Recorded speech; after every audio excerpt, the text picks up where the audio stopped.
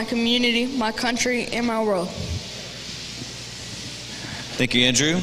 And with our FFA motto, Miss Kayla Kimbrough. Chris Sankey, whenever y'all are ready.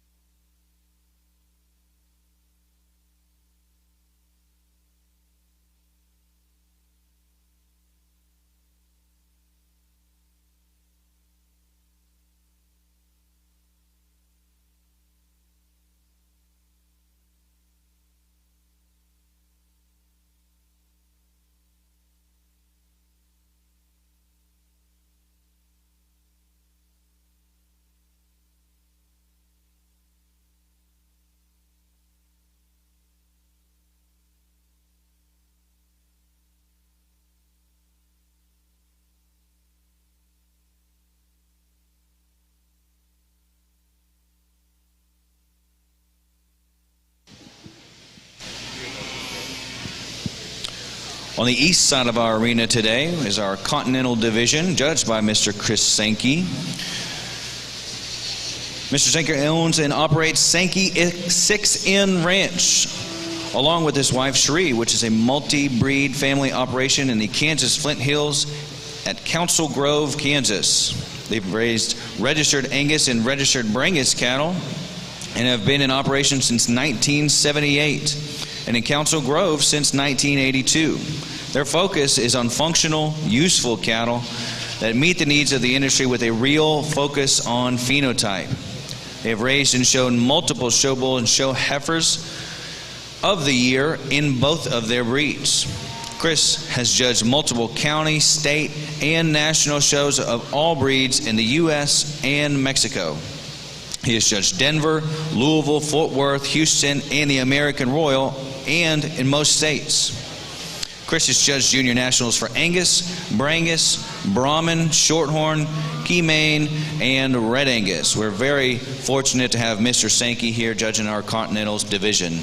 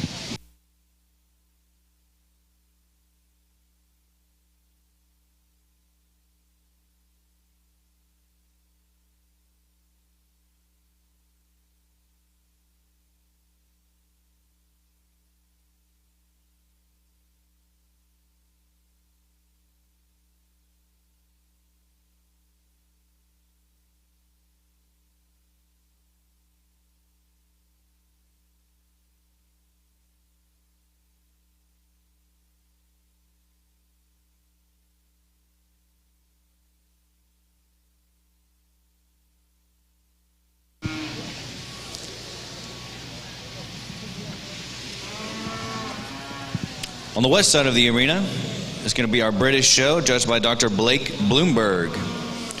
Dr. Bloomberg is an associate professor and lead livestock judging codes at Blackhawk College, East Campus. Blake and his wife, Ravenna, have 4 children, a daughter, Brecken, twin boys, Brenham and Berwick, and a son, Bexton. Blake was raised in Berwick, Illinois, on his family's diversified livestock operation that consisted of cattle, hogs, and row crops. Dr. Bloomberg currently serves as the livestock judging coach at Blackhawk East in Galva, Illinois.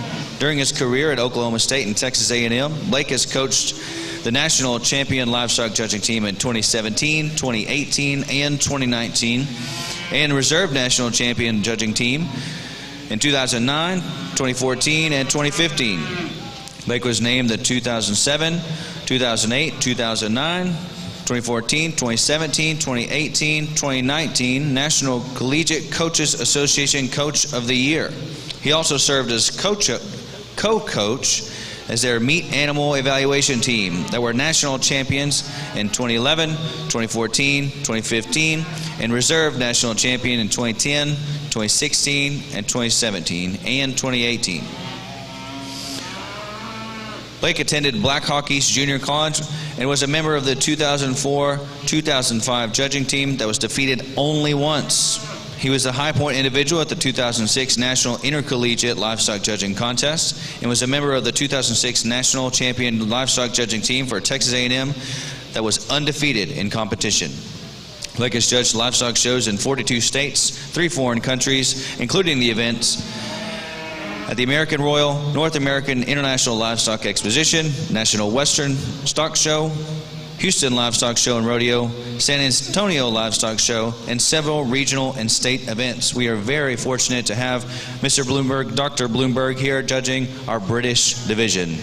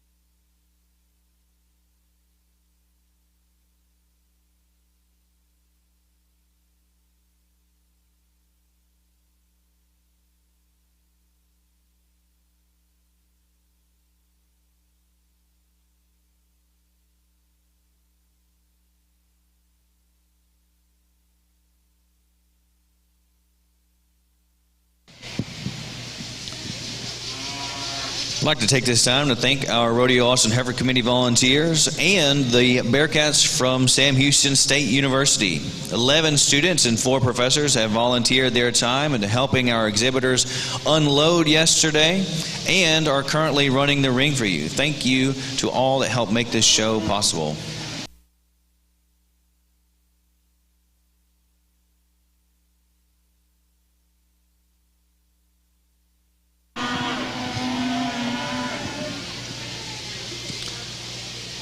As we've got Class 1 in the ring right now, just some other reminders. You must, as exhibitors, have your registration paperwork on you at all times in the ring. Once you enter the ring, the arena, you must have your registration papers. Also, this is still a blow-and-go show. No product will be allowed on any animal at any point, and if it enters the ring with product on it, it will be sent back.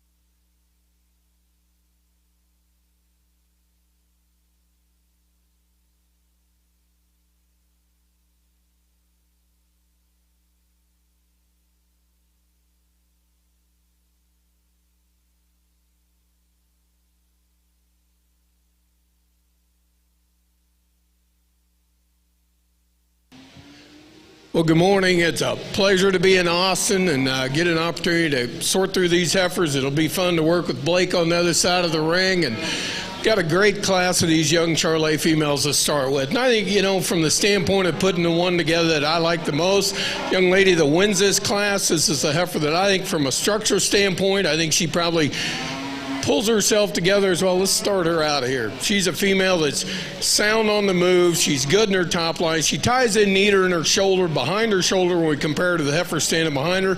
Both these females are big bodied. They have some dimension to them. They've got some substance and bone to them. Heifer that wins the class, so I think just from a structure standpoint, holds herself together a little better from on both ends. At her shoulder, from her hooks back, she's a female that really balances out. Really an attractive female. Big ribbed, high volume, long spine female that comes next. A female that's probably from a structure standpoint, I worry about her a little bit. She wants to break in there behind her shoulder, wants to drop her pins, not give us a really complete look like we have in our class winner. A little more moderate made female that comes third, but really stout. She is big top, big hip. As we give her a chance to probably mature, maybe get a little more rib into this female, get a little more flank into her, let her soften up and have a little more of the dimension that we have in our class winners. I think it's a female that's got a lot of future. Young lady that comes next, really similar in kind to our heifer that's standing right above her. A stout made, lots of thickness, lots of dimension in these females. Attractive made. They tie in pretty neat up in their shoulders. We just need a little more rib and a little more, just a little more middle in these females to make them appear a little more maternal in their type. So we follow out then with a bigger frame, a little more of a growth female. Female gets a little stiff off both ends for me. She doesn't really want to flex up. She kind of gets a little straight in her shoulder, a little tight in her pastern, gets just a little too tight on the move, but I appreciate her. She's really attractive made and pretty sound down that top, just need her to move a little better. Young lady's female that comes next, a little extra rib in this heifer. She's got some dimension to her. Excuse me, we have a pair of these heifers actually. Young lady, young man follows in. They starting to, from a structure standpoint, they get a little more shoulder in them. They want to break behind their shoulders. They don't want to really, they're not as, I guess they're just not as sound structurally when we compare to those heifers that stand above them. You look down their top line, look at it from their shoulder back, they're going to break in their top, they're going to drop their pins, they're not going to give us that probably that really structurally sound appearance that we're getting in these cattle on the front end. Same way with the young man's heifer. Lots of foot, lots of dimension, a little more shoulder in her than we need. Wants to get a little round in the way she's made. We have a set of these females that follow out. A pair of these heifers that are a little more extreme maybe in their kind, or a little more elevated, a little tighter made. Females I'd sure like to soften up a little bit. And then we follow out with a real nice pair of females, have a lot of future in these heifers. I think we just got to give them an opportunity to kind of catch up. But great class of these young heifers to start with. Congratulations.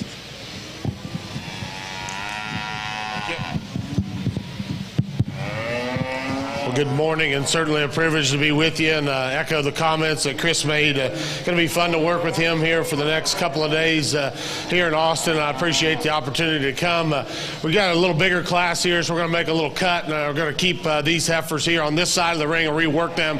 We're going to let these start to ease out if they would, but let's give them a good round of applause as they got up early this morning. We got some good cattle in this class.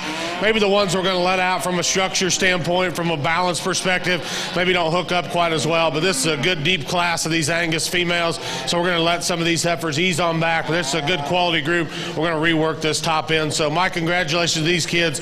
We'll keep going along here. We got a big class, a lot of Angus to work through. Looking forward to a good day here judging British cattle on this side.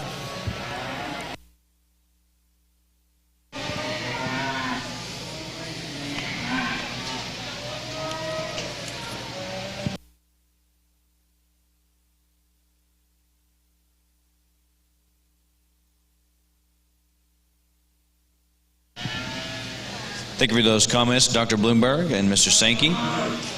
In our Charolais show, that wraps up Class 1, led by Kinsley Atchison from Mason County 4-H, followed by Avery Hunt, Hallsville FFA.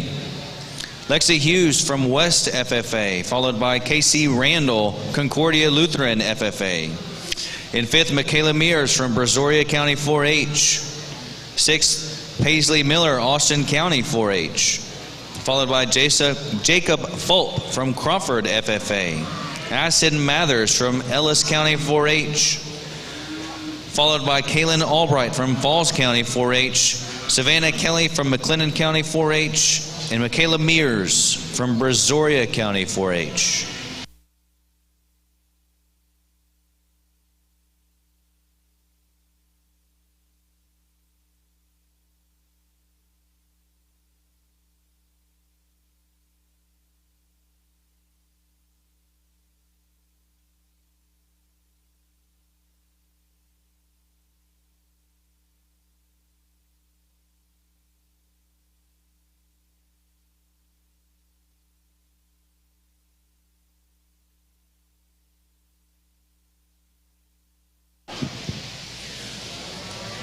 While we've got some time, I'd also like to thank some of our sponsors for 2023 Rodeo Austin.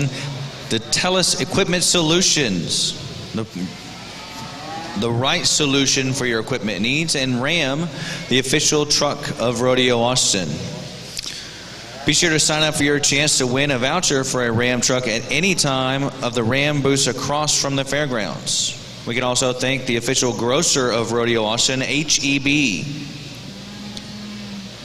Another thanks also to the Ralston Family Charitable Foundation for their support of Rodeo Austin's mission, and Frost Bank, presenting sponsor of Ultimate Scramble Championship, and Holt Cat Texas First Rentals.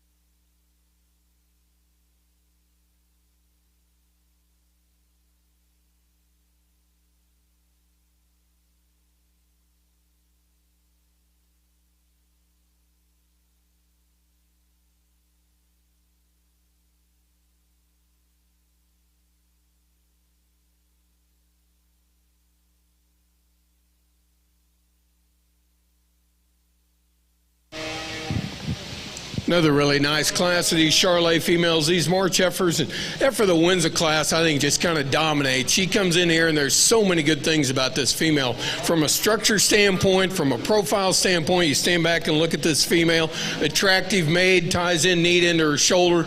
Big ribbed, lots of dimension in this female. Really maternal in her look. And along with it, stout made, big footed, big bone. Just a kind of an easy place to start. And then I think it gets a little closer when we start trying to follow this female. Heifer in second, young lady's got it, I think, is very similar to her. She's not as far along, sure not, maybe quite to the point of our class winner, but a female that has all those pieces in her that I think will get her there. She's attractive in the way her neck ties into her shoulder. She follows back with some rib shape, some dimension, just a really nice female. Extra rib and body in her when we compare to the young lady's heifer that comes next. Female is starting to get a little tighter made, maybe need a little more flank in her. Not quite as attractive up in that front end structure and the way she ties into her shoulders, but just a really good female. And I think from a structure standpoint, I think that's her advantage over the young lady that follows out. It's a big, stout, high-performing female that comes out last. I mean, this is a female with a tremendous amount of top and hip in her. She's got plenty of rib shape in her. Just from a structure standpoint, I'd like to change her a little bit, the way she ties into her shoulder. Would like to smooth that shoulder out. Like to just give her a little more, I guess, just widen her out just a little bit behind her shoulder to get her to tie in, and then carry back and pick those pins up a little and square her up a little bit. Really a nice set of females all the way through. Congratulations.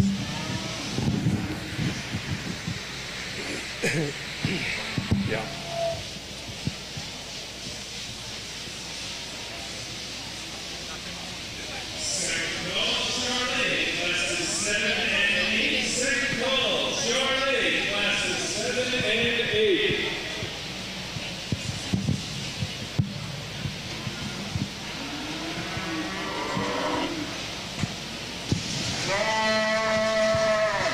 Thank you, Mr. Sankey. That was Class 2 in our Charolais show, led by Creed Vineyard from Wise County 4-H. followed by Emma Hardin, Axtell FFA, Madison Smith, Chapel Hill Tyler FFA, and Emily Williams from Commerce FFA.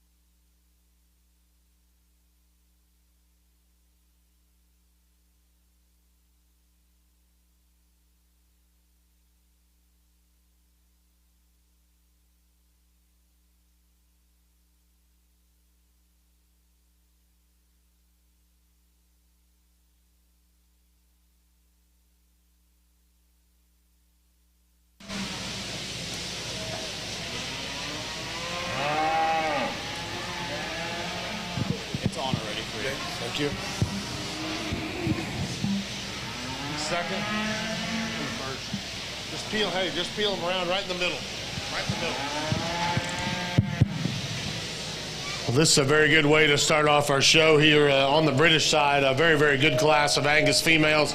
I think we go from June to April, and there's some decisions to be made, I think, of maturity and where you want to be in that stage of the game. And to me, I think good cattle come in different shapes and sizes, and to me, I'm not going to dictate frame or anything like that. I think you got to find the ones that suit you the best. From an athleticism perspective, the heifer that wins the class puts the most good things together for me. She's the most comfortable as you take her to the ground. She's got the best set and give to her hind leg, and with that, the most slope and angulation into her shoulder. She's the one that to me is the most ladylike as you study her from the side, the way her neck sits up at the top of her shoulder, the way she transitions from forerib into flank, and then with that, her comfortability that she has, to me, elevates her in the class. Now, need to set her tail head down in her just a little bit, and that's where I would probably get critical of this heifer. But from a movement perspective, and then I think as you take her on to be a yearling, she's the one that suits me the best in this particular class. Now, this one is a Mack truck in terms of power and stoutness. I love the substance this heifer has, really bold in her rib design. I like her stoutness a feature.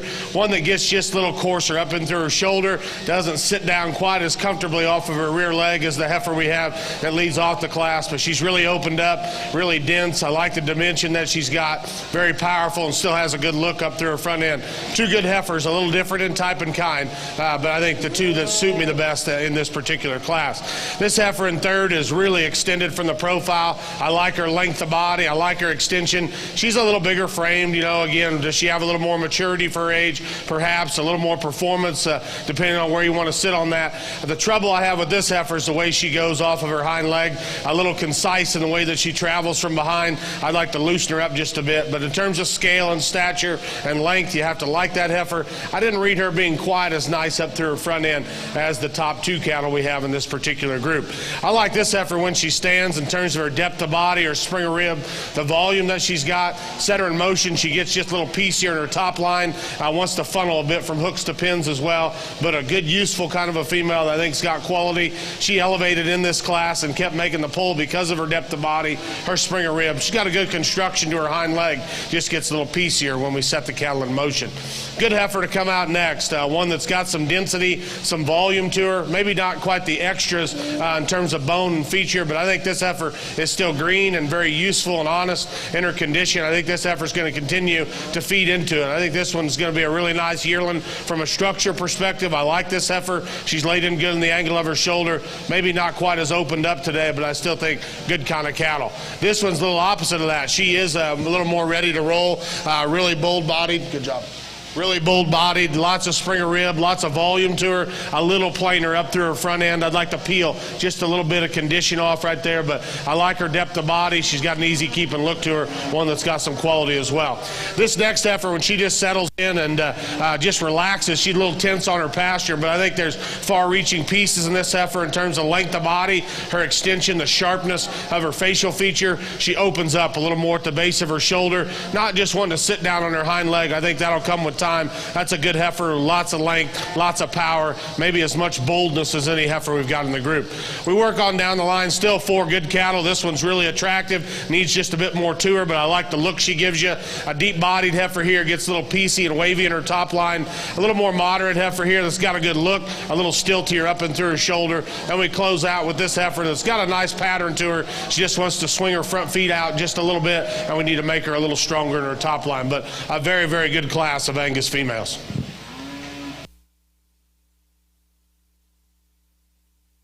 All right, sounds good. Thank you.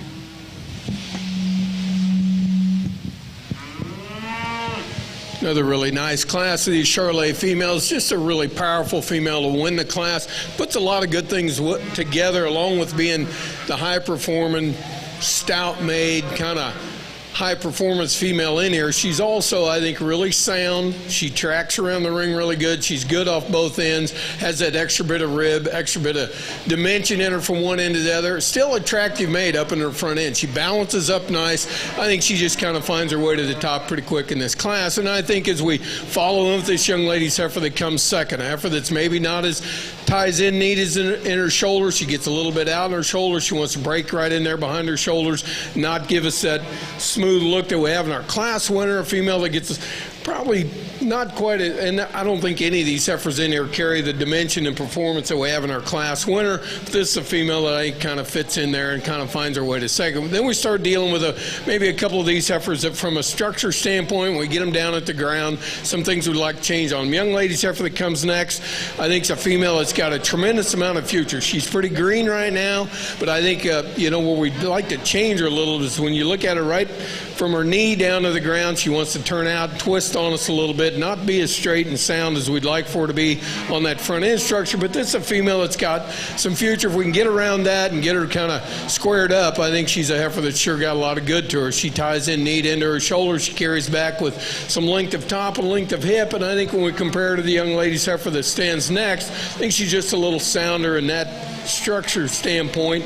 Young lady's heifer that follows out's got a tremendous amount of power. She's big boned, big footed. She wants to kind of come apart a little bit and come to us in 3 pieces, want to break out in her front end and not really give us the sound structure that we'd like to see, but good female. It's got a lot of future. Congratulations to these, a nice class. Congratulations.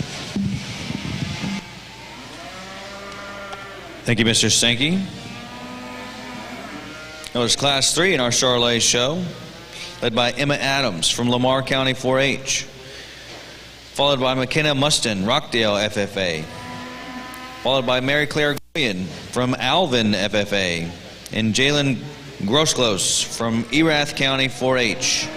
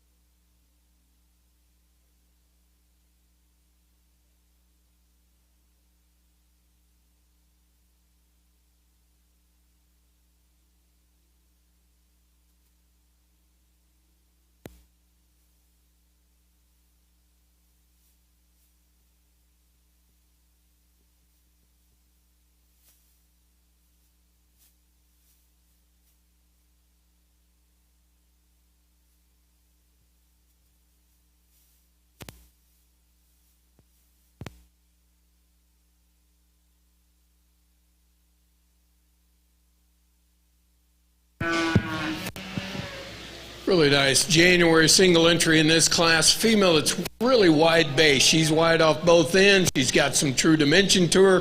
Got some real, I guess, kind of a female that from a standpoint of having some width of top, a width of hip, having some dimension from one end to the other. It's a female you sure have to appreciate. She gets around the ring pretty well, kind of covers her stride. She's a female that's fairly attractive in the way she's put together. We'll look forward to bringing this heifer back. Congratulations, a really nice January effort to win this class.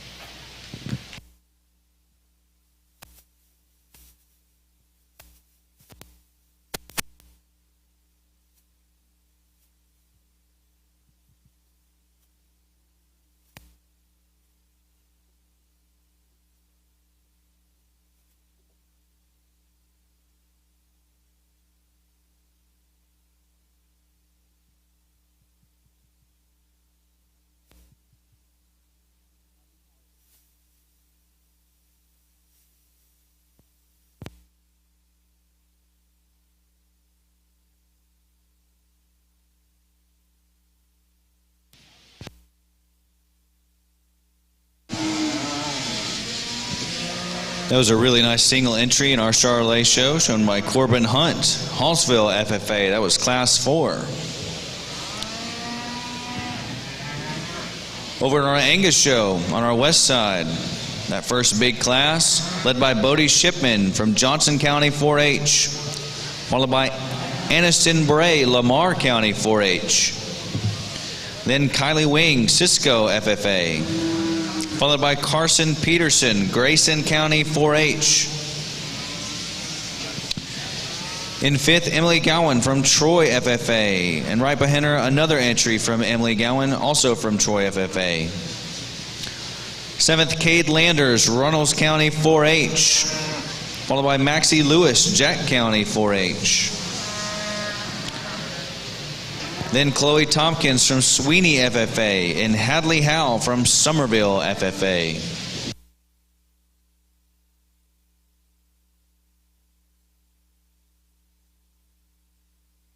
Final call, Charolais, Class 8. Final call, Charolais.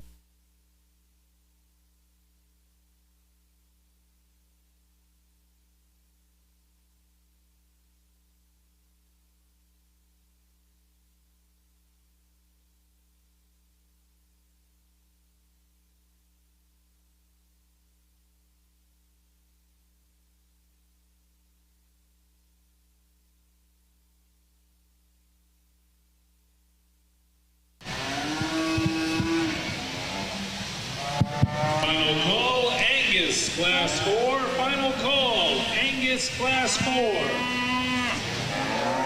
Another good class of females here, and some variation in type and kind in this particular group, but heifer that wins the class I think is pretty undeniable in terms of her look and her feature, and yet with that she's the one that motors with as much flexibility as any heifer we've got in the group. Set in good at the angle of her shoulder, good in her knee. I really like the construction of her hind legs. She's again the most effortless when you set the cattle in motion, and with that she pieces together good from the side, sets her neck up good at the top of her shoulder, and then with that has some punch as you get up and on top of her. So I think a real useful kind of a female that to me gets right away with the class. Then I think you make some decisions, because when they stand, I like this heifer in second as good as any of them in terms of being bold in her rib cage, really a big body kind of a female, a lot of capacity. It's got some substance to her as well. She disassembles a little bit up and through her shoulder, doesn't set down on her hock and her pastern quite as nicely as the class winner does, but that's one that's enormous in her rib shape. I love the volume that she brings to the table, just a little piecier when we set the cattle in motion in relation to the heifer that leads off the class. This heifer's got a lot of future. She's a little greener condition today. I like the look and the pattern this heifer has. She gets a little flatter in the lower 1/3 of her body cavity, and with that I didn't read her structure being any better than the heifer we had in second. She gets a little off right in her top line, but I like that heifer's boldness for being that lean and that skinny. I think that heifer's got some continuation and some future to her. Then you got probably a little more of a finished product here from the standpoint a little bolder made, kind of a female. It's a little farther along. Probably want to just peel off a little condition on this heifer. If she wants to get just a little coarser up into her shoulder, she'll pigeon on her front end there just a little bit. But you want one that's bold and massive and could make a herd bull. This one's got it. She's got lots of performance, lots of weight per day of age, and really bold in terms of her makeup. For me, I'd like to just alter her structure a bit, bring her shoulder into her just a notch and make her a little more flexible. The next heifer is a little fresher in her look, especially at the top of her neck and up through her front end. She too, though, like the heifer right ahead of her, gets a little stiffer off in terms of her movement, and with that is probably just a little more one-dimensional as you get up on top of the cattle. Here's a big-bodied, easy-keeping heifer to come out next, just a little duller from the profile in relation to the heifers up ahead of her. Big-bodied, easy-keeping look, lots of rib and volume. Got to clean her up at the base of her neck and give her a little more scope up front. Next heifer's got that extra femininity. There's just not enough horsepower in that heifer to get her up in this class. Then we close out with 3 good cattle. They've got some density and some boldness to them. They maybe don't hook up as good from the profile, don't have quite as much silhouette to them, but still useful kind of cattle that should make productive brood cows.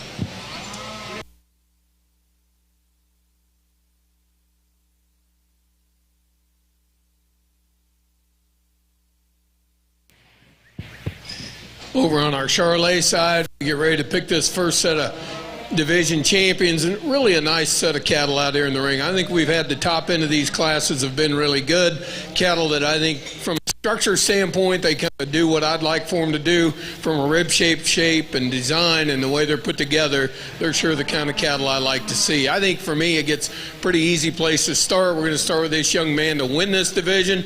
It's a heifer calf that I think's got a tremendous amount of future, a lot of good to her. Congratulations. We'll pull this heifer in that's behind her. We'll get a chance to look at our heifers for reserve division, but congratulations to our division champion.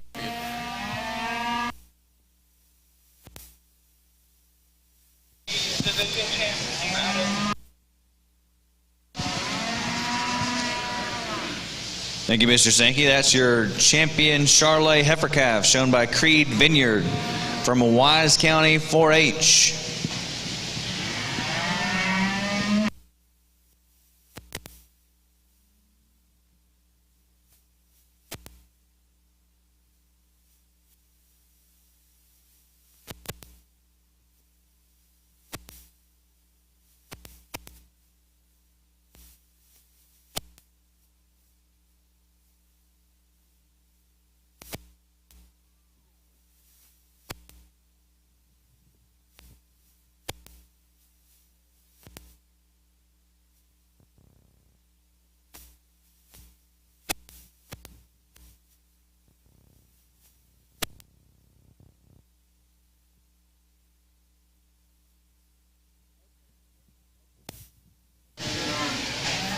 Your reserve champion Charolais heifer calf comes from Emma Hardin, also from Class 2 from Axtell FFA.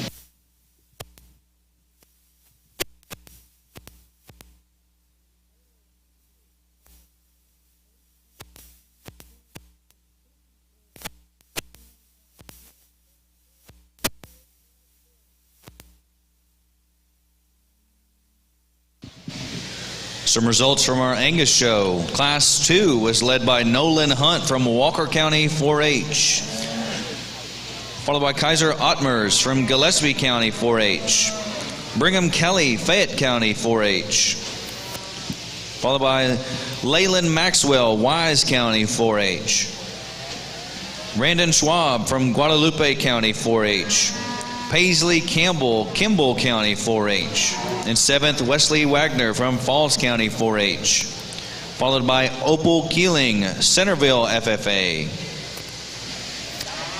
And 9th, Hunter Miller from Randall County 4-H, followed by Charlie Ortiz from Elgin FFA.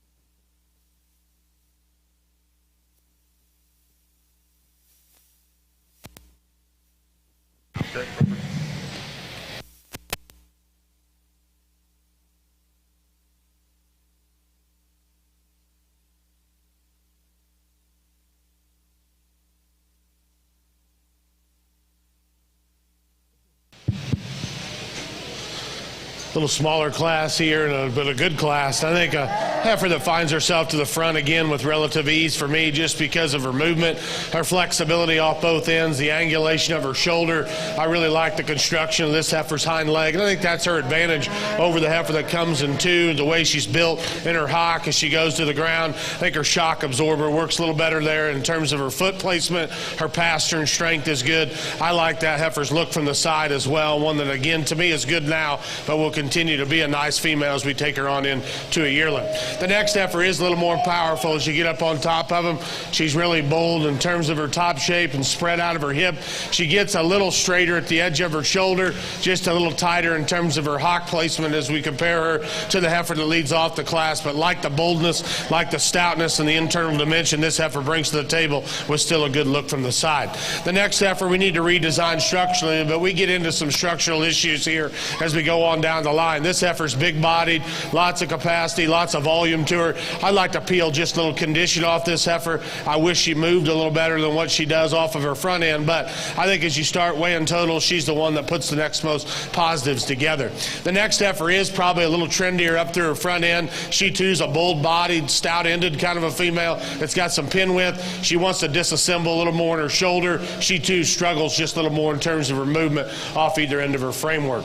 The next heifer has a little more femininity, a little more length of side to her, and probably moves just a shot better than the two heifers right ahead of her. She also gets just a little crustier at the top of her neck and deeper down and through the floor of her chest. So you decide where you want to sit on her. You can swap her up a couple spots if you see fit. Next heifer's got a good pattern. It's just when we set her in motion, she wants to get just a little tight and gathered up in terms of her skeletal design. I'd like to just loosen her up a bit. Then the heifer we close with probably is just a shade more flexible. She runs out of bone and is just a little more deficient in terms of power in relation to some of these other heifers in the class.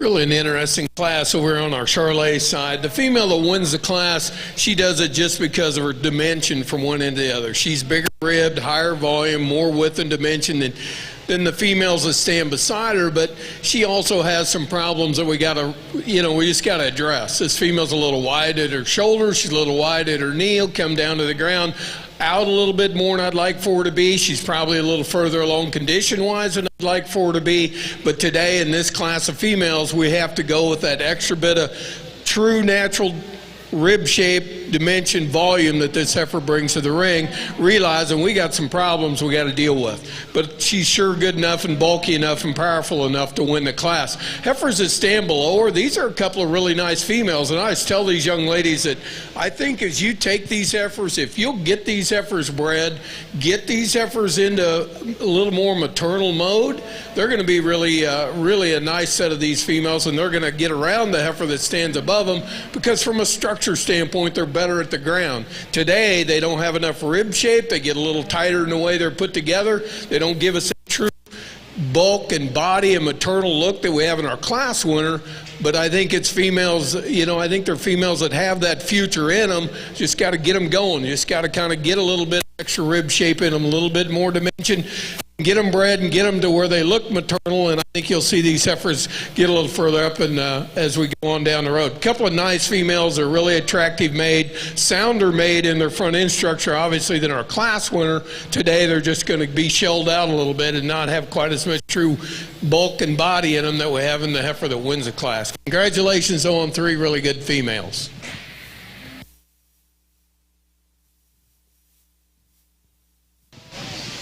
Thank you, gentlemen. That was Class 7 in our Charolais show, led by Kayla Parrish, Coryell County 4-H, followed by Hannah Ivy from West FFA, and then Casey Randall from Concordia Lutheran FFA.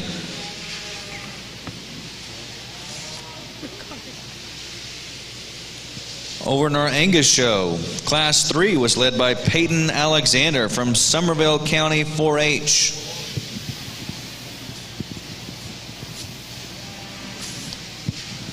Followed by Abigail Koenig from De Leon County FFA. Then Kanan Peters, Onalaska FFA. Kadale Keeling from Centerville FFA. Followed by Addison Seiler, Bronte FFA. Then Benton Bowman from Midland County 4-H. And then Bethany Seiler from Bronte County FFA.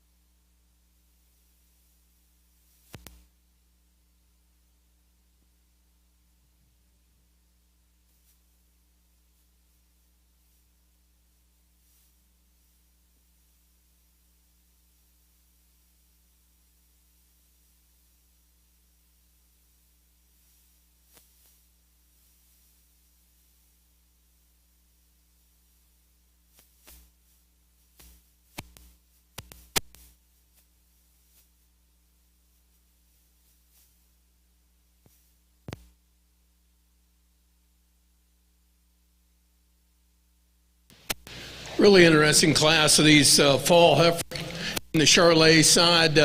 Female that wins the class, this young lady's heifer is just a really nice prospect. You know, she's not the most of anything, but she's the best at everything in this class. She's the best at the ground. She's best in her rib shape. She's just put together right. She's sound. She's functional. She's attractive. Ties in neat into her shoulder. Carries back with a tremendous amount of rib, lots of hip in this heifer. Just really she maybe isn't as blessed with a hair coat like some of these other heifers. She may not be quite as flashy, but that's a really good young Charolais female that I think's got a tremendous future in her.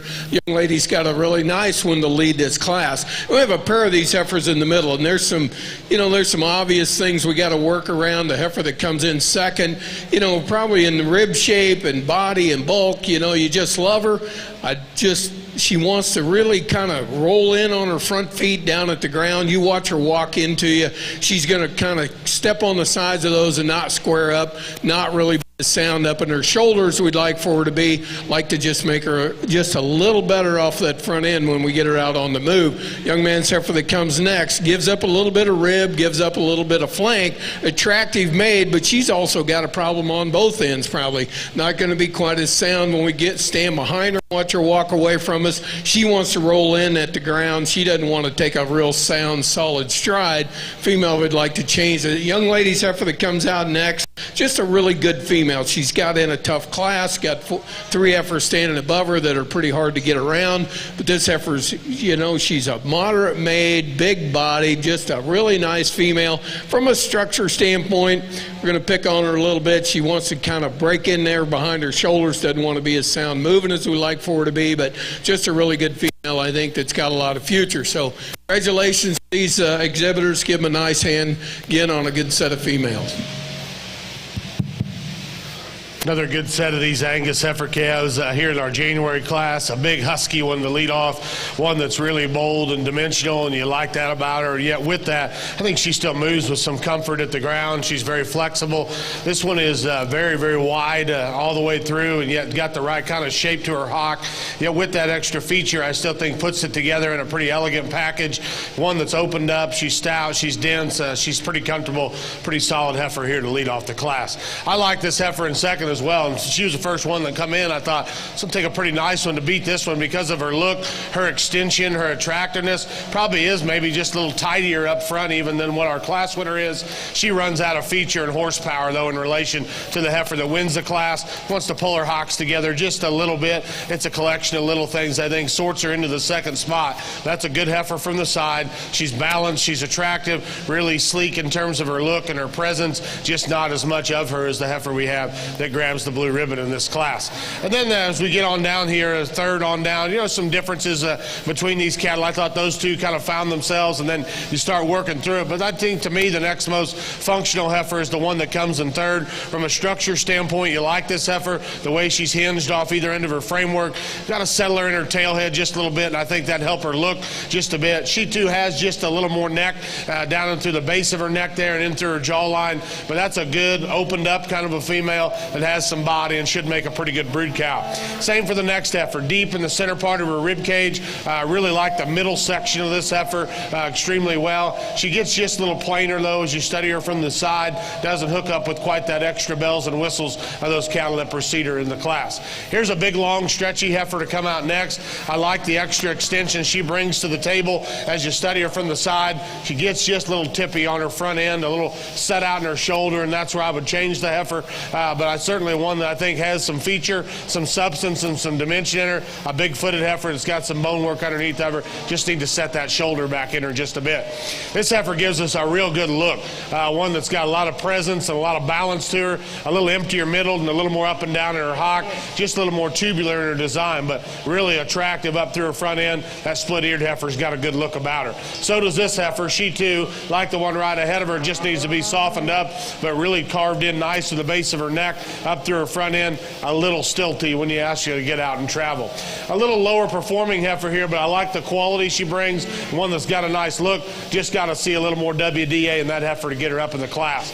Next heifer's big bodied, a lot of volume, a little plainer up front. Need to hook this one up a little better from the side, but she's nice and fresh in terms of her condition. Still pretty strong there in her top line. Then the heifer that closed the class, we just need to see a little more density, but she's still a quality heifer that has some flexibility to her.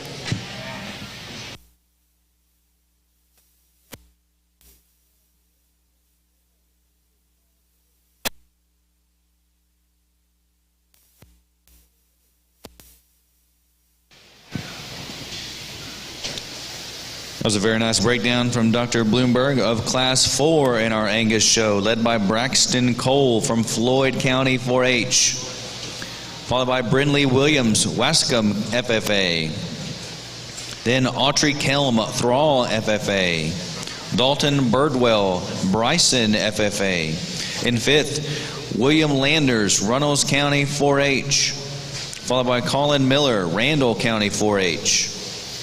Then Holly White, Commerce FFA. Corbin Milberger from Victoria County 4-H. And then another entry from Corbin Milberger from Victoria County 4-H in 9th, followed by Kylie Alexander, Brazos Wood FFA.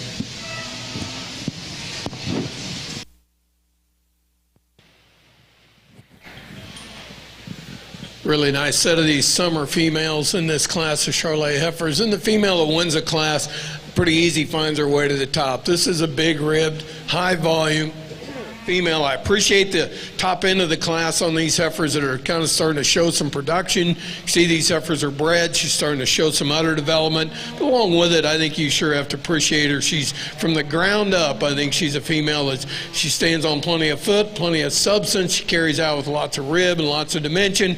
You know, she's a heifer that I think just puts the most good things together, kind of easy, finds her way to the top. Young lady's heifer that comes second is similar to her in kind. We just don't have as much of her. She brings this heifer around. We talk about her as she walks out. Female, when we compare her to our class winner, you look at her right up in her shoulder structure, right behind her shoulder, she's going to come apart on us. She isn't going to want to be as sound as our class winner. She's a female that doesn't have that, probably doesn't have quite as much true mass from one end to the other as our class winner, but still a really good female, long-necked, some length at top, length of spine. Get her down on the ground, and she's a heifer that's going to track out, cover her tracks, just be a nice female. Another big ribbed, high volume female this young lady brings next. Heifer that's probably starting to maybe push a little bit of extra condition right into her chest. She doesn't want to probably be quite as attractive made as those heifers that stand above her, but you have to appreciate her from the standpoint if you're just going to look for a cow prospect down the road, this is one you're really going to be drawn to. Young lady's heifer that comes out next, you know, really attractive mate. She is long-necked and long-spined. She doesn't look like, to me, she's not as far along in production as those heifers that stand above her. She gets a little shallow in the way she's put together, a little tighter, not quite as much true dimension and cow prospect as we have in our class winner, but good set of females all the way through. Congratulations.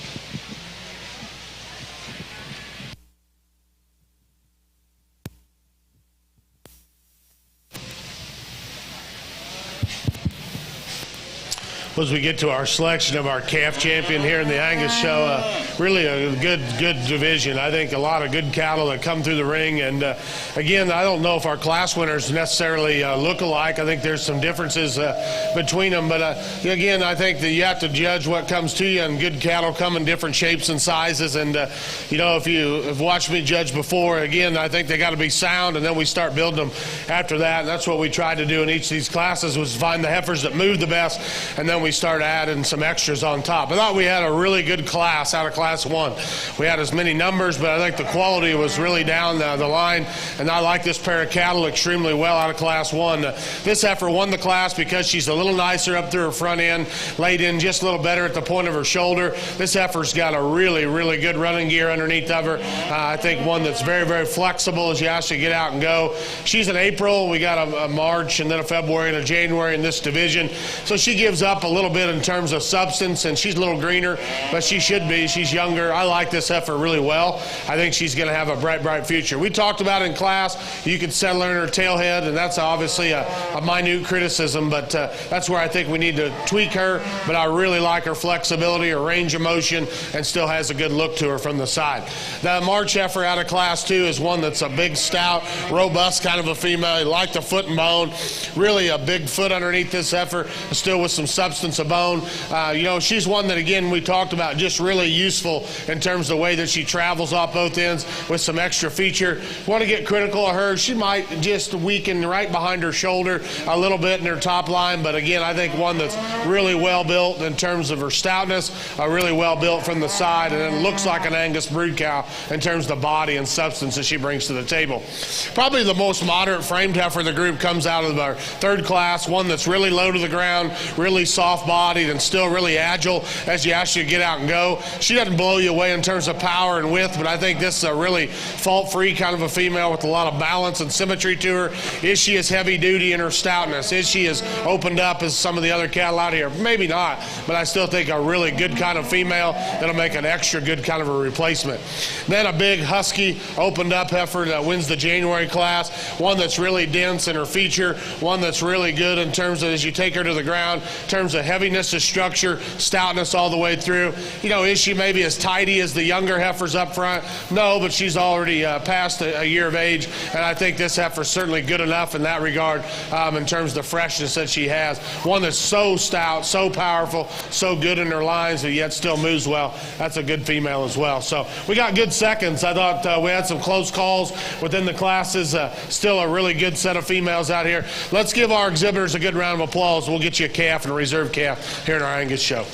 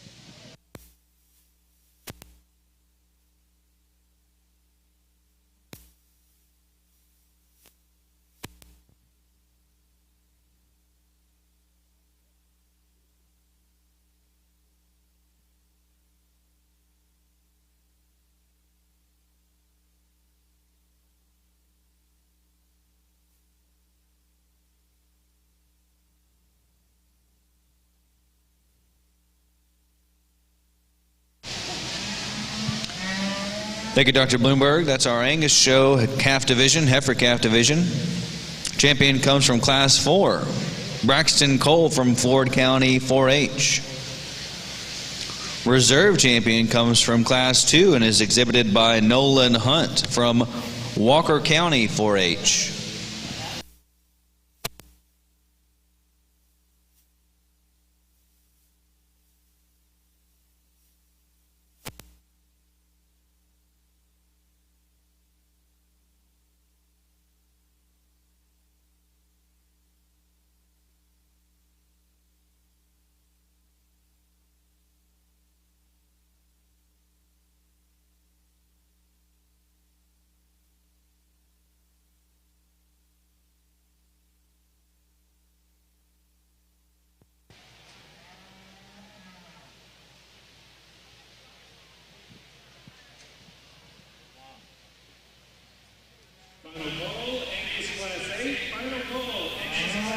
First call, Angus Class 9. First call, Angus Class 9. First call, Charolais Class 14. First call, Charolais Class 14. Over on our Charolais side, and just really quickly, if you're in this business and you're in the cattle business, you understand you get a cool morning. You get cattle that outweigh kids by 1,000 pounds, and it's not unusual to, it's just part of the business. And I'll give this young lady credit. I know, and all the young ladies that are in the ring, they've all worked towards trying to get this worked out and allow her to get her heifer shown. They've all done, everybody's worked in the same way to try to make this happen. So, it's just part of the business, just part of being around livestock. So it's not unusual. Cool mornings always bring out the, kind of bring them out, and don't worry about it. Just make sure you keep ahead of it and stay on it. Today, for us, I think our female that wins the last class, she pretty much dominates this division. She's going to be our champion. Congratulations to this young lady. We're gonna run with this heifer for reserve.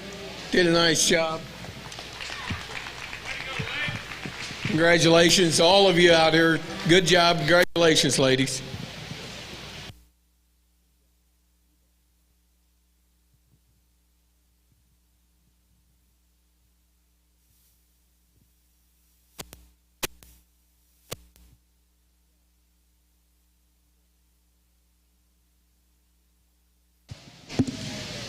Thank you, Mr. Sankey. That's our Charolais show.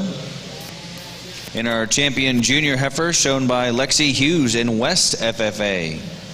The reserve champion junior heifer comes from Molly Welch in Troy FFA.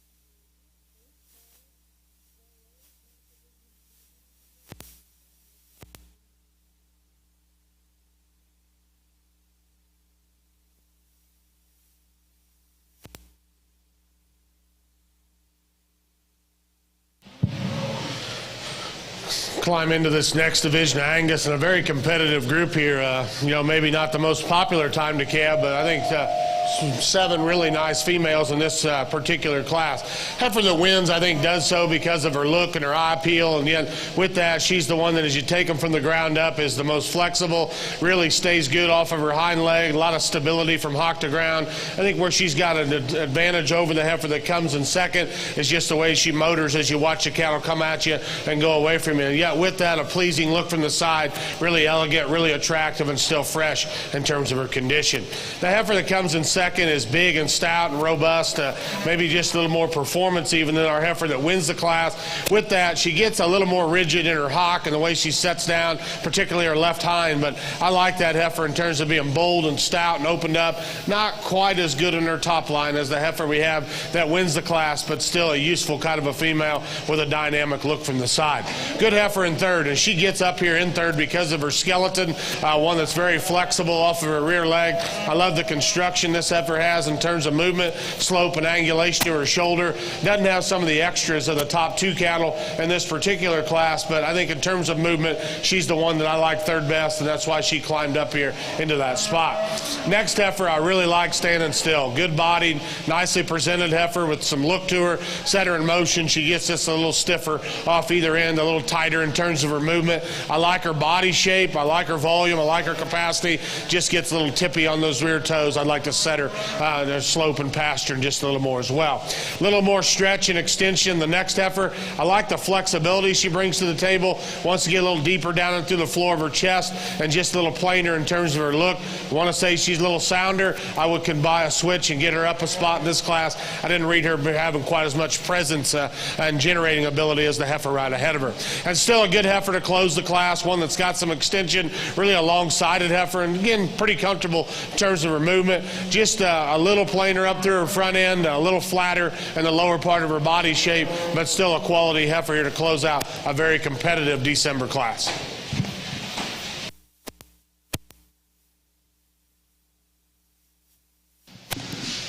Thank you, Dr. Bloomberg. That was Class 7 in our Angus show, led by Peyton Alexander from Somerville County 4-H. Followed by Brigham DeBoard, Ellis County 4-H. Then Cadence Adcock from Academy FFA. Bo Woodall from Dawson FFA.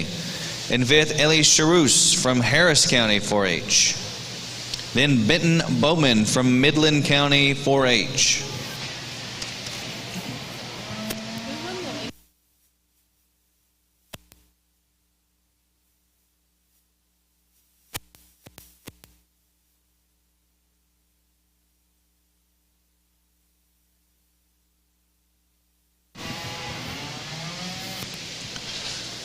Some previous class results. In our Angus show, Class 4 was led by Braxton Cole from Floyd County 4-H, followed by Brindley Williams, Wascombe FFA. Then Autry Kelma from Thrall FFA. Dalton Birdwell, Bryson FFA, followed by William Landers, Runnels County 4-H. Then Colin Miller from Randall County 4-H. Holly White, Commerce FFA. Corbin Milberger from Victoria County 4-H. Followed by, again, Corbin Milberger from Victoria County 4-H and Kylie Alexander from Brazoswood FFA.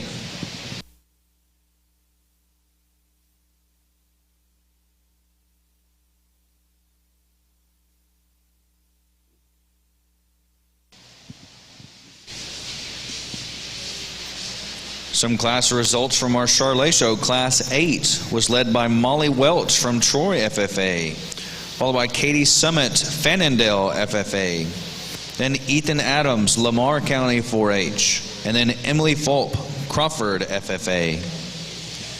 Class 10 in our Charlet show is led by Lexi Hughes from West FFA, followed by Mary Claire Goyen from Alvin FFA. Then Emma Harden, Axtell FFA, and then Brooklyn Santa Maria from Columbia FFA.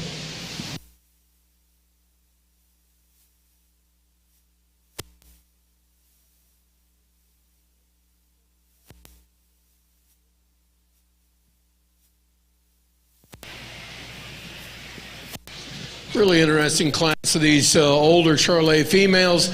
Nice pair of these heifers on the top. A lot of differences, not a lot of similarities, but the difference for me, I guess, where they break apart is our class winner, a little further along in production, shows us a little more udder development. She's a female that sure has a tremendous cow look to her. She's a big ribbed, high volume, really a wide made, wide based, attractive made female, but I just appreciate the fact that she, when we compare her to the heifer that stands next to her, farther along in production, shows us a little more udder development. Looks like to me she's really getting a lot closer when we start talking about where we're going to get them to calve at, how do we get them to calve, and where we reach. This young man's heifer that comes next, really attractive man. I mean, this is a long neck, ties in neat into her shoulder, has some rib shape, maybe not as much bulk and true to depth of body and depth of rib as females on either side of her, and I think a lot of it goes back. We get her just a tick further along in production, get a little more udder in her, a little more flank in her. She'll carry out with the heifers that stand on both sides of her, but it's just a nice female that's just really put together. She's wide based, she tracks out, just attractive made. Young lady's heifer that comes next, starting to shorten up that front end a little bit as we walk this heifer out of here. Talk about her, she gets a little shorter right the way from her head into her shoulder. She shortens that neck up, gets a little more chest in her, not quite as attractive made. She's big ribbed, she's got some udder development. She is a female that when you look at her from a cow's prospect, from her shoulders back, you just like her as well as anything in the ring, but today she's just not as attractive. She gets really too jammed up in her front end. Young lady's heifer that comes next, when we compare to the heifers that are standing above her, female that just doesn't give us the true dimension that we have in those heifers on the front end. She gets a little narrower down at the ground, not as wide base. Same way as the young man's heifer follows out. Heifer that just wants, from a structure standpoint, a female that wants to kind of break at her shoulder. She wants to tighten in right behind her shoulder, not be as sound and functional as we need in these heifers to win the class. But congratulations on a good set of females.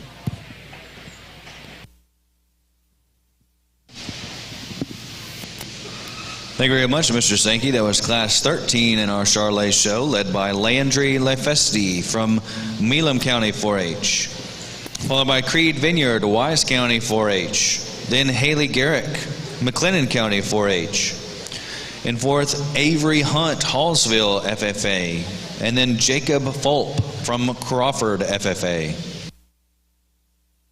Final call, Angus, Class 10. Final call, Angus, Class 10. First call.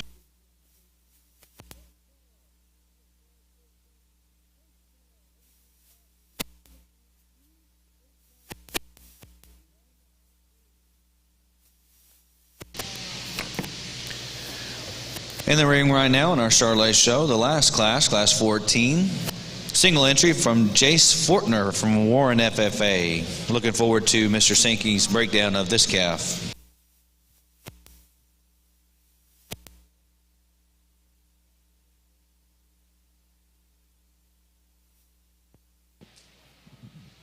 Single entry in this class, and really a good female. This is an attractive made heifer.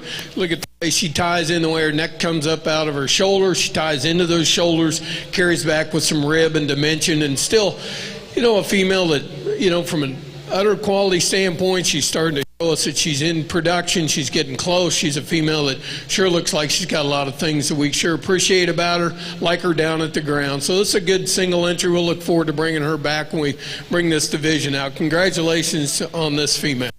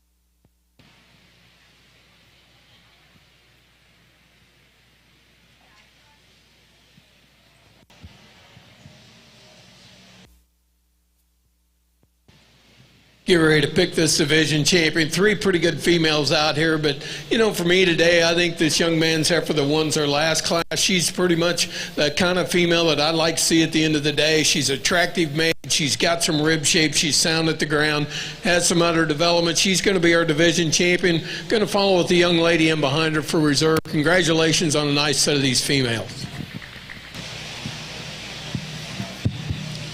It's another good class here of September, October heifers on the Angus side, and I think a close placing between these 2 heifers, but I think they're both very, very nice. Now, they're very different in terms of type and kind, and the difference I see in them, probably just a little more horsepower in this heifer that wins the class in terms of boldness of body and spread up high, and right out of the backside of her shoulder. I think she's one that's just a little more genuine as you take her in terms of with the pins down to the ground as well. Where she, I think, has an advantage, too, is just in terms of internal dimension, substance, and strength in relation to our heifer in second. Now, she'll roll just a little bit off of her front feet, and that's where I'd probably tweak on her a little bit, but it doesn't affect her movement in terms of reach off both ends. That heifer's dense and powerful, like the stoutness that she brings to the table as well. I like the heifer in second in terms of the refinement, the extra extension that she has, one that's really nice out of her hip. She's a heifer that's really flexible and probably toes just a little truer ahead up front. She's a little duller at the top of her neck and down through her chest, and not pried apart as quite as wide at her base as the heifer that wins the class. It doesn't want to stay quite as nice in her top line, but I think those are minute differences between a pair of very, very nice cattle. I like the heifer in third as well. A nice, attractive look, very fresh in her condition, one that moves well. I like the comfort and the reach that she has off both ends. She just doesn't have as much capacity, doesn't have as much volume, and gets just a little flatter right in behind her shoulder in relation to our top 2, but that's still a very useful kind of a heifer from a structure standpoint. I like the build. I like the intensity of her hind leg. That's a good heifer. Just need to see more of her in relation to our top pair. Same goes for the heifer in fourth. A quality look, quality presence to this heifer from the side. She just runs out of strength in relation to those cattle on up the line. A little flatter made kind of a female, but very, very high quality, high neck attachment, really sound on her feet and legs. Just as a bit of a disappearing act as we get behind them. Just like to spread her apart a notch, but she's still a really, really good heifer. This next female's got some extras in terms of body and mass, volume and stoutness. You like all those things about her. She's just a little piecier in her design, a little higher there in her top line, a little off in terms of her hip. Doesn't stay quite as collected when we set the cattle in motion. Next heifer's a good female as well. Real cowy. I like the softness that she brings to the table. A little deeper in the floor of her chest. Kind of throws off her balance just a bit. Then we close on down the line. 4 good cattle. Pretty functional from an athleticism perspective. They're cattle that has some doability to them. They just don't hook up with quite as much balance and eye appeal. Some of the extras of those cattle we have in a very competitive class.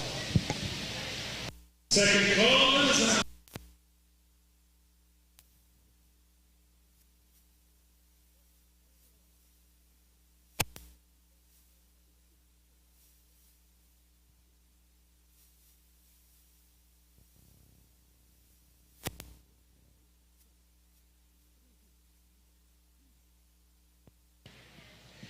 Get ready to pick our champion Charolais female. These 3 division champions and the reserves, just really good cattle. I think it's, for me, from the standpoint of, finding what I like to see in these cattle, I think it starts at the ground, but then you try to add some extra mass and dimension to them and to still make them as attractive and ladylike as we can, make them maternal in their appearance, make them females that I just think we can kick out. Doesn't matter what color they are, their quality is what matters, and we have 6 really high quality cattle in the ring.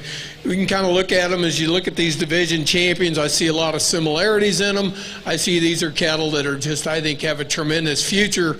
These exhibitors have worked pretty hard to get here early this morning and show these on a cool morning. Give them a nice hand, and we'll pick our champion in reserve. Congratulations.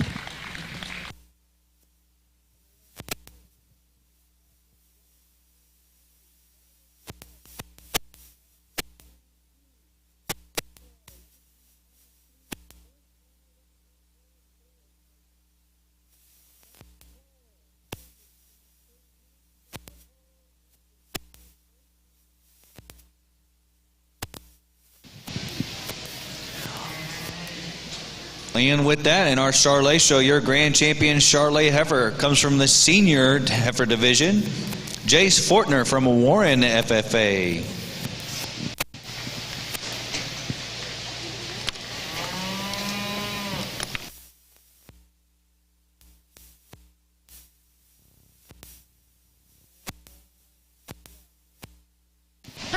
Your reserve grand champion, Charlotte Heifer, comes from the Heifer Calf division, exhibited by Creed Vineyard from Wise County 4-H.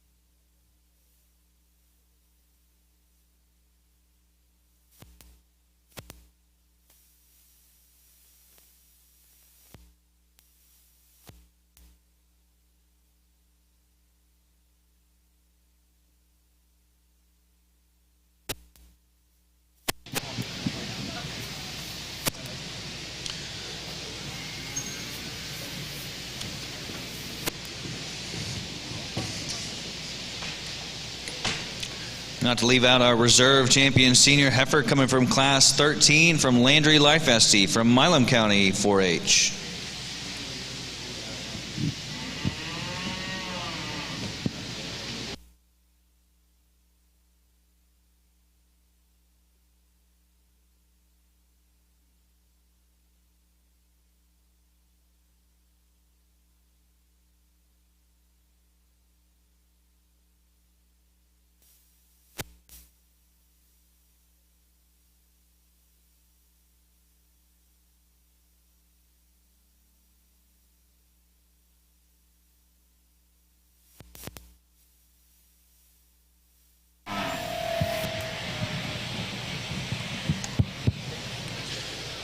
Nice trio of females here in this class. I think all of them have some things that you can sure build on as you take them into the cow pen. Heifer that wins, I just think, puts the most intangibles together in terms of body and mass and volume, yet still with a good structural base underneath of her. A nice footed heifer that's clean in her joints and good in her top line. A heifer that's got some feature and some substance about her as well. I think where she gets a decided advantage over these other cattle is just capacity and volume. I like the broodiness that she brings to the table and still flexible on the go. Nice heifer to lead off the class. Good heifer in second as well. She's one that can get out and cover her track. One that's got pretty good slope and angle to her shoulder as well. Gets a little piece here in her top line and just wants to empty out a little bit right in there in her forerib and back into her flank, but still a solid heifer. One that, again, from a comfort level you like, just doesn't have as much to her from a broodiness perspective as our heifer that wins the class. Heifer that comes in third is another nice one from a structure standpoint. I like the way this heifer gets out and covers her track and grabs the ground. A heifer that's got some length of body to her as well. Maybe wants to come out just a little lower out of the point of her shoulder. Doesn't have quite the pizzazz from the side as what our top two heifers bring to the table in this class, but I like this heifer. She's solid in her design. Big-footed heifer that's mobile, going to make a good brood cow. That's a good trio of heifers here in this class. Thank you, Dr. Bloomberg. That was Class 9 in our Angus show, led by Riley Gowan from Bell County 4-H, followed by Destiny Williams from Waller County 4-H, then followed by Lacey Williams from Waller County 4-H. In our Angus show, Class 8 was led by Barrett Howe, Somerville FFA, followed by Kaylin Kaiser from Dublin FFA, Hadley Howe, Somerville FFA, followed by Kaylee Byler from Bangs FFA, then Bo Woodall, Dawson FFA. In 6, Caden Schroeder from Burleson County 4-H. Then Wyatt McCam from Angleton FFA. Then Erica Jones, Grapevine FFA. In 9th, Madison Cross, Holland FFA. And Adriana Ogeen from Hutto FFA. Second call.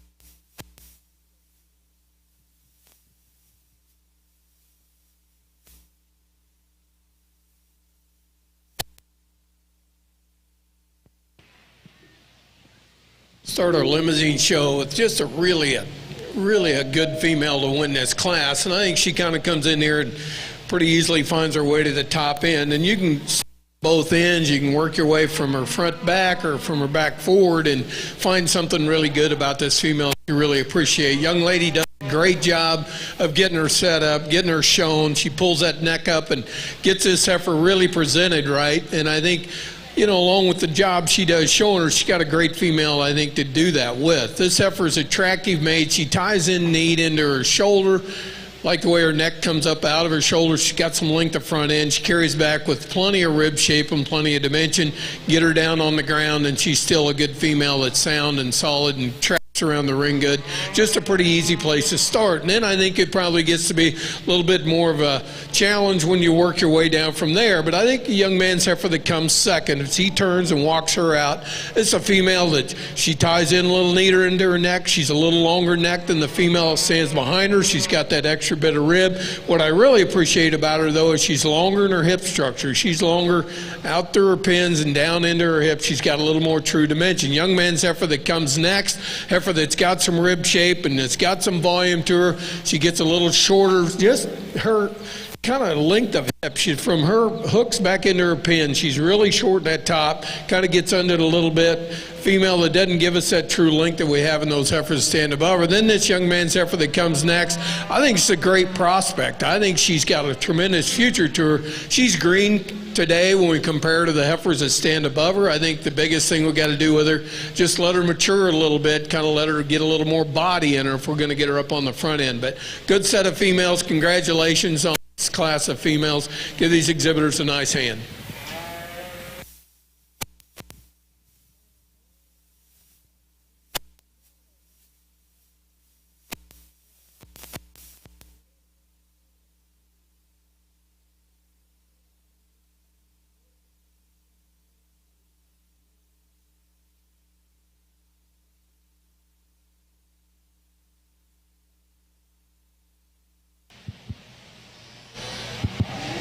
It's a really nice pair of heifers here in this class. Heifer that we're going to start the class with, to me, just a little fresher as you study her up through her front end. And I know she's not as far along in calf as our heifer in second, but I just really like the streamlined look this heifer gives us, one that's got some strength to her top, and she still moves and motors well. I really like the eye appeal. I think her advantage over the heifer, it comes in second, the way she sits her tail head down in her, and she's a little better in the way her shoulder sits onto her body. That's a very quality heifer here that wins this class. I like a lot of things about this heifer in second.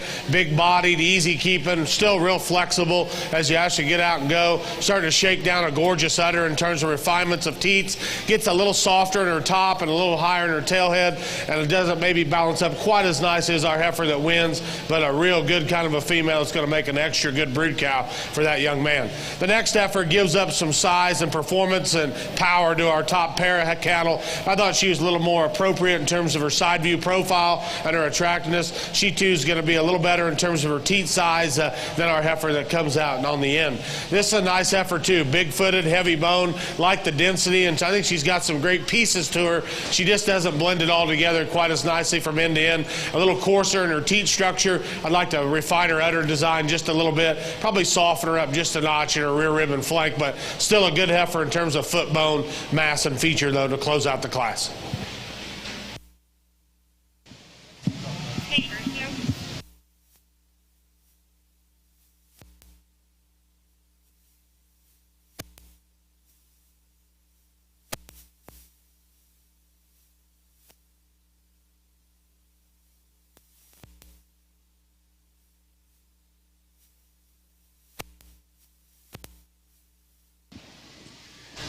Thank you, gentlemen.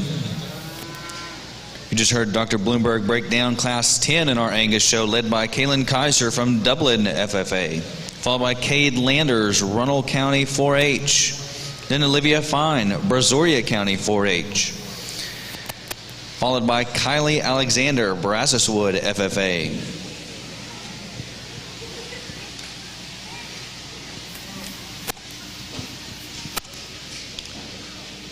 Earlier, Mr. Sankey broke down the first class in our limousine show, led by Brentley Wilkerson, Van Zant County 4-H, then Cash Wooten, from Magnolia FFA, followed by John Tanner Brown, Johnson County 4-H, and Bradley White from Liberty County 4-H.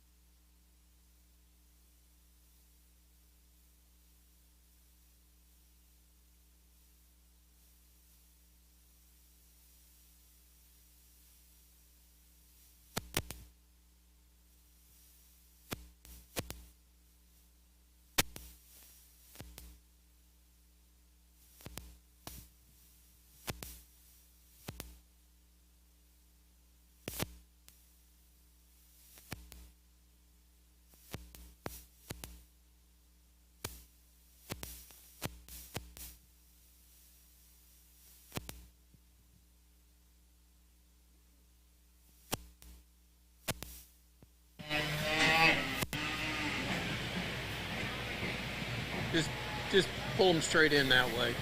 Here you go. Right over there. Right in there beside. Pretty interesting class of these Lemmy females. This heifer that wins the class, kind of intriguing, you know, as a prospect right now looking at her.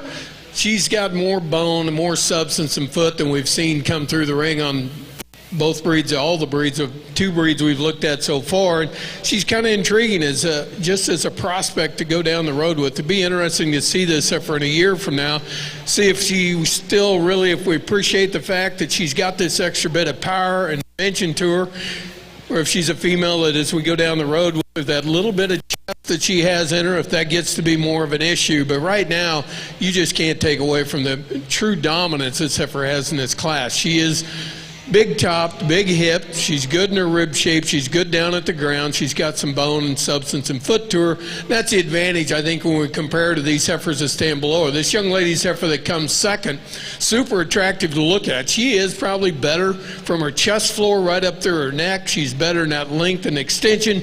But when we compare her to that class winner, she just gets a little more refined down at the ground, doesn't stand on near the substance that that heifer has that's above her, and doesn't have true dimension, the true dimension that our class winner has from one end to the other. Same way with the young man's heifer that comes next. Female gets a little more refined when we start looking at her down at the ground. I appreciate that rib shape. She's as big ribbed and high volume as anything we have in this class, but when we compare her to the heifers that stand above her, she doesn't have quite as much power and dimension. Same way with the young man's heifer that comes next. A female that this stage of the game, we're going to have to just get a little more to her, get a little more rib and a little more substance to her if we're going to get her on the front end. But good set of females. Congratulations. Give these exhibitors a nice hand.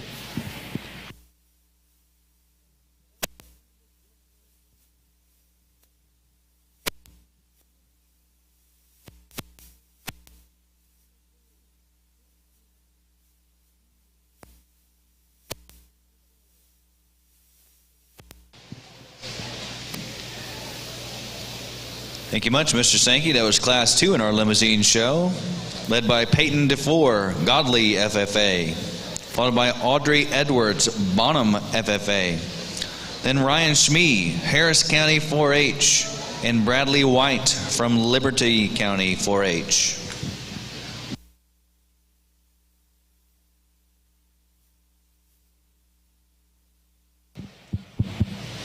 Get in here to Division 2 in our Angus show, and again, another quality set of cattle. Young people are really working their tails off. This has been a really good division. I thought each class had some decisions to make, and when you make those and then you get them out here, still, I think, a very competitive group. This heifer that wins the first class, I really like her look from the side, her extension. This heifer gets out and covers her track really well. I like the flexibility that she has. And that was a nice pair of cattle in that class. You got one in second that was a little stouter, but But this one, I think, just in terms of her look and her presence from the side, the way she's built in her hind leg, and the way she's made up and through her shoulder, and then with that good quality look from the side, that's a very, very good heifer. You know, does she have some of the extra feature maybe like the heifer behind her or a couple of the other ones?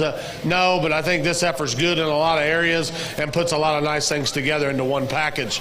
The one that's the Stouty comes out of Class 2, and I thought that was a close placing as well. This heifer's really big-bodied, really powerful in her design, a big hind leg and a big foot underneath this female. Looks like she's going to have a really good udder as well, and you get her into production. You know, we talked about in class, does she roll a little on her front feet? Yeah. Is she maybe quite as high-headed in her neck attachment as some of the other ones? Probably not, but bold and stout, dimensional, a little different type out here maybe than the other cattle, but one that I think has a lot of generating value. The heifer out of Class 3 is a real deep-bodied, real soft-made kind of a heifer, like the flexibility and the reach that she has off both ends of her skeleton. Heifer that's just really bold and cowy in terms of her framework and her makeup. You know, is she maybe quite as attractive as a couple of the other ones? Maybe not, but I think that heifer is one that's going to make an extra good kind of a brood cow and a lot of good in her as well. And then our heifer that won a very competitive last class here, a lot of the same type as our heifer that wins Class 1 in terms of that streamlined look. She's really fresh, really well balanced. You know, for her age, does she have quite as much to her? Perhaps not, but I think this heifer is really good in terms of the look, the eye appeal, and the freshness that she brings to the table, and still a very comfortable package. Could you see her maybe a little further along in calf? You know, again, she's a May. Looks like you know, we're here in early March. You might want to see just a tick more under development, but that's obviously a management decision. So again, I think that heifer is one that has a lot of value and a lot of quality to her. So it's a good set of heifers in this division. Let's give them again a good round of applause. The heifer that suits me best, if I was going to take them home, I like this heifer out of Class 1 to be the division champion. Congratulations. Second call, limousine, Class 7.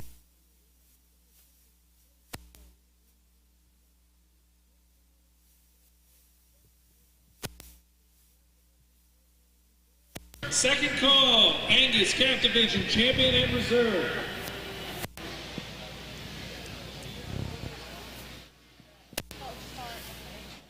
This class of limousine heifers, heifer that wins the class, I think just puts the most good things together. When we compare to the heifer that stands behind her, she's better when we stand and look. She's wider when we look down her top. She's wider in her pin placement. She carries out with more width and dimension at the ground, stands on a little more foot, a little more substance. Just a really attractive made female that balances up nice. She's good in her neck extension. Just a female that puts a lot of good things together. I think she's very deserving of winning this class. Kind of a big framed, high growth female that comes next, which I appreciate about her. But I think when we start really analyzing her, comparing her to the heifer that stands above her, she wants to get a little narrow in her pin placement. She flattens out a little bit, gets a little narrow down at the ground when we walk them out, and a female just doesn't have that true width and dimension that our class winner has. Young man's heifer that comes next, big-bodied, kind of a high-volume female. She doesn't balance up like those heifers above her. She gets a little shorter up in her front end, carries in with a little more chest, doesn't want to balance up, and doesn't want to give us that length and extension that we have in those two heifers that stand above her. But good set of females. Congratulations to these exhibitors. Give them a nice hand for bringing them out.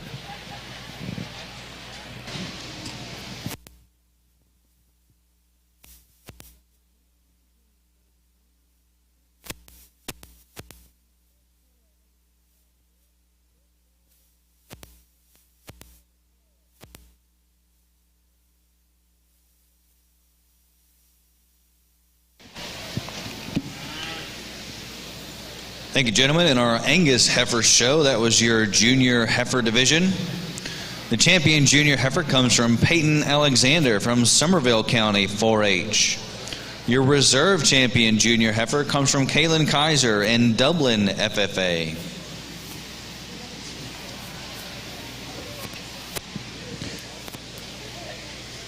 Class 3 in our limousine show was led by Caitlin Ayers from Panola County 4-H. Then Addison Wild, Falls County 4-H. And then John Tanner Brown from Johnson County 4-H. Currently in the ring now is Class 4 in our limousine show. Single entry from Gracie Bankston, Mansfield FFA.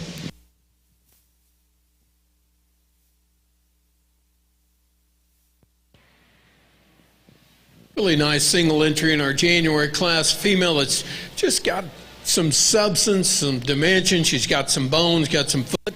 Along with it, you get on top of her, and she's got some width of top and carries down with some true width when we stand behind her and look at her. Just a really nice female. We'll look forward to bringing her back out. We do this division champion. Give this young lady a nice hand. Congratulations.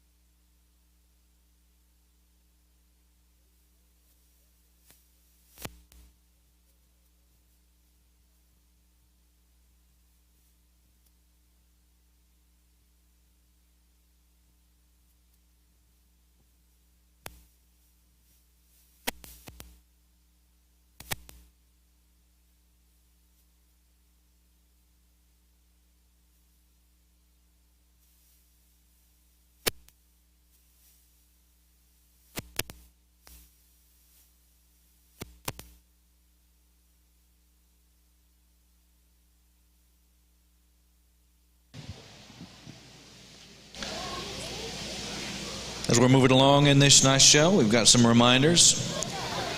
All exhibitors must have their registration papers at all times when they are exhibiting in the ring. Make sure that you are bringing your registration papers with you to the show ring. Also, this is still a blow and go only show. No product will be allowed in the hair of any heifer entering the ring, and if any is found, it will be turned back at the gate. No product allowed, and bring your registration papers with you.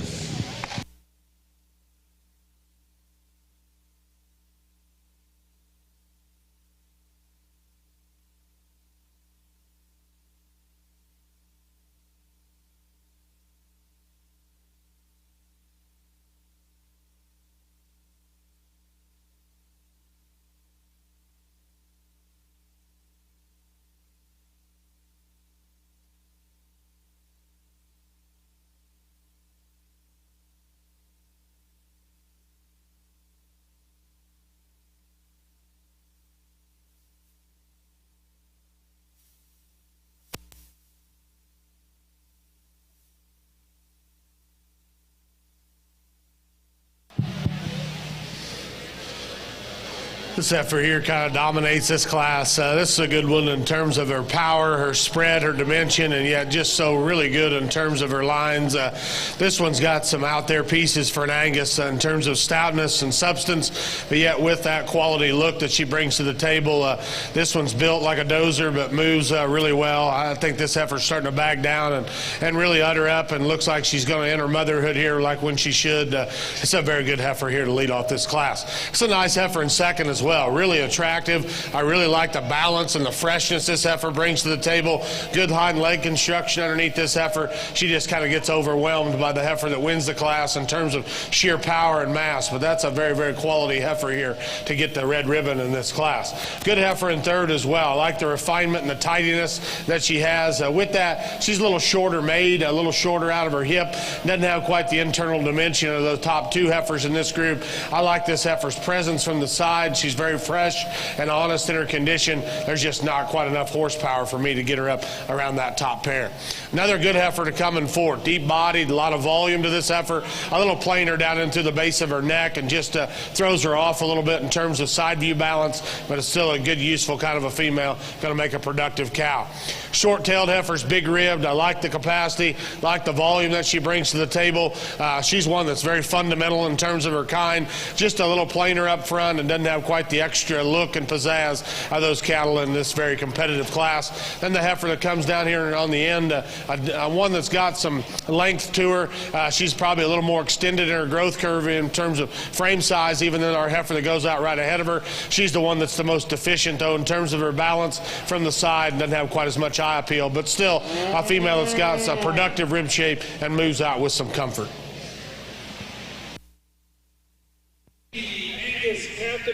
champion animal to make it to the ring as soon as possible. Angus Calf Division champion.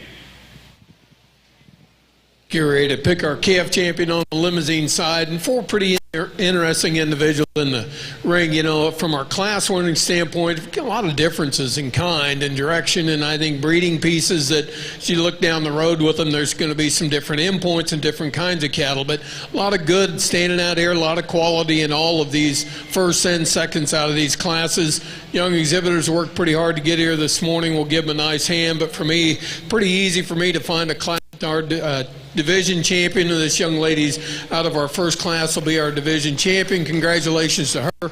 We're going to follow up with this young lady out of the second class for reserve. Congratulations. Good set of cattle. Give these exhibitors again a nice hand.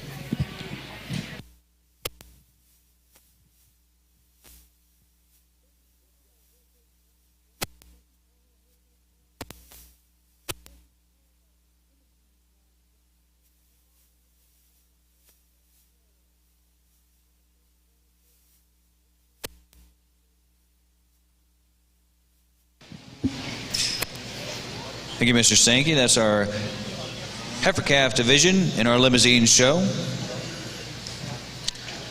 Your champion heifer calf was shown by Brentley Wilkerson from Van Zandt County 4-H. Your reserve champion heifer calf in our limousine show comes from Peyton DeFore from Godley FFA.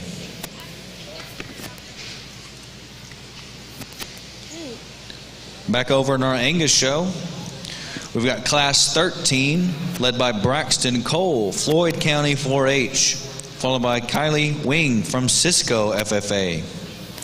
Then Ronnie Johnson, Denton County 4-H. Dalton Birdwell from Bryson FFA. In 5th, William Landers, Runnels County 4-H. And Tucker Schluter from Briscoe County 4-H.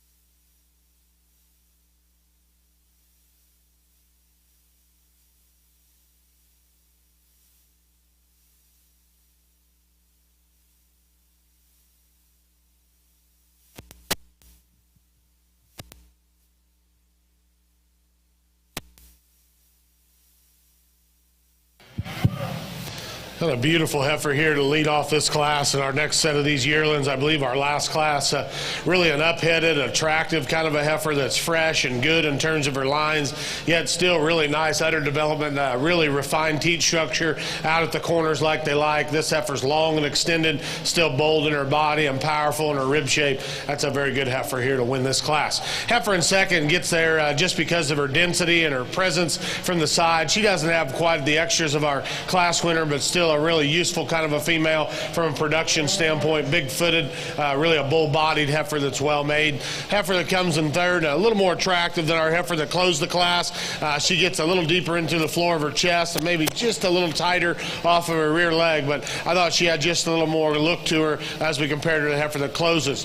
Big-bodied, easy-keeping heifer to close the class. From a structure standpoint, I don't find fault with this heifer. She gets out and travels well. Just a little deeper down into the floor of her chest, a little open about her shoulder, but still pretty useful in terms of her makeup. A good set here in our final class of Angus. Nice pair of these Lemmy females that we have over here. The young man's heifer that wins the class as he walks her out. You can look at this female. She's just a little more extended up in her front end, a little more attractive the way she puts together. She holds herself together better. She's better in her top line, really just better right in that loin area. She doesn't want to break, is like the young lady's heifer that comes second. Class winner's really attractive made, big rib female, gets out and moves, gets on the ground. Just a really good female. Young lady's heifer that comes next. I love her in her center portion of her body. She gets a little shorter fronted.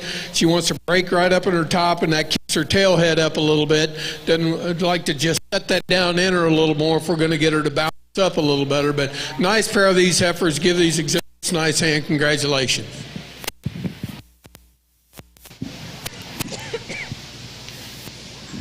Thank you very much, gentlemen. That was Mr. Sankey breaking down Class 7 in our limousine show, led by Jack Lewis from Kinney County 4-H. Followed by Danica Daughtry, Austin County 4-H. Back over in our Angus show, Class 14, led by Abigail Koenig, De Leon FFA. Followed by Wesley Wagner, Falls County 4-H. In third, Cole Gilbert, Columbia FFA, and Hunter Craig from Columbia FFA.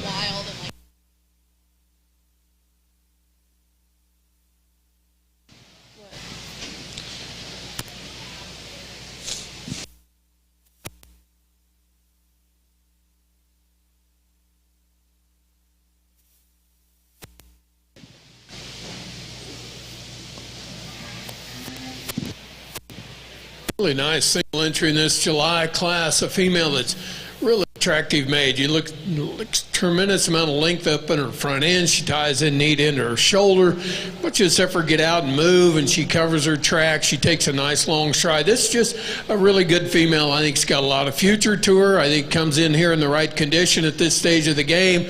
Lots of good in this heifer. We'll look forward to bringing her back. Congratulations, this man.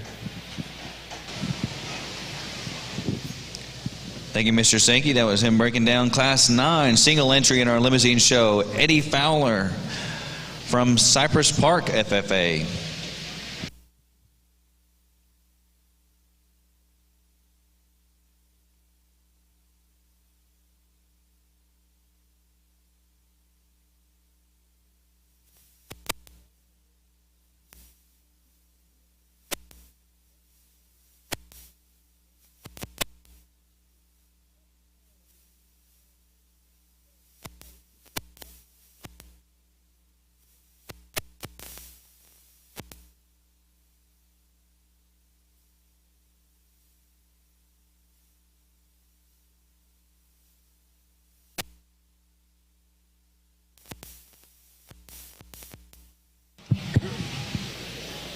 As we come to the conclusion of our final division here in the Angus show, really a nice group of these yearlings as they come out here, and it's hard to keep them this fresh, and I'm sure these have been up and down the road many miles, because these are really two good heifers, and 4 really good heifers, but these 2 specifically closest to me I think are excellent cattle.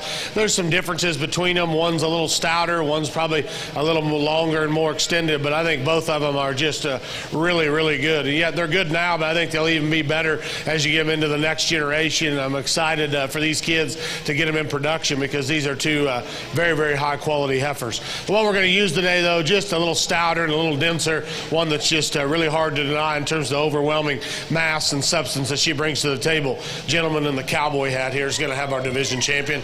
Congratulations to him. And we're going to follow up with this young lady's other class winner to be reserved. An excellent pair of cattle. Congratulations to both these young people. Thank you, Dr. Bloomberg. That was our senior heifer calf division. Your champion senior heifer in our Angus show comes from Braxton Cole from Floyd County 4-H. And your reserve champion senior heifer comes from Abigail Koenig from De Leon FFA.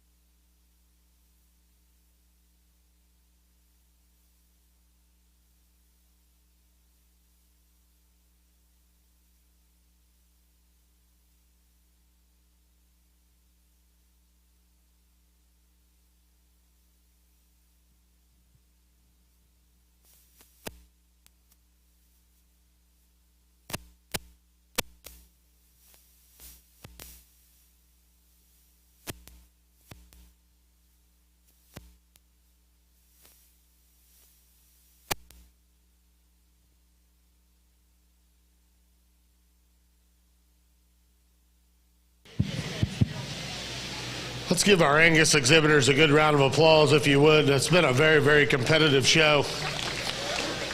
And, again, I've been blown away by the quality. I thought the depth was there. I thought the top end was really strong. And, we had cattle that were down the ways in the classes that I think have bright futures. Again, for me, structure is going to dictate a lot, and then we start building on the extras afterwards. And I'm really pleased with these 6 cattle. But, try to raise Angus that look like this. My brother and I try to put a few of them together, and probably not quite as concentrated on Angus as we are the Simmentals. But it's hard to make cattle this dense, this powerful, this good looking that still move like this. And again, I've just been blown away and so impressed with the quality that the kids have brought to the table.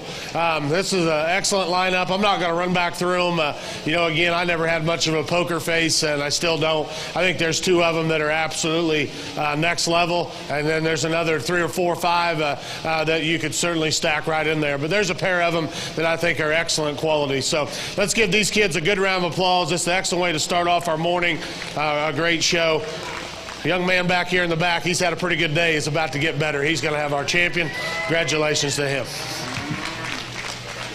Second call, class 2. Second call, class 2.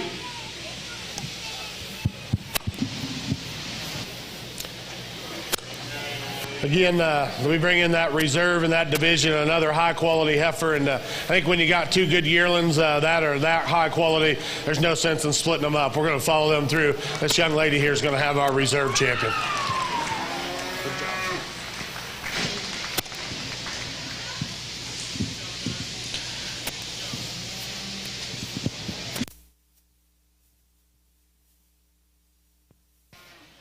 Another really interesting class on our limousine side. A lot of difference in kind, especially between these first 2 heifers. For me, the heifer that wins the class, though, I think we start talking about putting the most good things together. I'll be the first to admit, I'd like to change her a little bit right at the chest floor forward. Like to change her just a little bit when we get her out and tweak her on the move. But I think when we look at these cattle and look at the true dimension they have in them, I think our class winner just comes with a little more rib shape, a little more volume, and actually when we watch them walk away from us, it's kind of interesting because she is wider at the ground and shows more width of top and dimension. Just a really attractive female that, if we're going to pick on her, we're going to pick on her right at her chest floor forward, and we're going to ask for a little change there, but I think she's very deserving of winning a class. As we walk her out of here, start talking about this young lady's heifer that comes next. This is a really different type of individual. She's not like any of the others out here. Bigger bone, bigger footed, little hairier made. But what I'd like to change about her, what kind of surprises me about her, on the profile, you think she's going to have a tremendous amount of width and dimension. But then you watch her track away from you, stand on her, look at her, and she probably wants to be a little narrower base, and we expect her to be, like, just see a little more true mass in this female to go with the way to get above our class winner. Really good female that comes next is this young lady's heifer. She's a lot like our class winner. She's a big ribbed, high volume female. She's not as good at the ground. She wants to kind of come apart on us and not travel around the ring as sound as I'd like for her to. She gets into her hock, not really be that sound, functional, moving female that we have in those heifers that stand above her, but just a good female, kind of a power-made female that this young man brings next. Got a little more dimension, a little more true mass and body in her when we compare to the heifers behind her. She's got more substance and more bone. She doesn't balance up. She's not as attractive made as those heifers that stand above her, but we're going to just go with a little more natural dimension and thickness in her. Young lady's heifer that follows out, a heifer that gets a little too refined down at the ground for me. Not enough foot, a little finer bone, not enough true mass when we compare to the heifers at the top end of her, but good set of females. Congratulations to these exhibitors. Thank you very much, Mr. Sankey. That was Class 10 in our limousine show. Before we announce that, we're going to get into the Grand Champion Angus heifer coming from Braxton Cole from Class 13 in Floyd County 4-H. Your reserve Grand Champion Angus heifer comes from Abigail King from Class 14 and De Leon FFA.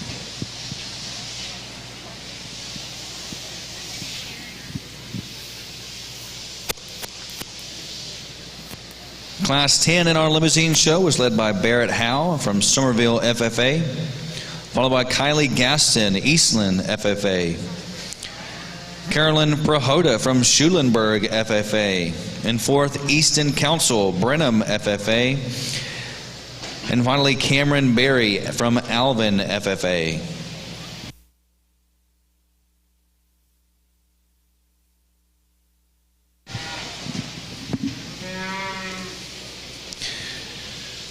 Entering the west side of the ring right now is our Class 1 of our Hereford show. Just as some reminders to all of our exhibitors, please have your registration paperwork on you at all times when you're exhibiting.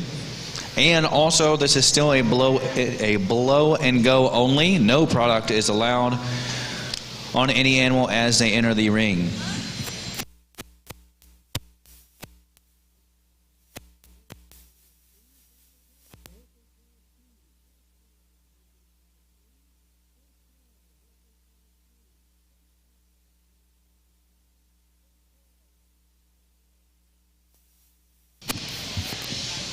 Important announcement here regarding our Angus Heifer champions. Could the parents of our Grand Champion and Reserve Grand Champion Heifers in our Angus show please make their way back to the vet area? So the parents of Mr. Braxton Cole and Miss Abigail King, please make their way back to the vet area.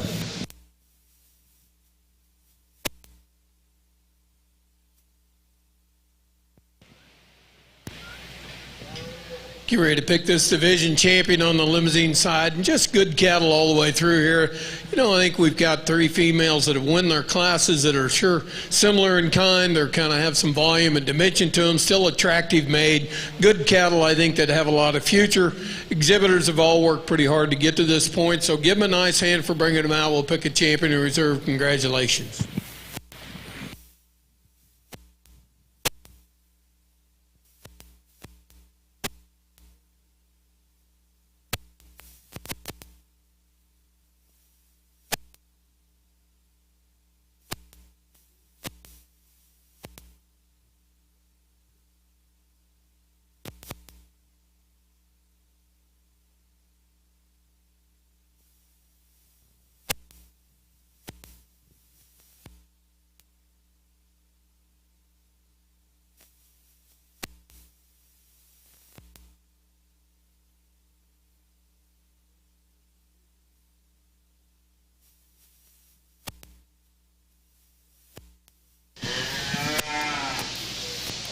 In our limousine show, champion junior heifer comes from Class 7 Jack Lewis in Kinney County 4-H. The reserve champion junior heifer comes from Barrett Howe from Somerville FFA out of Class 10.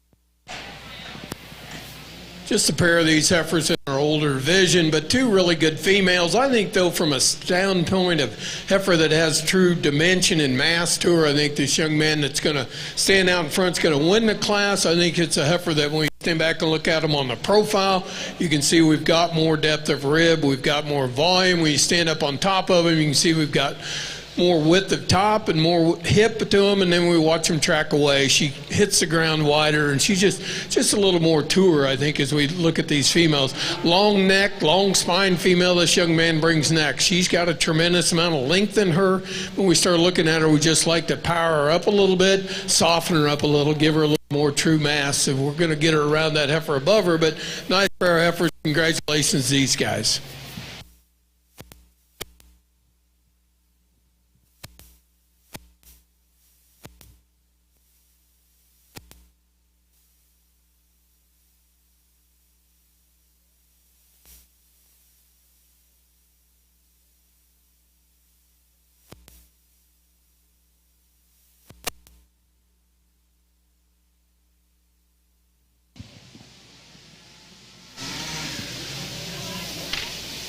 Thank you, Mr. Sankey. That was Class 13 in our limousine show, which was also the senior heifer division.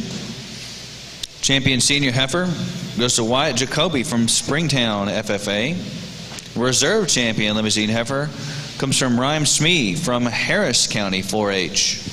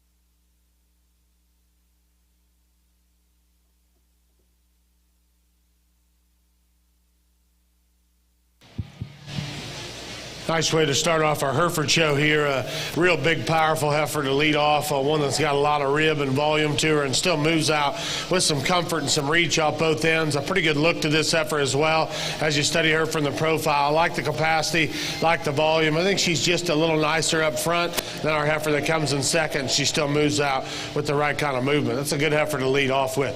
Heifer in second, I think, is a lot like her in terms of her midrib and her softness. Not quite as square from her hock down to the ground as our heifer that wins the class, but I think another real useful kind of a female, has some depth of body and some springer rib to her. Heifer that comes in third, I think, has a lot of future. This heifer's really athletic, really loose-made kind of a female. I like the flexibility she brings to the table. Not quite as ready today maybe as our top pair in terms of center body or right in there behind her shoulder, but a real useful kind of a female. I love the reach this heifer has off both ends of her framework. She's going to be a nice one as we continue on, just not quite as much punch as our top pair of cattle. This heifer is a little more like the top pair in terms of being a little more ready today. Really a big ribbed heifer. Gets a little tight in terms of her movement, a little straighter off her front end. I like to see her go with a little more flexibility from behind. Next heifer's got a really nice look to her from the side. I really like the presence and balance that she brings to the table. Wants to creep up in her spine and duck her pins just a little bit. I'd like to loosen this heifer up in terms of her skeletal build for me to climb her any higher in this group. Next heifer's the same way. Got a real trendy look to her. I like the balance and the eye appeal she brings to the table. Stout featured heifer as well. Set her in motion. She just gets a little tight and tentative in the way that she grabs the ground. But a good look to this heifer. Really a lot of stoutness to her. Next Next heifer's deep-bodied and has some capacity. Wants to run the wrong way from her chest up into her flank. Need to loosen her up a bit. Next heifer's really powerful, really opened up. She too, we need to alter just a bit from a structure standpoint. We get on down the line, still some quality cattle. Maybe don't just hook up with quite as much balance or eye appeal as some of the cattle we have on up the line.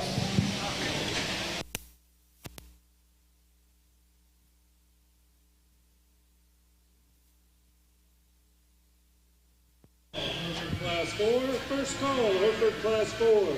Final call, main Class 2. Final call, main Class 2. First call, main Classes 3 and 4. First call, main Classes 3 and 4. Get ready to pick our champion limousine female. And 6 really good cattle in the ring. These are cattle that I think have a lot of future, a lot of good to them, a lot of quality about them. But for me, I think at the end of the day, these pair of calves are just pretty good and pretty unique. So we're going to use this calf champion for grand. We're going to use a young lady behind her that's reserve calf for reserve grand. Give them a nice hand. Congratulations.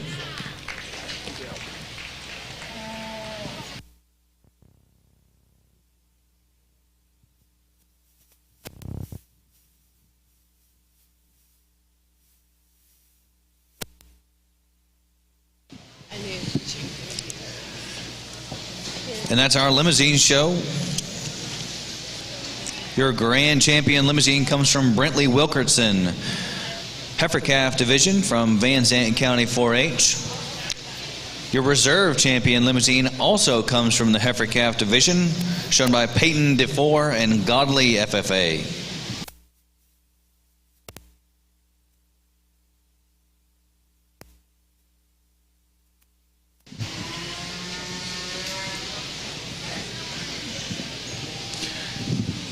Big class of Herefords to start off our Hereford show, Class 1. Led by Mason Rader from Marion FFA. Followed by Hadley Doris, Erath County 4-H. Then Andrew Kimbrough from Trinity County 4-H. Emily Allen in 4th from Jackson County 4-H.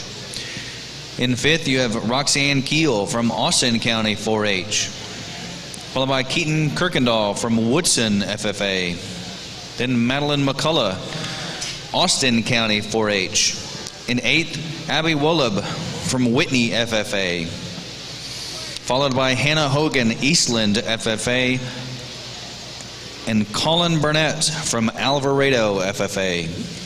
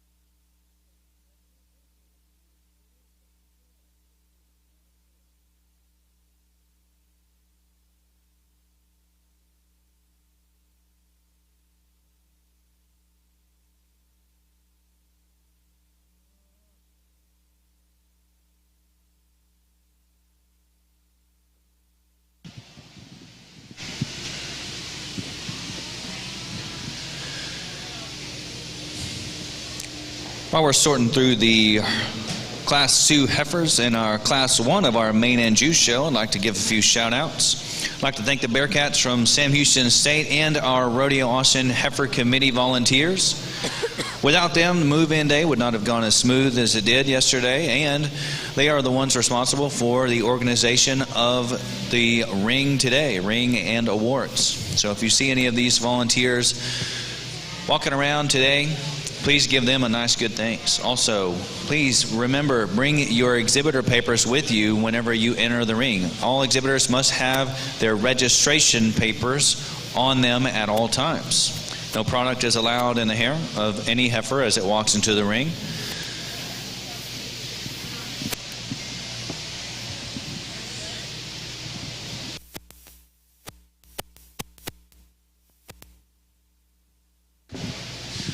All breed champions.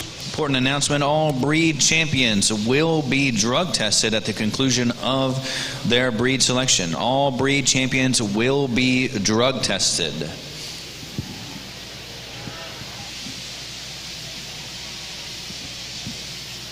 Along with all of our volunteers that make this show possible, we've got a few wonderful sponsors of Rodeo Austin. The official truck of Rodeo Austin is Ram. Please feel free to sign up for your chance to win a voucher for a Ram truck at any of the Ram booths from across the fairgrounds. We also have some other sponsors, including TELUS Equipment Solutions, the official grocer of Rodeo Austin, which is HEB, the Ralston Family Charitable Foundation, Frost Bank, and Hulkcat/Texas First Rentals.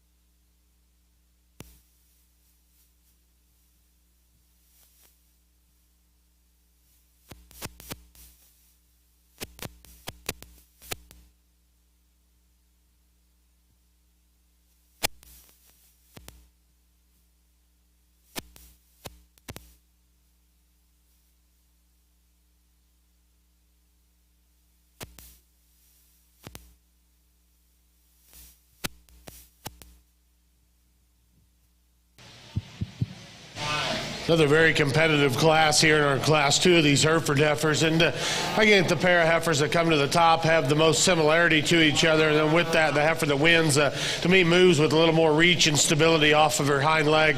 I like the comfort heifer that this heifer brings to the table, especially in the way she's composed in terms of her skeletal design up and through her shoulder and in her hock. This heifer's got a good look. She's not as stout, not as opened up as the heifer behind her. I think she sets her shoulder into her body a little nicer, and with that, covers average her track with just a little more flex. The heifer that comes in second is really stout featured, like the dimension that she has, really powerful, up high out of her hip. She gets a little more up and down in her hock and a little straighter off the edge of her shoulder, but you certainly have to like the horsepower and substance that heifer brings to the table. Another quality female there in the second spot.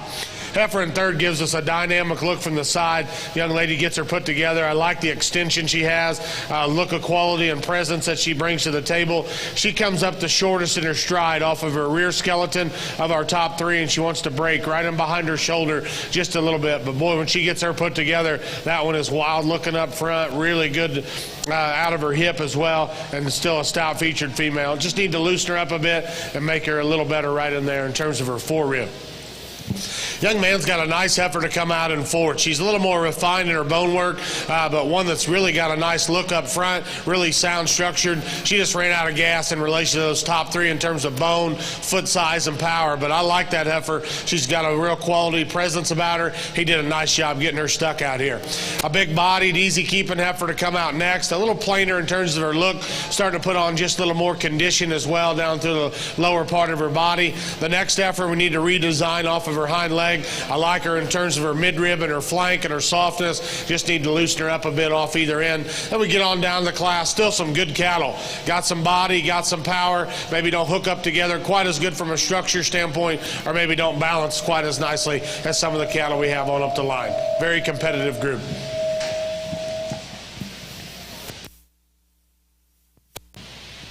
Start our main on-due show. Really interesting class of females. Pair of stock and legged heifers up here on the front end that, a lot of good in them, a lot of similarities. Where they break apart for me, the differences though is, our class winner, young lady, does a nice job. This heifer's really more extended up in her front end. You would just have a little more length of female from one end to the other, better in her hip structure. Just a female that I think when we get her stopped, you really appreciate how attractive she is. She tracks pretty good around the ring, and so she's a female that just kind of finds her way to the front. And I'll give this young man credit. He's done a really good job of getting this heifer up in class. Honestly, when she first came in, I probably didn't appreciate her as much as I do now after I worked my way through them. He does a pretty good job of getting her set so I can get a good look at her, which I think is really important. He probably could do a little better job right now, get that back leg kicked out and get her to carry her weight a little bit, but he does a good job. And this female, I think her advantage when we compare her to the heifers that stand behind her, she's got some width of top, she's got some hip in her, she comes down with some base width when we track her around the ring, and she's pretty sound. And I think her advantage compared to the heifer standing right behind her is she's better in her front end structure. This heifer standing still, when we look at this young lady's heifer, just really appreciate her. She's kind of long necked, she's real feminine, pretty attractive mate, maybe gets a little more refined when we compare to those heifers above her, but I appreciate the rib shape, the dimension, and everything about her. We get her on the move and you look at her right at her shoulder down to her knee into the ground. She's not as sound as she needs to be. She wants to kind of get out a little bit on that front end, not really want to give us a really true sound stride off of her front end structure. This is a big bone, big rugged made individual comes next. These kind of heifer calves at this stage of the game is always intriguing to wonder where we're going to be at the end of the day with them, because she's got as much power and bone and substance thing we have. Right now, she's probably a little coarser in the way she's put together. She doesn't want to tie in as well behind her shoulder. She wants to kind of break apart on us a little bit, not give us that just smooth look that we've got in those heifers standing on the front end. Come in with a heifer again, a little more elevated in her kind, not quite as soft and functional as what we have standing above her, but a pretty good prospect that I think will be fun to follow down the road. And these young ladies' heifers, pair of good heifers that follow out, give them a chance to maybe mature a little bit, soften up, kind of give us a little more power as we go down the road with them. But good set of cattle. Give these exhibitors a nice hand. Congratulations.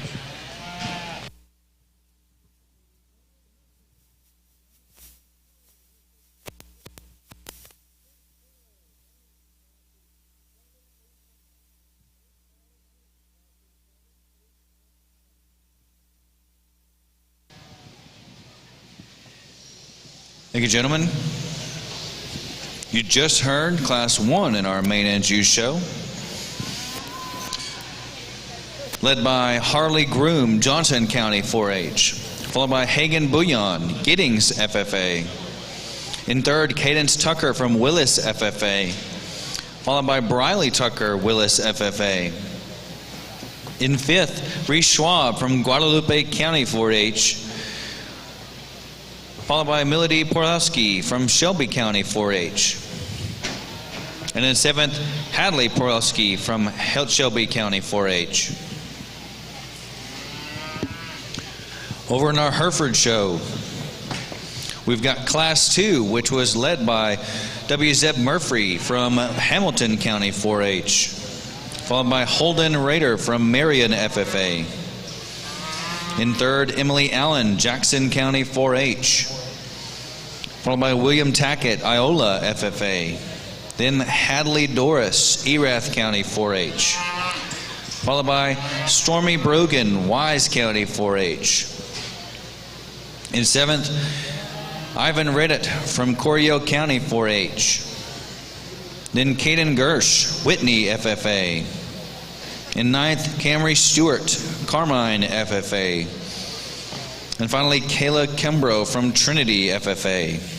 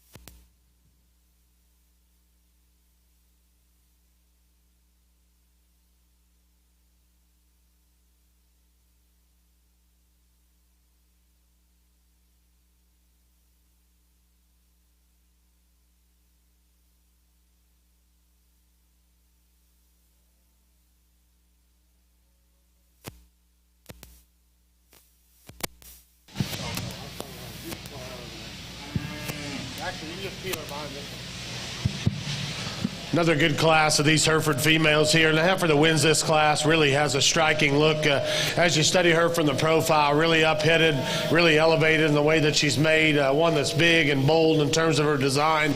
Like the spread that she's got, and still adequate in the way she gets around the ring and travels.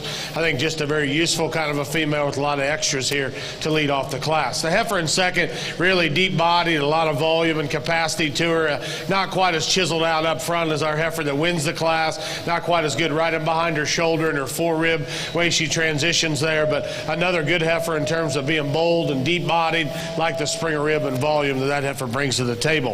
The heifer that comes in third gives up some size and some performance, and again, I think if you want to just size them up, you probably don't have her as high in this class as what I do, but in terms of makeup and eye appeal and straightness of top and lines, I think this heifer puts a lot of good together. She does run out of stoutness compared to our top pair cattle, but I think this heifer's look and her quality from the side elevates her to the third spot in this particular group. This heifer's deep-bodied. I like the volume. She's obviously captured more weight per day of age than the heifer that goes right ahead of her. She gets a little deeper down into the base of her neck, doesn't have quite the extension and eye appeal we find in the heifers that go ahead of her in this particular group. Next heifer's one that's got a good look from the side, some straightness to her top and some levelness out of her hip, a little emptier middled kind of a female that just runs out of bone, a little deficient in terms of power in relation to her extra length and frame. Next heifer is really bold made. I like the dimension and substance she brings to the table. A little ouchier off either end of her framework for me. Just need to loosen her up a bit. We close with 3 good cattle. They all 3 just need to have a little more to them and move just a little better, but they're still good cattle from a fundamental perspective. They're going to make good projects for these young people as they continue on.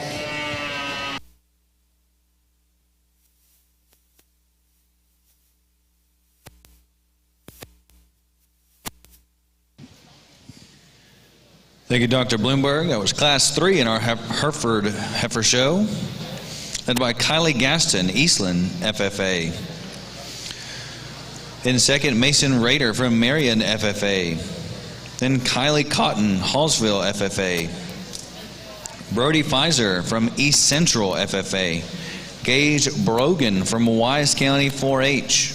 In sixth, Joshua Baker, Upshur County 4-H.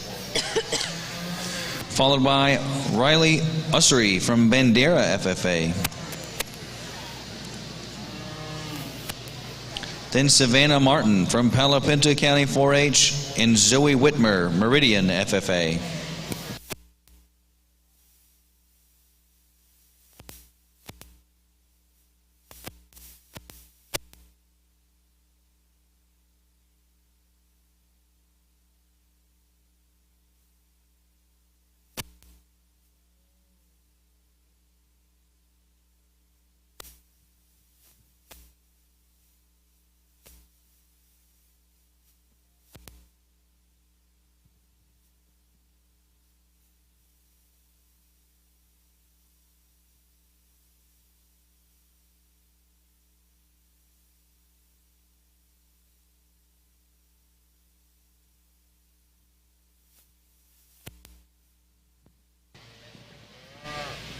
Really interesting class of these March heifer calves, and the one that wins the class, not as much female as I'd like to see as a March heifer calf, but she's pretty good. I think when you start really looking at her, there's a tremendous amount of performance in her, but there's also a lot of quality and a lot of good with her. She's good down at the ground. She's probably the softest footed, softest pastern female in there, which I appreciate from standpoint. I think this heifer's going to be long term. I think she handle herself. She's got some extra growing performance in her, but I think she handles it well. She gets around the ring really well. She ties herself together with big rib, high volume, lots of mass and dimension in her.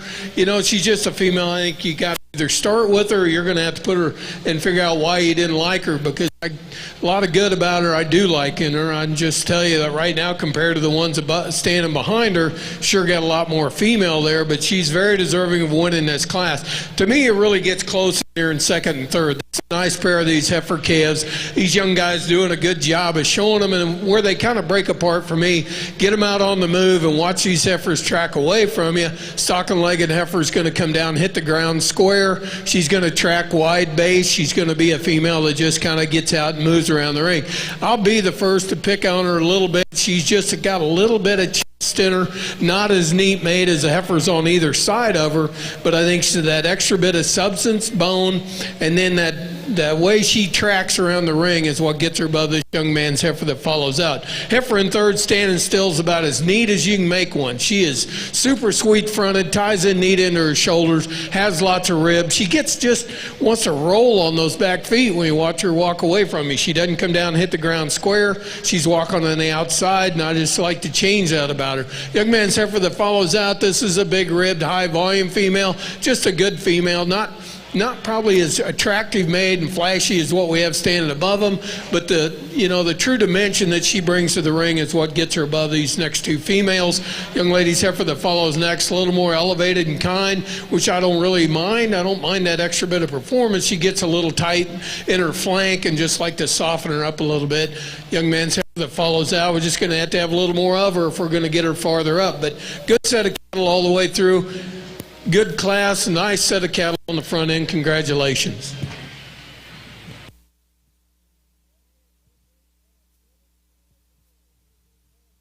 First call, Hereford Class 8. First call, Hereford Class 8. A little more variation in type and kind in this class of Hereford females. And the female we start with, I realize she's given up some pounds to these other cattle, but I think she's made the nicest as you study her from the profile. She's attractive in terms of her design, yet she's still functional as you take her to the ground in terms of her skeletal design. Does she have as much to her as the heifers behind her? No, but I think in terms of quality and presence, she's the one that's going to elevate in this particular group. Heifer in second's a big-bodied, easy-keeping kind of a female with a lot of mid-rib and flank. She wants to shoot her tail head up when you set her in motion and not quite as easily traveling off of her rear leg. I like the rib and the substance this heifer has. I like the volume. Just like to set her tail head down and loosen her up a bit on her hind leg. Same goes for the heifer in third. I like the softness, the power, the feature she has. One that, again, just a little tighter in her ankle, a little coarser up in her tail head, and doesn't have quite that femininity up front is what we find, and like our heifer that wins the class. Heifer that closes alongside extended heifer from the side, flat and smooth in her shoulder. She gets a little tucked up in her forerib and a little tighter back into her flank. Like to just give her a little more doability in relation to the top trio of heifers in this group.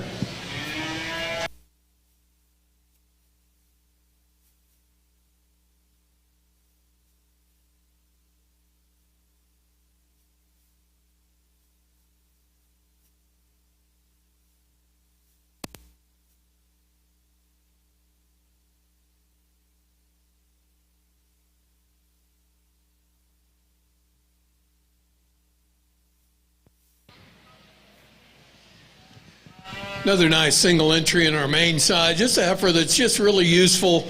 It's kind of a big ribbed, high volume, just a nice do an individual. I think a heifer that when we bring her back in, we'll look forward to putting her back in our lineup. Young ladies working hard at trying to keep this heifer under control. We'll look forward to bringing her back. Congratulations.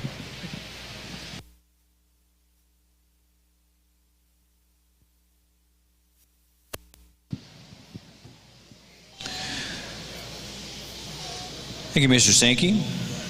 That was a single entry in our main and Jew show exhibited by Hallie Porelski from Shelby County 4-H. Entering the ring now in our main and Jew show is going to be Class 4, another single entry, Tanner Hoskins from Victoria County 4-H. In that same show on the east side, we've got Class 2 results, led by Kennedy Kaufman from Galveston County 4-H. Followed by Jarrett Worrell, Mason County 4-H. Then Zachary Buchanan from Ellis County 4-H. And fourth, Tucker Childers from Montague County 4-H. Then Brooklyn DeBerry, Lamb County 4-H. And then finally Tyler Marburger from Cedar Creek FFA.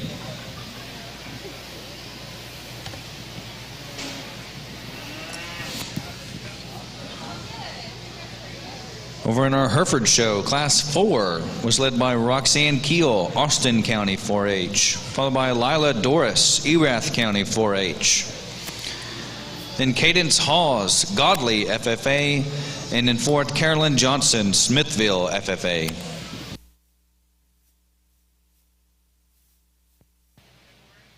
Just single entry in our January class. A female that really got a lot of good to her. She's got a lot of width and dimension to her. Probably if we're going to like to loosen her up a little bit, make her just a tick more flexible when we get her out on the move, get her to reach out and hit her stride. But good effort that sure has a lot of quality about her. Young man does a nice job with her. We'll look forward to bringing her back. Congratulations.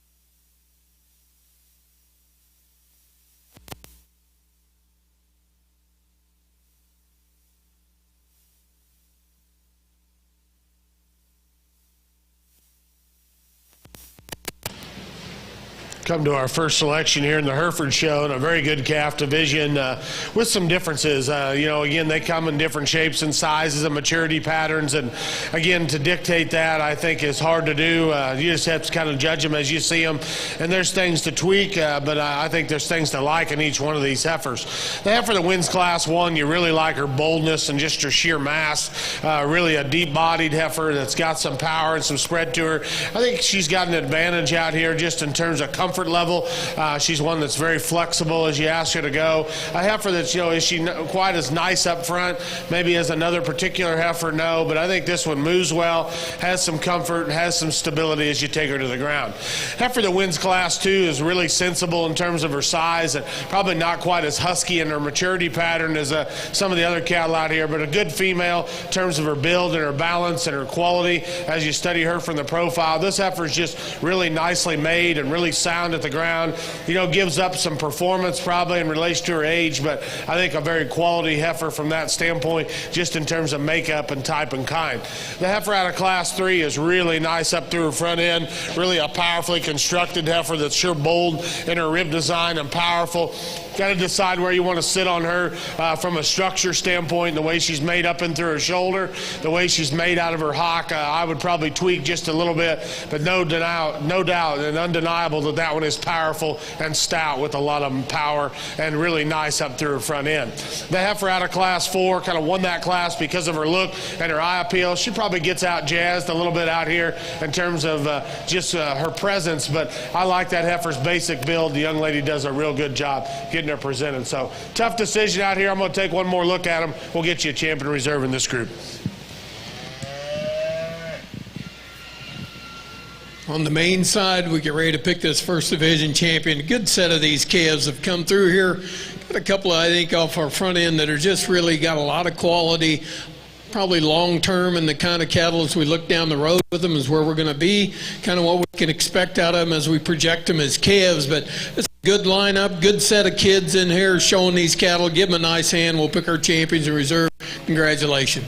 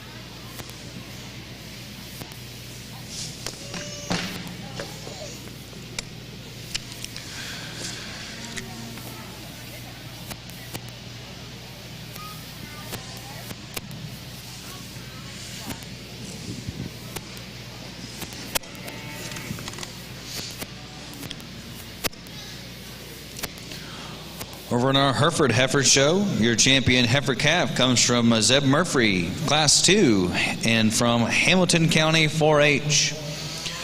Your reserve champion heifer calf in our Hereford Show comes from Mason Rader from Marion FFA.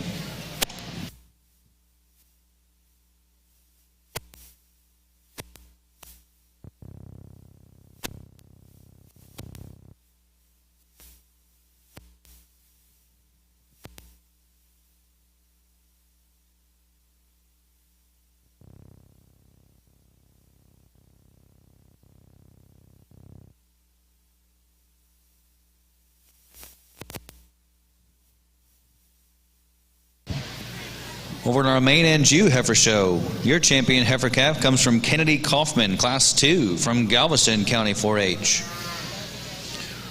Your reserve champion heifer calf also comes from Class 2 and is a very athletic heifer shown by Jarrett Worrell, Mason County 4-H.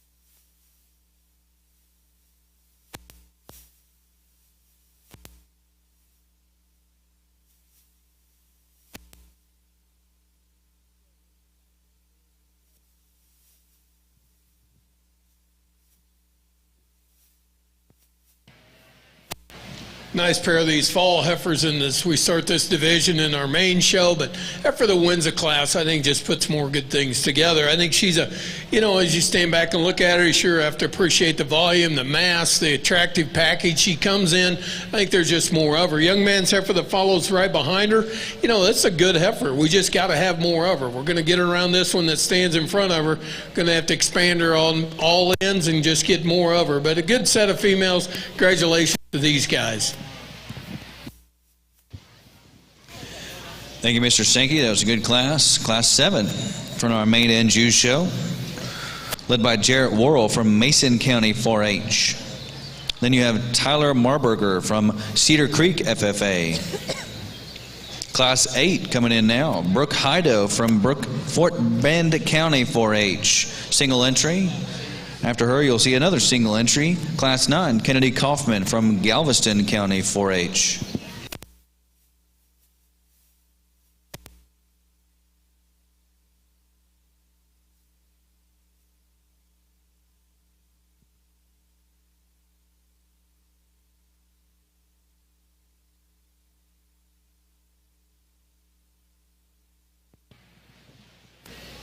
A really nice single entry, a female that's really maternal in her type. I think you got to appreciate her rib and her volume and her kind of that body that she brings. If we're going to change her any, maybe right at her chest floor, we'd take some of that out.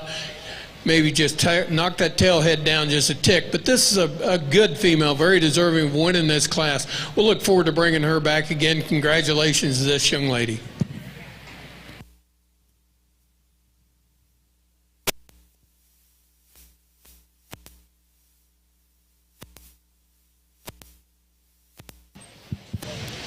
Another very competitive pair of heifers up on the front end of this class. And the differences I see in the heifer we're going to start the class with, to me, is just a little more flexible off of her rear leg. I think she's takes a little more ground-consuming stride in terms of her movement. A good-bodied heifer that's really nice up through her front end, and just a little more rib cage in that particular heifer as compared to our heifer in second. Heifer in second's got a great look when she stands, lots of presence from the side. I really like the dynamic look she brings to the table. She gets a little tighter in her top and just doesn't move quite as comfortably as our heifer that starts the class. I like the fact she's a little leveler out of her hip. She just doesn't get out and cover her track quite as nicely as our class winner. That's a good pair of females. A big-bodied, easy-keeping heifer to come in third. I like the depth rib and flesh that she brings to the table. With that, though, she's a little deeper at the base of her neck, a little coarser about her facial features in relation to our top pair of cattle, but useful in her makeup, big-footed and heavy-structured. Next heifer's one that's got a little more length of side to her, probably tucked up a little neater in her chest floor, doesn't have quite the internal dimension and capacity we find in the heifer that goes right ahead of her in the class. The louder marked heifer to come out next, deep-bodied, a lot of capacity, need to clean her up at the base of her neck and off of the edge of her shoulder. Next female's long and extended from the side, a little tighter in her top, wants to two-step just a bit off of her rear leg. Then the heifer that closed the class has some depth and spring of rib to her, one that gets a little more tentative in the way that she grabs the ground, need to stouten her up in terms of her feature as well.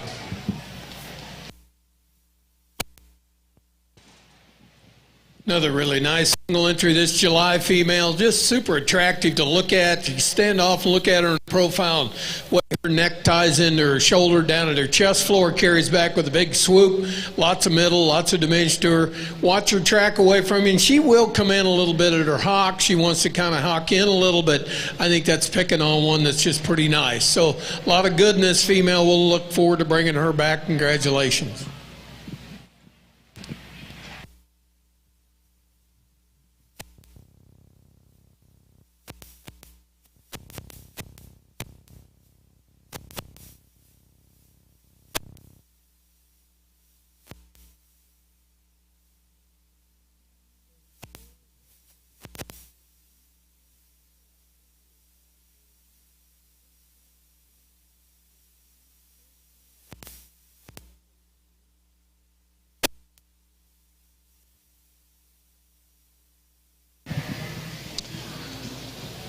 Looks like it.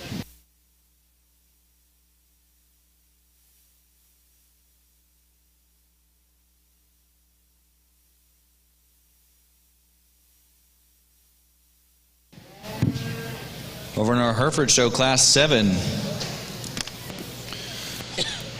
led by Riley Harris from Kaufman County 4-H, followed by Paisley Miller in Austin County 4-H. Then you have Slade Smathers, Llano County 4-H, followed by Gunnar Baker, Upshur County 4-H. In fifth, Kayla Schneider from Klein Oak FFA. Then J.C. Garcia, Lee County 4-H.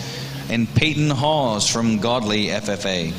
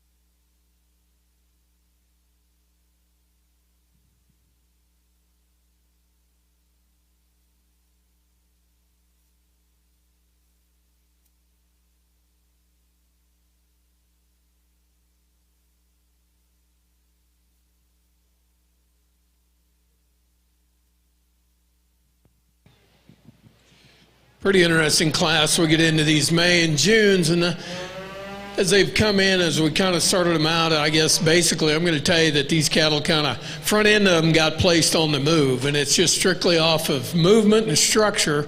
Young man's heifer that's going to win the class. She put some most good things together.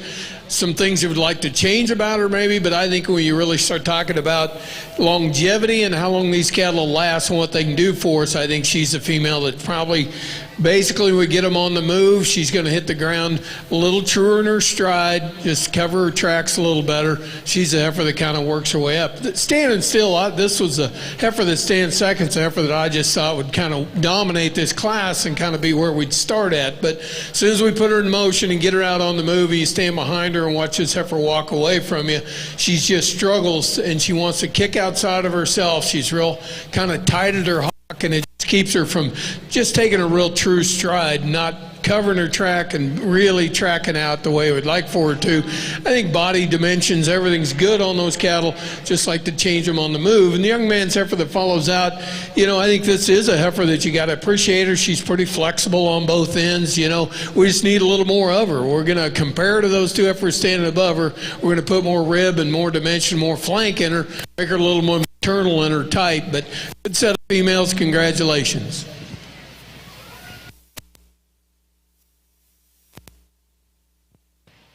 Second call, class 13. Probably a little more give and take in this class, just in terms of where you want to set some priorities. But heifer that wins, I think, does so because of her movement. She stays a little more collected right in behind her shoulder than our heifer that comes out behind her. A little stretchier as you study her from the profile, and still moves out with some comfort off both ends. I thought, to me, just the most balanced heifer we had in the group with some eye appeal as well. The yellow heifer to come in second, I like her depth of body. I like the volume she brings to the table. I like her extra density as you take her to the ground. She gets a little slack right in behind her shoulder and just gets a little off in her top line. But I think this heifer, in terms of having some feature, some foot size, some quality, I like those things about her. Just wish she'd piece together a little better from the profile. Here's a big-bodied heifer that's got a lot of volume, just a little extra condition on this particular heifer as you start to study her up around her tailhead, her pones, and down into her chest. I think if we could melt a little of that off, it would help this heifer to balance up a little bit better, a little deeper into the floor of her chest in relation to her flank. I just think it throws her off from the side. A big, long-bodied, really elongated heifer to come out next, one that needs just a little more softness in her rear rib and her flank to compare with those other cattle on the line. And the heifer that we let out there is one that had some extension from the side, just need a little more substance and strength to get up around these other cattle in the class.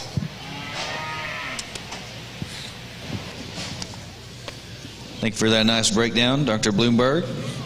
That was Class 8 in our Hereford Heifer Show, led by Kinsey Stewart and Lee County 4-H, followed by Luke Hamlin from Parker County 4-H. In third, John Gilbreath from Dodge City FFA. Then Caden Barton from Slocum FFA. And Bethany Haynes, Luling FFA. Over in our main show, Class 10 was led by Caden Schmidt, Fort Bend County 4-H. Then Ainsley Sears, Wise County 4-H. And in third, Tate Wensky from Schulenburg FFA.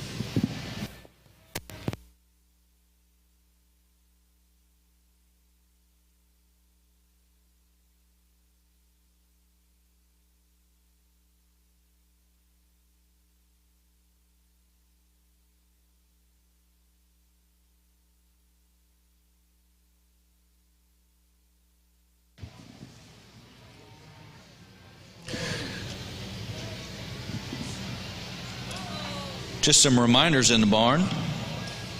All exhibitors Make sure you bring your registration papers with you to the show ring. You will need them. Bring your registration papers and keep them on you at all times. Turn it over to Mr. Sankey really quick.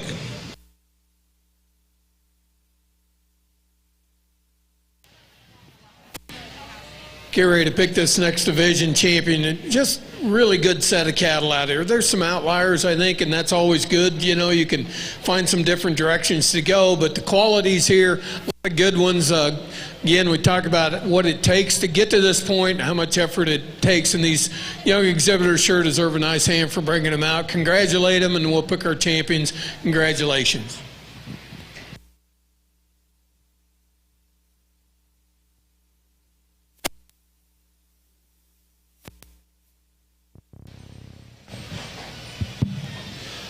Nice pair of Hereford heifers here in the August class. The heifer that wins have really got a good look to her from the side. A really good-bodied heifer with a lot of midrib and flank, and still good on her hind leg construction, and still sharp enough up through her front end. I think that's just a real useful kind of a female that's got a lot of presence about her. She's in the right rig from a condition standpoint as well. Just a useful heifer here to win the class. Heifer that comes in second is another good-bodied, solid-made female at the ground in terms of her flexibility and her reach off both ends. Not quite as nice up front as our heifer that wins, not quite as extended and refined in her facial features, but still another good heifer, a good pair here in this August class.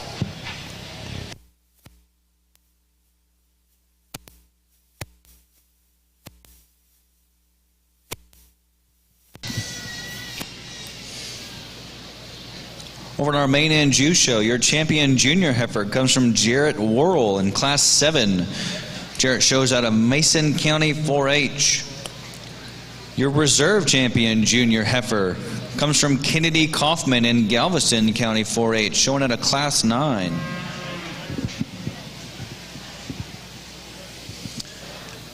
Back over in our Hereford show, we've got Class 9 led by Lena Ottmers, Gillespie County 4-H, followed by Keaton Kirkendall, Woodson FFA. Back to some reminders. Make sure you keep your registration paperwork on you at all times. Also, for everyone in the barn, we are not going to break for lunch. We are going to keep working through. We're going to eat lunch on the fly and keep the show moving.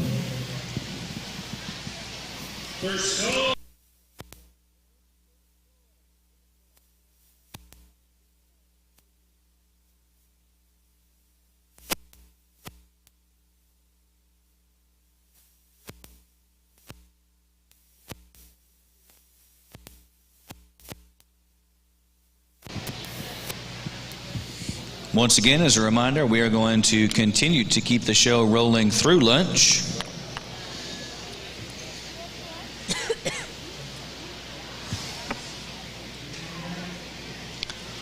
Also, as a reminder, all breed champions will be drug tested at the conclusion of the breed of the show. Once a breed champion and reserve are selected, they will be drug tested in the back at the vet area.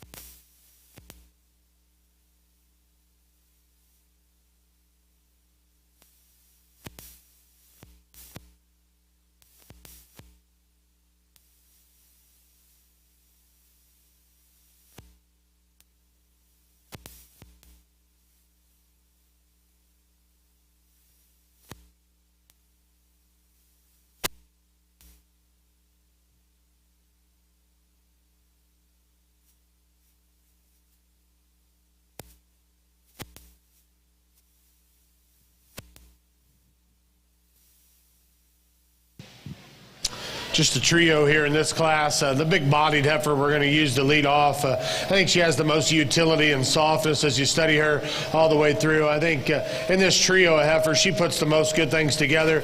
Maybe a little more condition than what you might prefer in an ideal world, but again, I think her chest will melt off in the first lactation. She's the one that's still going to be the roomiest, middled, and the softest. We're going to use her to lead off this class. The heifer that comes next, a little more streamlined in her look. I like her extension from the side. I like the sharpness she has up front. I just wish she had a little more softness of flank, and I'd like to balance up her udder design just a little bit, but that's still a good heifer. I like the freshness she comes to us. I just wish she had a little more natural sweep to the lower third of her body cavity. Yellow heifer to close the class, one that has some upper rib shape from a power perspective you like. She's just a little duller as you study her in terms of her look from the side. Doesn't have quite as much softness in her rear rib and flank as our two heifers that precede her in the class.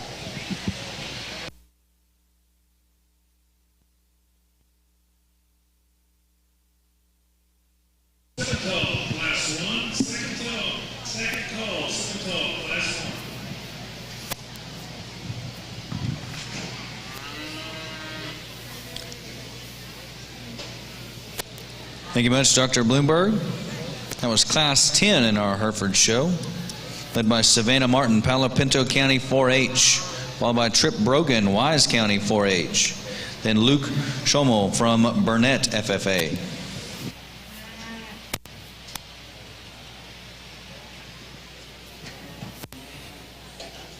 It's kind of an interesting class, and I'll be real honest with you. I probably don't have one that just reaches out here and just dominates the class, and there's probably some give and take, and going to have to do a few things that maybe wouldn't do in normal situations. But I think the heifer that wins the class for me, they're just probably the soundest made one, the most functional, the one that's probably the most long-term. I mean, I'll be the first to tell you, if I could change her any, we'd just go ahead and soften her up a little bit, center portion of her body. We'd just put a little more flank in her, make her a little softer. We'd maybe change her right in her chest, make her a little more attractive. But I think from a long-term, maternal cow prospect, I think this is the one that kind of has to work her way to the front. Young man's heifer that stands second, standing still, it's a heifer that really like. He does a nice job. He gets her neck pulled out of her. He kind of makes her really something to look at when you really stand back and look at her on a profile. But as soon as she starts moving, then I kind of lose some faith in her because she gets up in her top and she doesn't want to be as sound at the ground as I'd like for her to be. She just doesn't want to get around the ring. So standing still, she's the one that's the easiest to get drawn to, but we get her out on the move, it kind of hurts her. Then we come in with a pair of these bigger frame, kind of growthier, high performance females, which I'm not going to detract from them. That's a good thing about them, is they're going to add some grow and power. To me, I just like to make them a little further along in production, make them look a little more maternal in their kind, which would mean they'd get a little softer made, and they'd just be females with more rib shape, more dimension, get them around the ring and a little more fluid movement. But good set of cattle all the way through. Congratulations.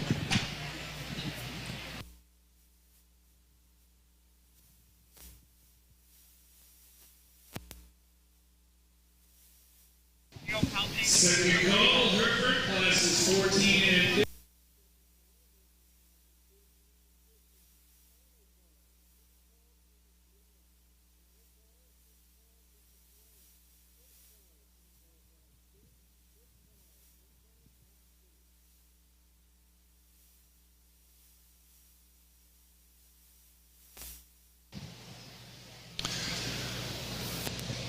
Mr. Sankey Jakes just wrapped up Class 13 in our Main and Jews show, which was also your senior division. Your champion senior heifer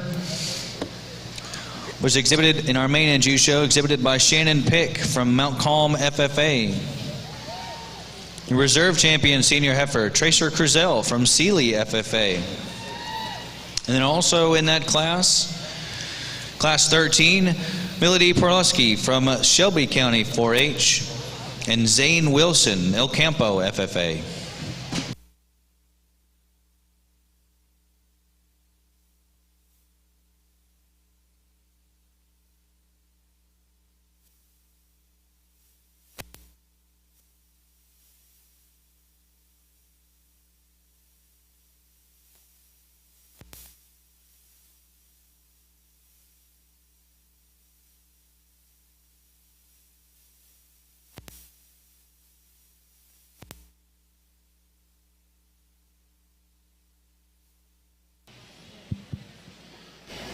a good lineup of females here in our second division of these Herefords, and I thought we had maybe just a little more give and take. We kind of had that in the first division as well, depending on where you want to set some parameters and priorities on what you want to do. I think this particular group comes down to a two-horse race, and the heifers out of Class 1 and Class 3 is where it boils down to.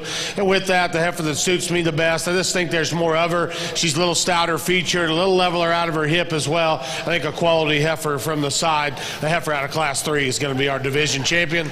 We're going to follow up with this heifer out of Class 1 to be our reserve in this division. Good set of females. Let's give these kids a good round of applause.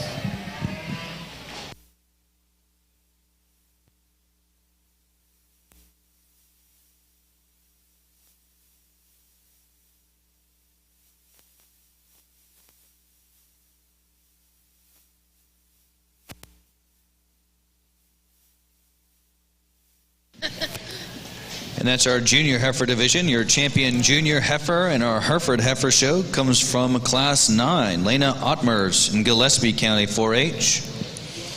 Your reserve champion junior heifer comes from Class 7 in Riley Harris from Kaufman County 4-H.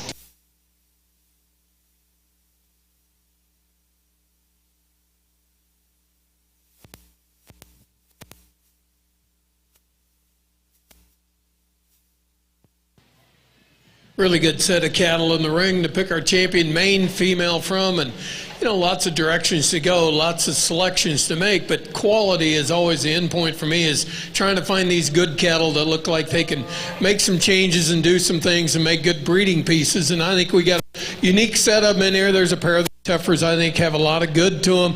Give these young exhibitors a nice hand, and we'll pick our champion in reserve. Congratulations.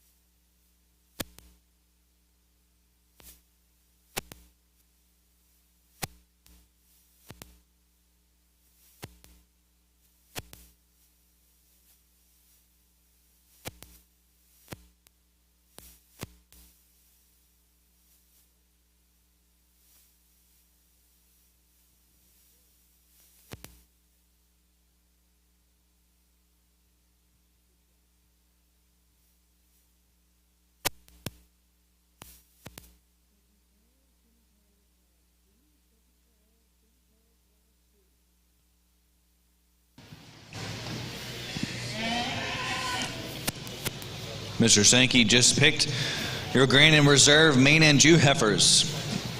The Grand Champion main and Jew comes from the Junior Heifer Division, exhibited by Jarrett Worrell in Mason County 4-H. Your Reserve Champion comes from the Heifer Calf Division, exhibited by Kennedy Kaufman in Galveston County 4-H.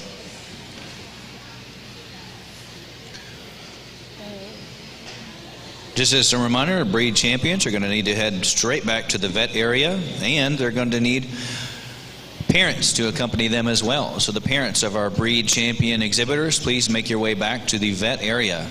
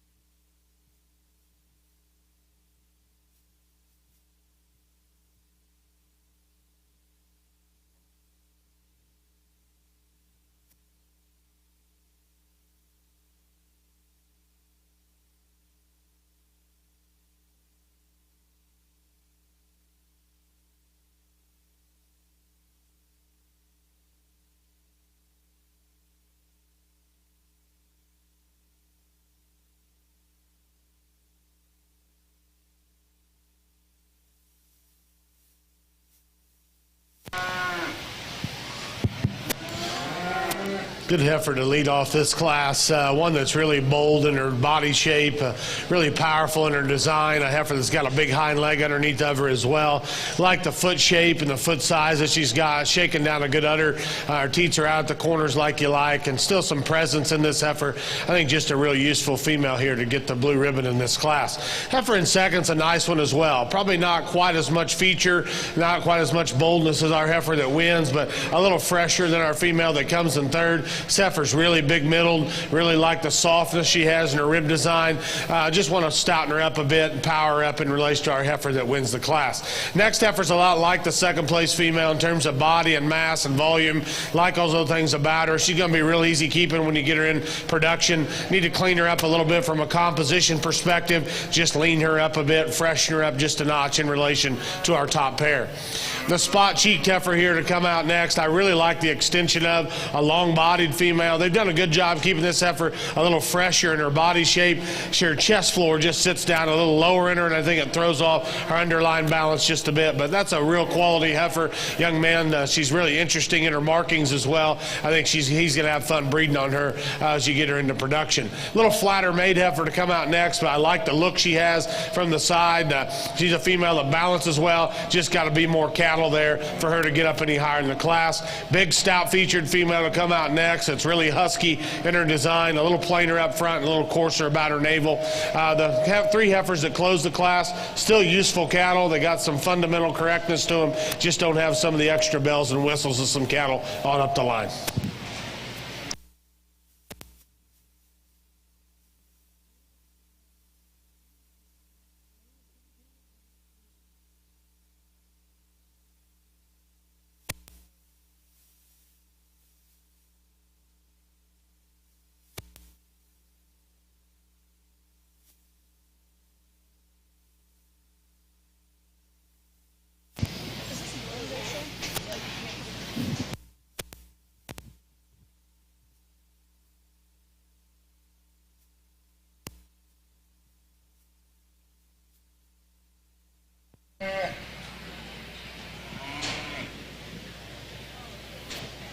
Really nice class of these Simmental heifer calves to start with, and the female that wins the class, I think she puts the most good things together. She is kind of big-bodied, kind of stout-made heifer. You know, she's not maybe quite as attractive up in her front end as compared to the heifer stands right behind her, but I think this female's sure maternal enough. I love her down at the ground. I like the foot and the bone and the substance she stands on. Lots of dimension from one end to the other. Just a pretty good female, I think, finds her way to the top. And then I think as we roll our way through these cattle, there's a little bit of options. We can go lots of different directions. For me, the heifer that comes as close to our class winner is going to be this young lady's Baldy that comes next. Female that just doesn't have quite as much to her when we compare to our class winner. She's definitely probably better necked. She's better in that, you know, from her shoulder forward, a little more attractive made, a little more extended up in her front end, but still I think she's got enough to her. Just doesn't have as much to her as that heifer does that wins a class. A lot of good in her. Young man's heifer that comes next. Female, it's kind of interesting. You know, she's standing still and you step off and look at her. You love that rib and volume, kind of that maternal look. She probably gets a little more refined when we get down to the ground. You watch her walk away from you. She's a female that doesn't track out as true and square as we'd like for her to. You know, she's a heifer that I think's got a lot of future. I think we just give her a chance, kind of see where she comes back as a heavy bred. I think she's a female that's sure got some future to her. Then we have a pair of these heifers, lots of quality to them, a lot of good, extra rib, extra volume. Young lady's heifer that goes out right now has just got a little more true dimension from one end to the other, carries out with a little more mass. Like the way this young man's heifer balances up. She's got a little bit of chest in her right now that's probably taken a little bit away from her, but good heifer that's got a lot of future. Then a nice pair that these young ladies follow out with. Just kind of give them a chance to mature, give them a chance to kind of catch up with these heifers that are ahead of them, give them a little more true dimension in them from one end to the other to get them on the front end. But good set of females all the way through. Congratulations.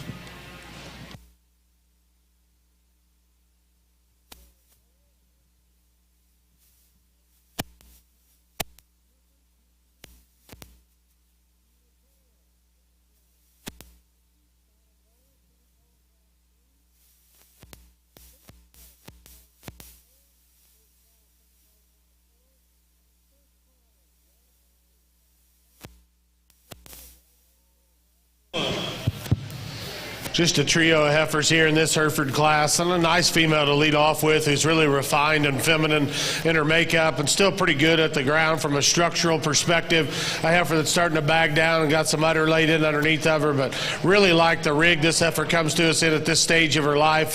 One that's still got a pretty tidy chest floor and still some femininity to her, so good quality heifer here to win the class. Nice heifer in second as well, maybe even a little bigger footed and heavier bone than our class winner.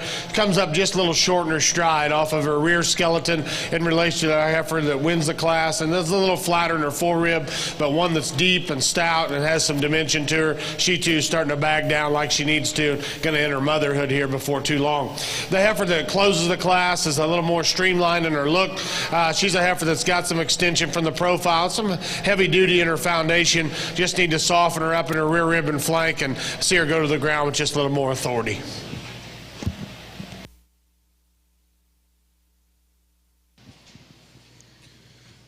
Thank you, Dr. Bloomberg. That was class 14 in our Hereford Heifer Show, led by William Tackett, Iola FFA, followed then by Luke Hamlin, Parker County 4-H, and Darcy Jernigan from Boss County 4-H.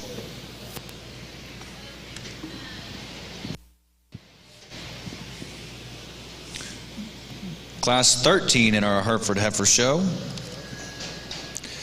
was led by Zeb Murphy from Hamilton County 4-H, followed then by Callie Harris, LaPointer FFA, then Adeline Cowling from Wise County 4-H, Holden Rader, Marion FFA, in fifth, Lila Seymour from El Campo FFA, then Emily Minshew, McLennan County 4-H, followed then in seventh by Mason Holland, McLennan County 4-H. Then Jillian Milam from Whitney FFA, Charlie Sukumo from Burnett FFA, and that's class 13. Over in our Simmental Heifer Show, we've got class 1 that was led by Braley Kidd, Floyd County 4-H, followed by Kaylee Peoples, Rockwall County 4-H, then Tegan Goebel, Brazoria County 4-H, Adeline Burkhardt from Sam Rayburn, Ivanhoe FFA, then Aaron Rixroad from Floyd County 4-H, followed by Sophie Bradshaw, Randall County 4-H, and seventh, Reese Pinkerton, ARP FFA. Get into our final class of Hereford females here. We got a pair here that's going to lead off the class. The cow is one that's got some depth of body, really good at the ground from a flexibility perspective. Her udder, you could probably balance it up a little bit, but then you look at the calf and he's big and stout, and her coupon's got some groceries to him, so she's obviously doing her job, so you don't want to take too much away from her. I like the fact that this cow is in production. She's got a big strap and bull calf at side. It's a nice way to lead off the class. The female that comes in second, you like her softness, you like her rib design. She's a heifer that probably doesn't look quite as far along as maybe what you might like at this stage of the game, but again, that's a management decision, so I don't fault them for that. I just like to see her have a little more udder development. She's not quite as nice up through her front end as our one that ends up leading off our class, but that's a good pair of Herefords here to close out a very competitive show.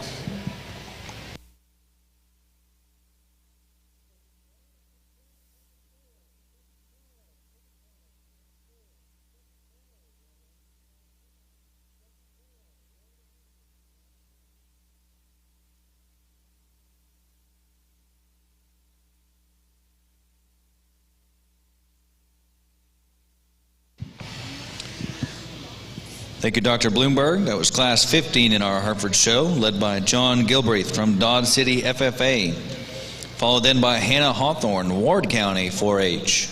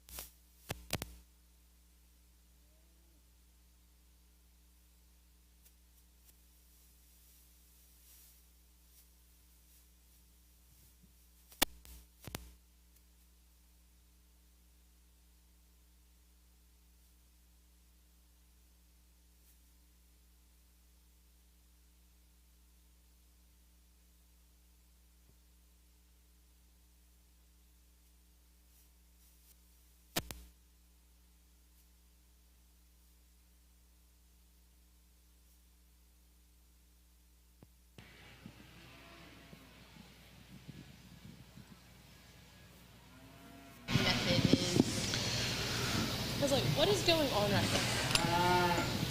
This girl in Really nice class of these Simmental heifer calves, and I think up on the front end, I think there's probably 3 of these heifers that have a lot of options and a lot of places you could go and the way you could start with. For me, I think the black heifer that wins the class, I think she's the one that just puts the most good things together for me. She's really long in her top, she's long in her hip, she carries out well into her tail head, carries down into that stifle with some real length and dimension. She balances up really nice, she's got some extra rib to her. Female, I think, just kind of finds her way as we work through these things. I think she's a little better on her right at her chest floor forward when we compare her to the red heifer. Love this red heifer. You know, the center portion of her body's as good as you can get. She's big rib, she's high volume, she's sound. She's a female that I think's got a lot of good. She's probably starting to show just a little bit of chest, gets a little shorter right up in that neck structure. Doesn't want to give the length that we have maybe on either side of her, but still really a good female that I think sure deserving of being on the front end. This heifer in third's kind of intriguing, and I think there's some things about her that you really have to appreciate that growth, you appreciate the performance, the rib, the dimension. For me, when we get her on the move, she just struggles off of her front end. She really wants to kind of get out of her shoulder. I think that extra bit of chest that lays in there probably restricts her a little bit. She just doesn't want to be as sound as we'd like for her to be when we watch her track out of here, get around the ring. Nice female that comes next, a heifer calf that probably starting to get a little more refined when we compare her to the 3 that stand above her. Doesn't want to have that true bone and substance. She gets a little more upright, I think, up both ends. She isn't quite as flexible down at the ground as we'd like for her to be. But I still think standing still, you appreciate her. We're going to get her out on the move. We're going to change her right in that pastern area. We're going to make her a little more flexible.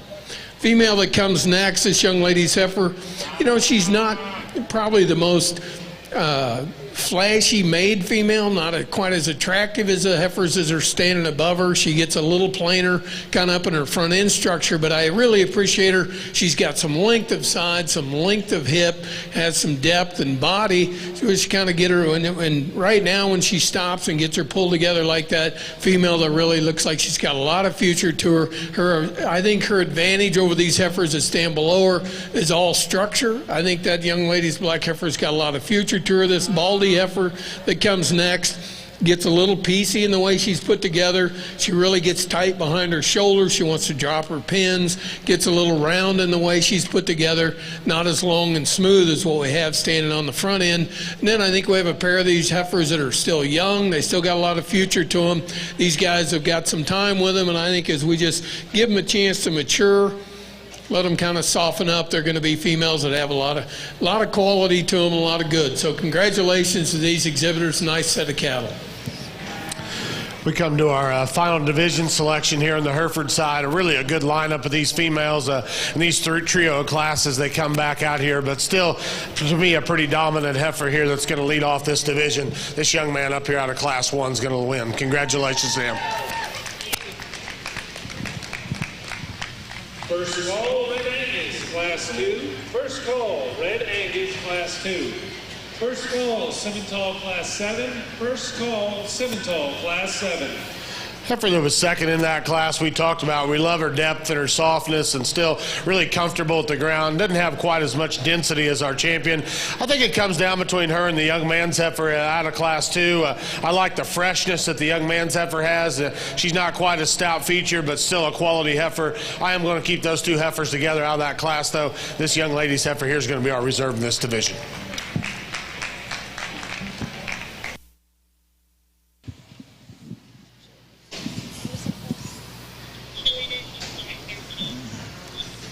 And your champion senior heifer from our Hereford Heifer Show, both of them come from Class 13. Your champion senior heifer comes from Zeb Murphy, Hamilton County 4-H. And your reserve champion senior Hereford heifer is from Callie Harris and LaPointer FFA.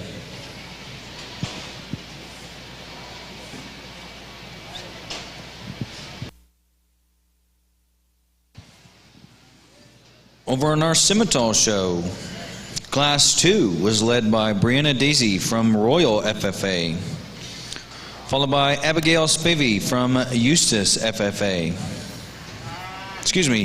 followed by Lena Ottmers from Gillespie County 4-H, then Abigail Spivey from Eustis FFA. In fourth, you have Carly Burks, Brownwood FFA, followed by Amy Vowles from Seagoville FFA. In sixth, Madeleine Ritchie from Commerce FFA. Then Derek Hempel, Victoria County 4-H, and Luke Siegman from Giddings FFA.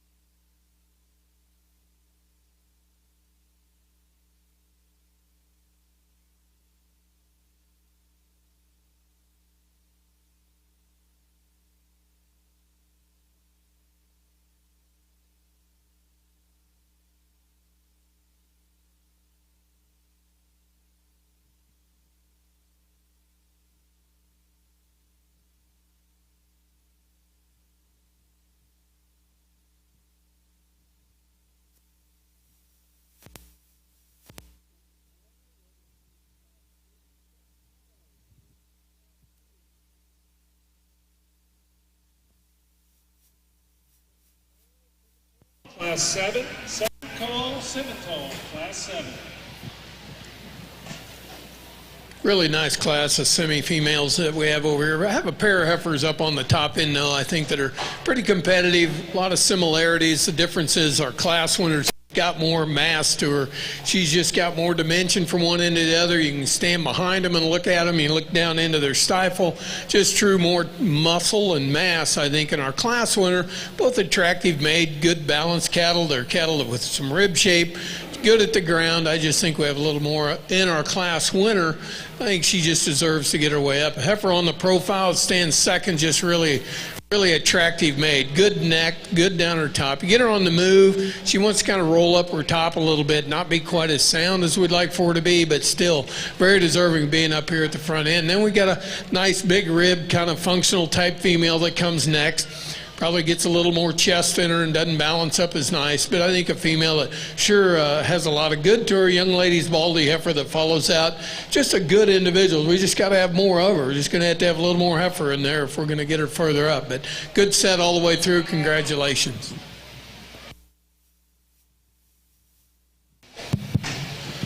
Really good lineup of these Herefords as they come back out here, and had some really good cattle come through the ring, and I thought some really competitive classes, and I'm pleased with these three as they get back out here. I think they're really fit together from a type and kind perspective, and then I think as you climb into them, the one that suits me though, just really overwhelming in terms of dimension and power and spread, and then still moves pretty well off both ends. This big heifer here is going to be our champion Hereford. Congratulations to him.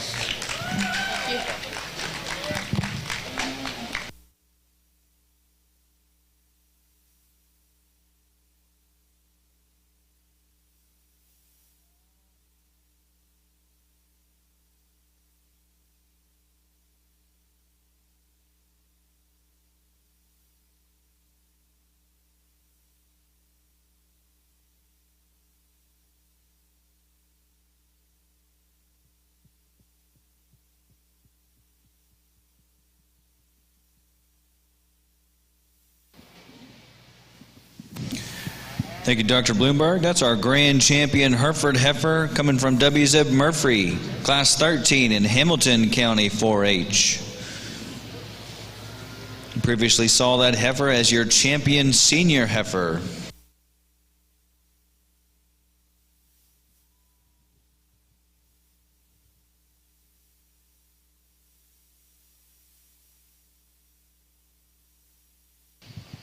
Your reserve grand champion Hereford comes from your junior heifer division in Lena Ottmers in Gillespie County 4-H.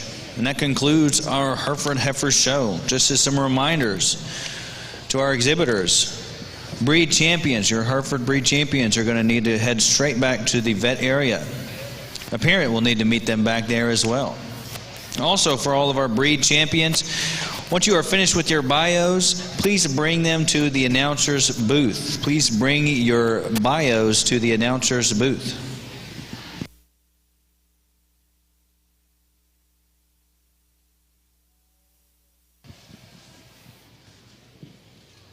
Some reminders for the remaining breeds. Our Red Angus show is next on our west side. Please make sure you have all your registration papers on you when you enter the arena. Again, this is a below and go show only. No product will be allowed on any animal. If we find some, we're going to send it back, and hopefully you can wash it out before your class goes in.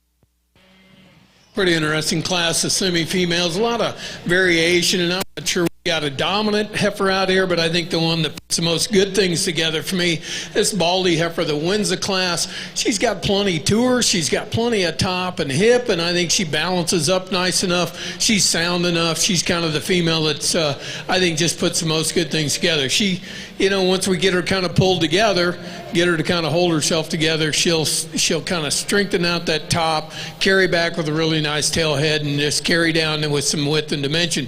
Young lady's heifer that stands second, pretty attractive to look at. You step back on the profile and you reach out and you think this is kind of one pretty easy to gather up and use. And then I think when we compare to the heifers that stand on either side of her, we realize just not as much to her. She gets a little narrower in her base, not quite as wide, not as bold sprung, not as much true mass as we have standing on either end of her. But I think from a structure standpoint, I think she gets herself into second around the big heifer that stands third.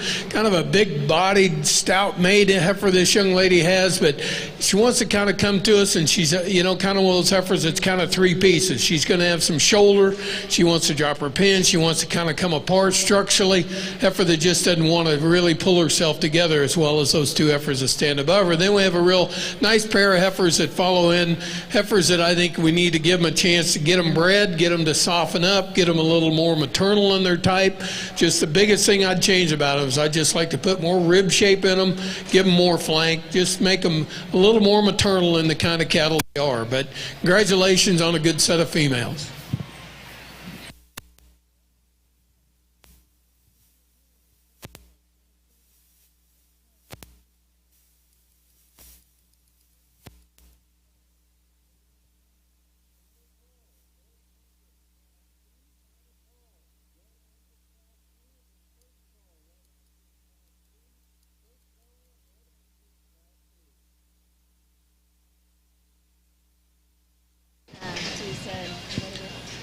Thank you, Mr. Sankey. That was Class 4 in our Simmental show, led by Tegan Goebel, Brazoria County 4-H. Then Taylor Groce from Snook FFA. Kayla Kimbrough from Trinity FFA. In fourth, Ileana Lopez, Seagoville FFA. And in fifth, Mariana Macias from Seagoville FFA. Class 3 in our Simmental show was led by Chloe Peoples from Rockwall County 4-H, followed by Abigail Spivey, Eustis FFA. Then Stephanie Maldonado from Seagoville FFA. And then Mackenzie McCullough, Austin County 4-H.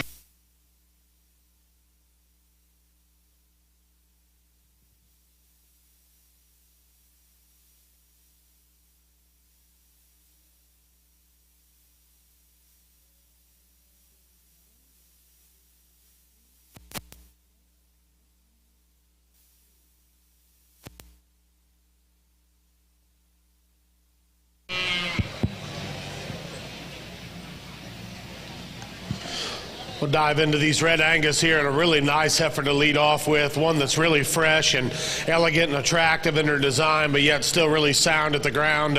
This heifer, I think, has got a bright future just in terms of that look that she gives you from the side, the elegance that she has, the femininity, and still a good running gear underneath of her. Nice heifer here to lead off this class. I think from there on you can do some different things. I think this heifer is the most like her in terms of having some look and some eye appeal, some stretch to her. Still moves pretty well. Not quite as good down in through her chin and the base of her neck as our heifer that wins the class, but I certainly like the way this heifer's made from the side.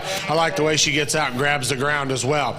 Probably a little more punch and ready to roll heifer to come in third in terms of body and mass and dimension. She gets a little straighter off the edge of her shoulder and a little coarser up and through her head and her neck and her chest there. I like to just peel a little condition off this heifer. You want to swap that pair and say she's a little more ready today, I wouldn't argue with you, but that's a good bodied heifer, just a little plainer up through her front end. A lot of stretch and length in the heifer that closed the class. She wants to close just a bit more down and through her base than her pin set, a little flatter in her rib design as well. Like to just soften her up in relation to the extra frame that she brings to the table, but I like the look and extension the heifer gives us, a quality presence from the side as well.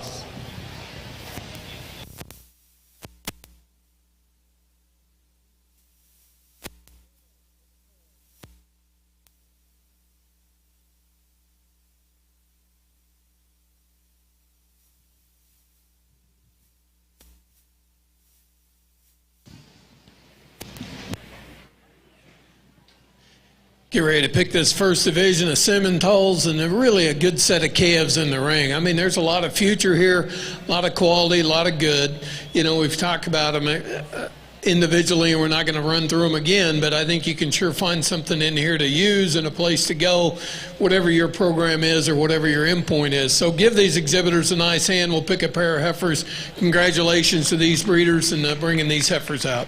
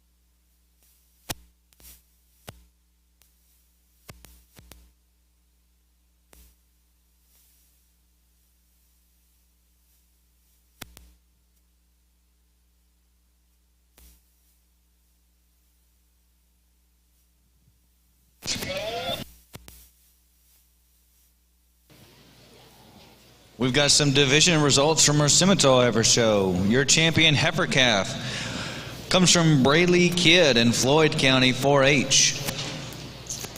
The reserve champion heifer calf also comes from Class 1 and is exhibited by Kaylee Peoples, Rockwall County 4-H.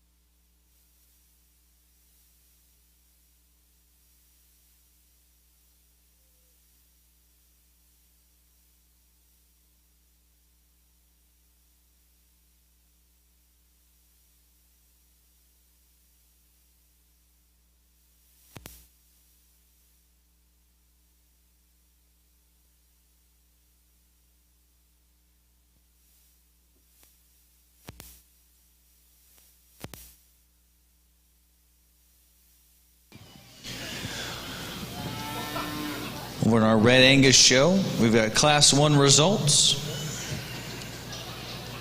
It was led by Braden Shipman from Johnson County 4-H, followed by Everly Shumway, Hayes County 4-H. Then you have Grady Taylor from Prairieland FFA and Keston Garrick from McLennan County 4-H.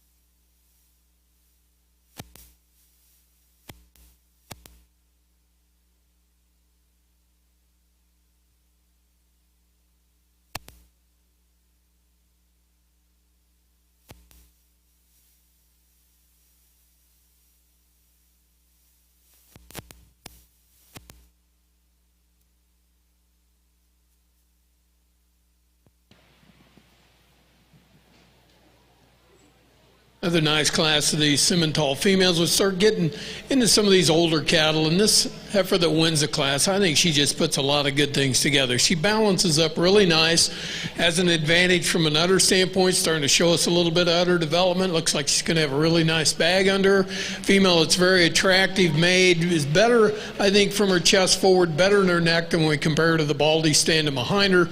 Female that sure got enough to her, and I think very deserving of winning the class. Baldy heifer that comes in behind us, she doesn't want to balance up. She gets a little deeper chest, a little shorter neck, probably has a little more width, a little more mass in her. She gets a little wider, I think, when we start looking down her top and into her hip, but she just didn't want to balance up.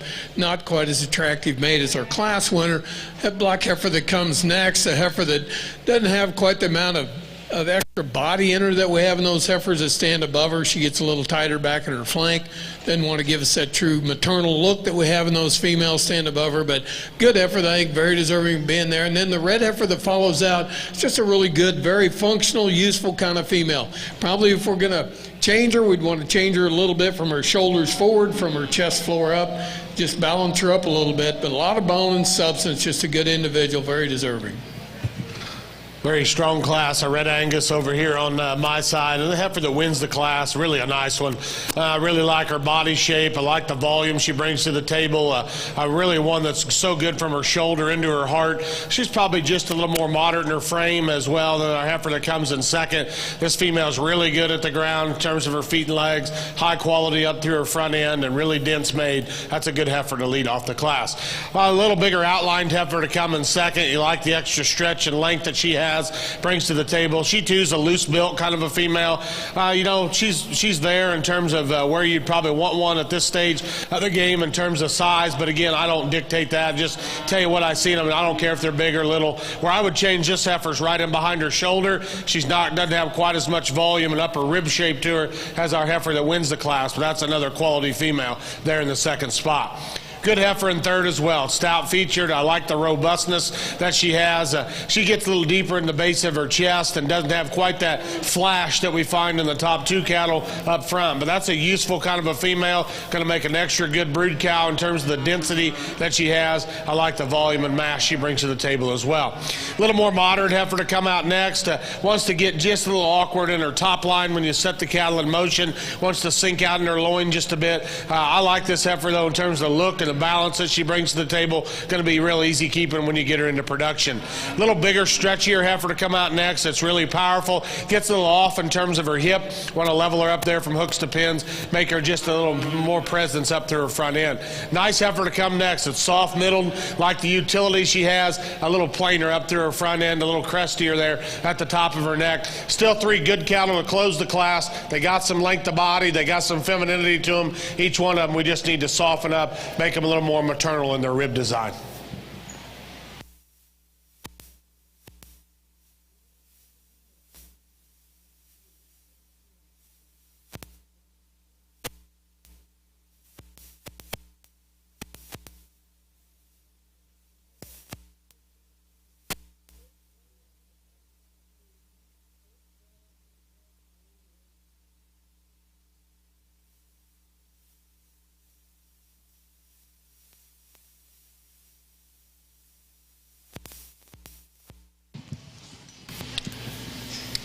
Thank you, Dr. Bloomberg. That was Class 2 in our Red Angus show, led by Braxton Hunt from Walker County 4-H, followed by Jackson Bragg of Bell County 4-H.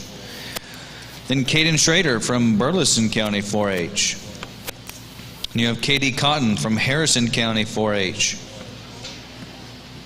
Presley Chabert from Bastrop County 4-H. Then Brandon Bergdorf from Giddings FFA. Kaylin Holscher from Runnels County 4-H. And 8th Crockett Gunther from Fayette County 4-H. And then Tanner Hoskins from Victoria County 4-H. Back over in our Simmental show, we've got Class 7 that was led by Darius Wilson, Brazoria County 4-H. Followed then by Clayton Kerlick from Samuel Clemens FFA. Then Raleigh Coco from Hayes County 4-H. And Jose Jimenez from Eagle Pass FFA.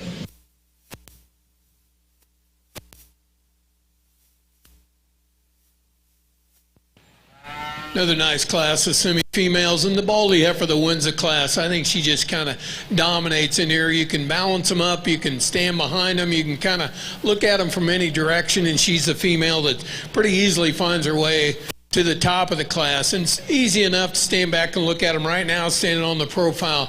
Look at them from their chest forward, and you can see our Baldy heifer's a little better right in her chest floor. She's better up there. Neck.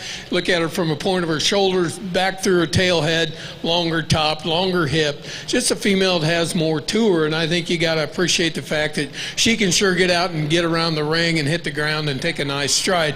Not to take anything away from this red heifer. This is a pretty good red female heifer that probably, if we're going to change her any, we talked about it, you know, she's got that extra bit of chest sits in there and it throws her out of balance. It doesn't make her quite as attractive as our class winner female. You'd sure like to just clean her up right in there, but have to appreciate the dimension that she brings to the ring.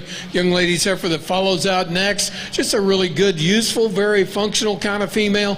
We compare to those two heifers standing above her. We're going to want a little more flank, a little more rib, and just a little more cow look to this heifer. Make her a little more flexible, but this is still a pretty good female. It's got a lot of future. Congratulations to all these exhibitors.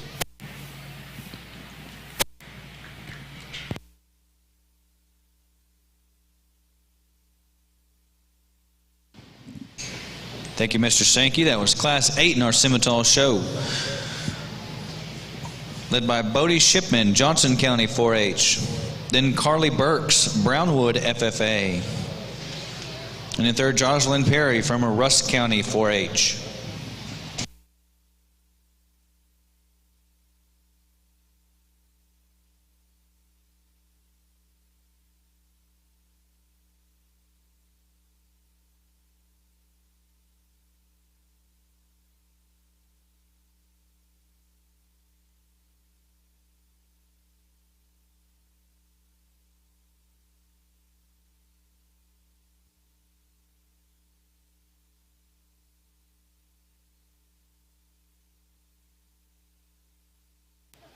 single entry in our August class, just a really functional type female, just a lot of maternal look to her.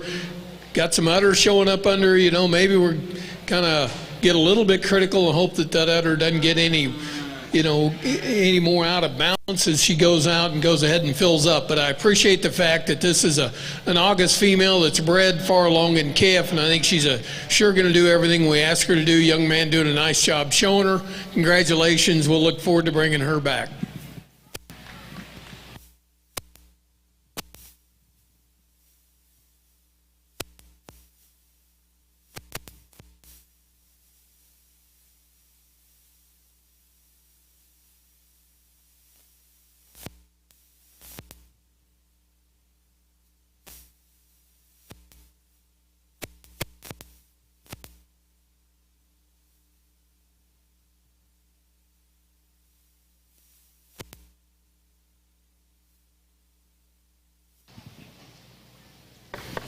That was a nice breakdown by Mr. Sinke in our single entry Class 9, Cooper Elliott from Burnett FFA.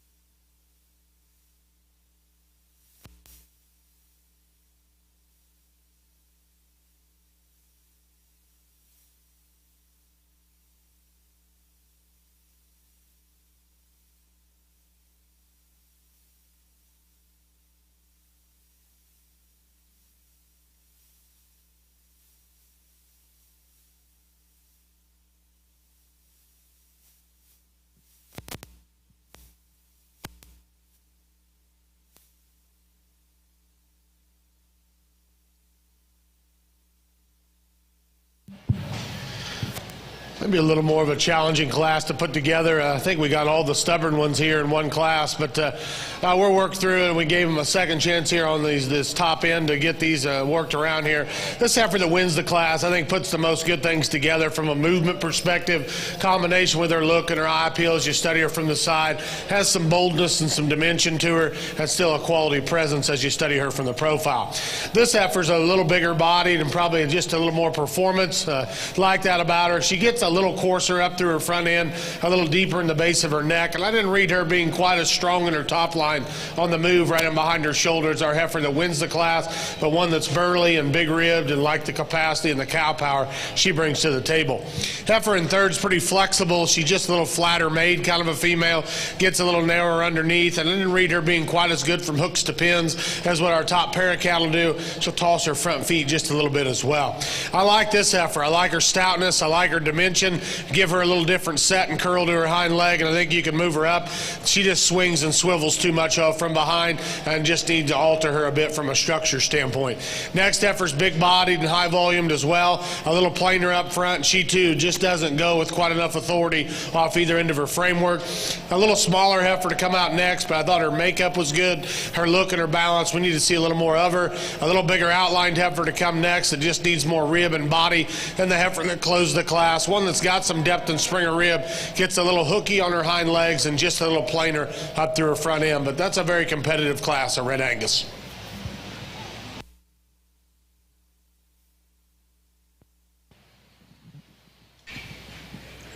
Another really nice class of these Simmental females. The Baldy heifer that wins the class, probably their biggest advantage. We start looking through these females. She's got a little udder development. She carries back in with a little more flank. Starting to see that she's more maternal in her type, and she's getting to that point where I think it's really starting to add to her. It really balances her out. It really gives her some extra depth and dimension. You know, she's got a tremendous amount of length. She's long-fronted, long spine, long-hipped. You know, when we compare her to the heifer standing behind her, she might be getting just a little bit thicker right in that throat. Maybe not quite as freak neck, but still, I think she's really maternal and really sound and functional. Very useful. Just a good female to start the class with. Young man shows us heifer in second. He gets everything there is to get out of one. I got to give him credit. One of the better stick guys we've had come through the ring. He can one down and give you all you're going to get out of her, make her look as good as she can look. And she's a good female. She just isn't quite as much to her when we compare her to that for standing above her. But got to congratulate this guy. He can really get one shown doing a nice job. Young lady that follows in does a nice job also. She's doing a good job. Her heifer just doesn't want to balance up like those two heifers above her. She'll want to break in her top, kick her tail head up. I will give her credit. She's probably got as much true natural muscle in her when you stand behind her and look through this female, but it just doesn't come in the same package as what we have standing above us. But good set of cattle. Congratulations to these exhibitors.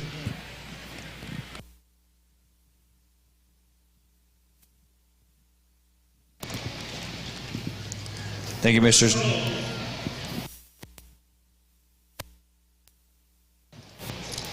First call, Simmental, classes 14 and 15. First call, Simmental, classes 14 and 15. Thank you, Mr. Sankey. That was Class 10 in our Simmental show, led by Kennedy Ashhorn, Washington County 4-H, followed then by Case Travis, Thorndale FFA, and Mackenzie Rice from Huffman FFA. Class 3 in our Red Angus show was led by Radford Lewis, Jack County 4-H, followed then by Carter Holton, Cisco FFA. In third, Casey Holton from Cisco FFA. In fourth, you've got Caden Smith from Lavaca County 4-H. Then Jolie Hardy from Madison County 4-H. Riley Summerlot from Luling FFA. In seventh, Lacey Tinney from Tarkington FFA. And finally, we've got Clara Holscher from Ballinger FFA.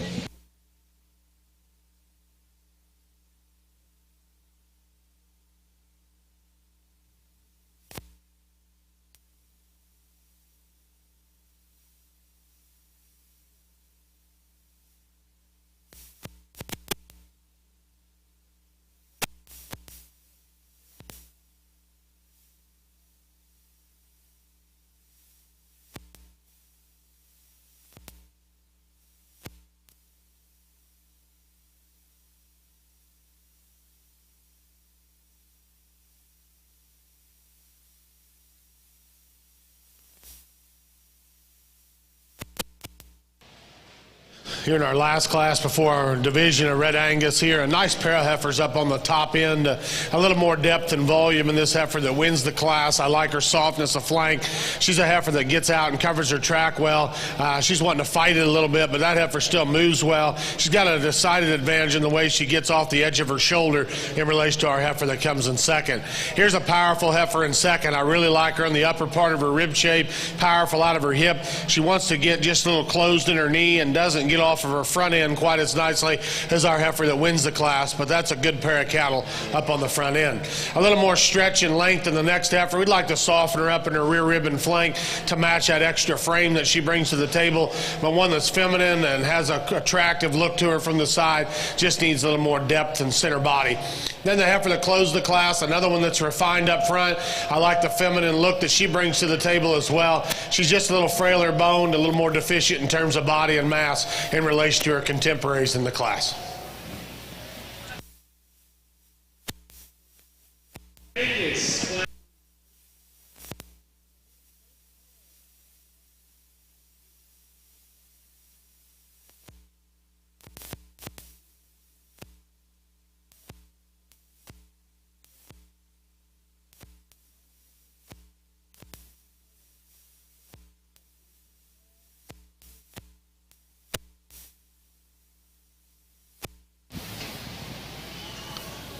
Thank you very much, Dr. Bloomberg. That was Class 4 in our Red Angus show, led by Arbery Atkinson, Gonzales County 4-H.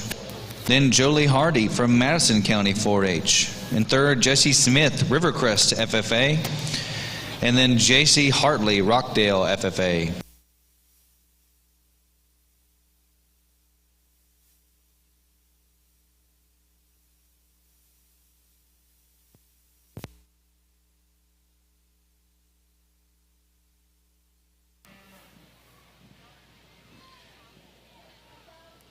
Picked this division champion of Simmentals and just a good lineup, a really good set of class winners.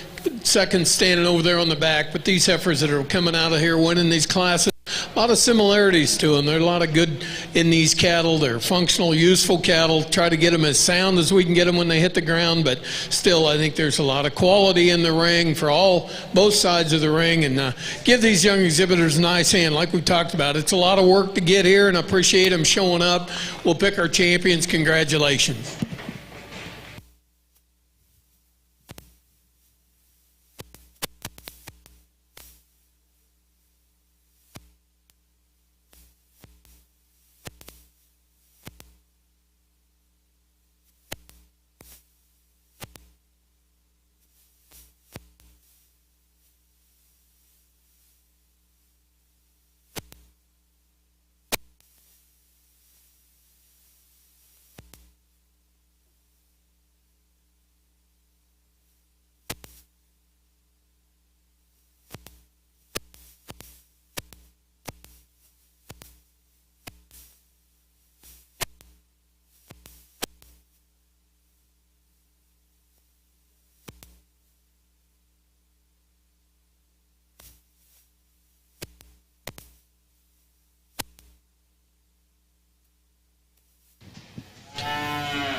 And that's our junior heifer division in our Simmental show.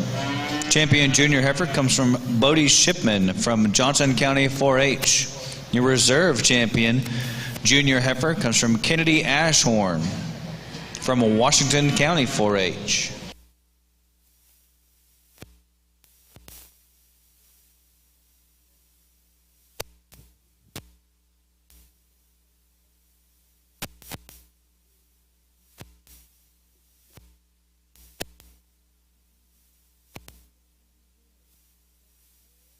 For the Simmental Cat Division Champion and Reserve.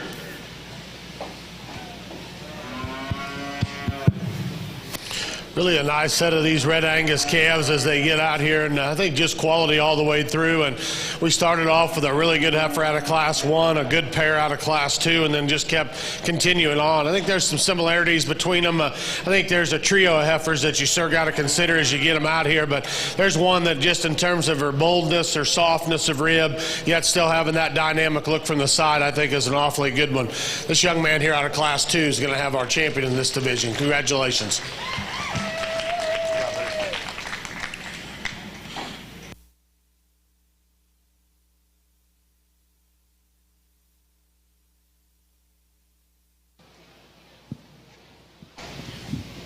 And that's your champion heifer calf from the Red Angus show, exhibited by Braxton Hunt in good old Walker County 4-H.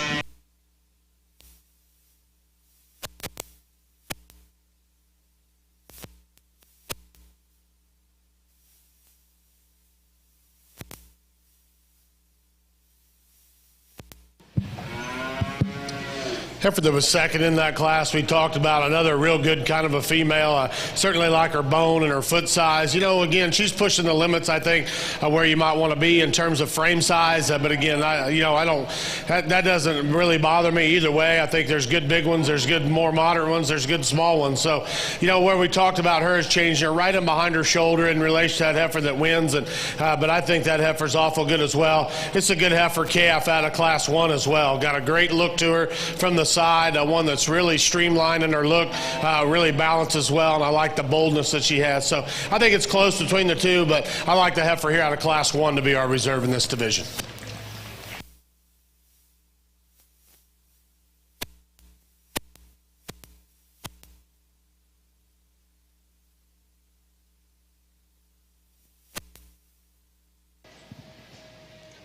And your reserve champion heifer calf in your Red Angus show comes from Class 1, Brecken Shipman in Johnson County 4-H.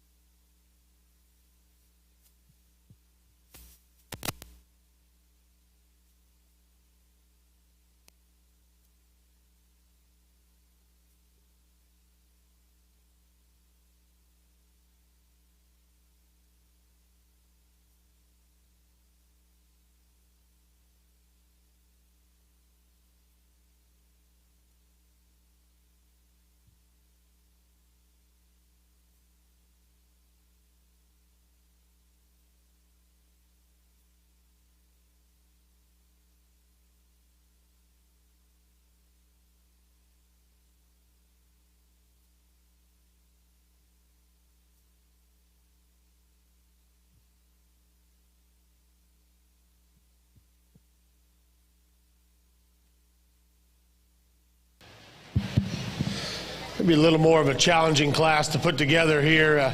This heifer that leads off the class that the young lady has. Pull her out here. Hey, pull her out here.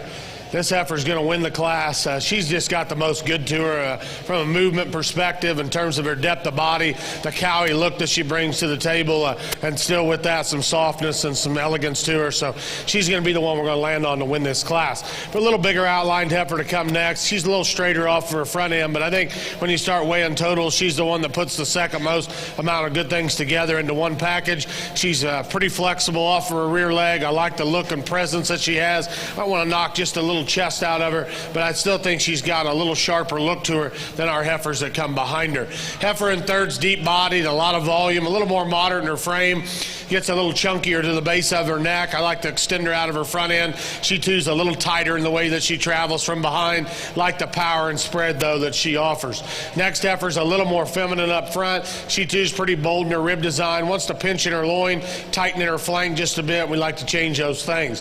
The next heifer's got a good look to her. I just wish there was more heifer here, a little emptier middle, doesn't have just as much volume and mass to her. I like the pattern, the presence this heifer has. I just wish there was more cattle there in terms of density and stoutness. Next heifer is a little bolder bodied. She gets in trouble for me when you set her in motion. She's a little stiltier off either end of her framework. Next heifer's big bodied. She too's got to move just a shot better than the heifer we closed the class with. Has some look to her from the side. She's the one that probably struggles the most off either end of her skeleton. Like to just stouten her up a bit.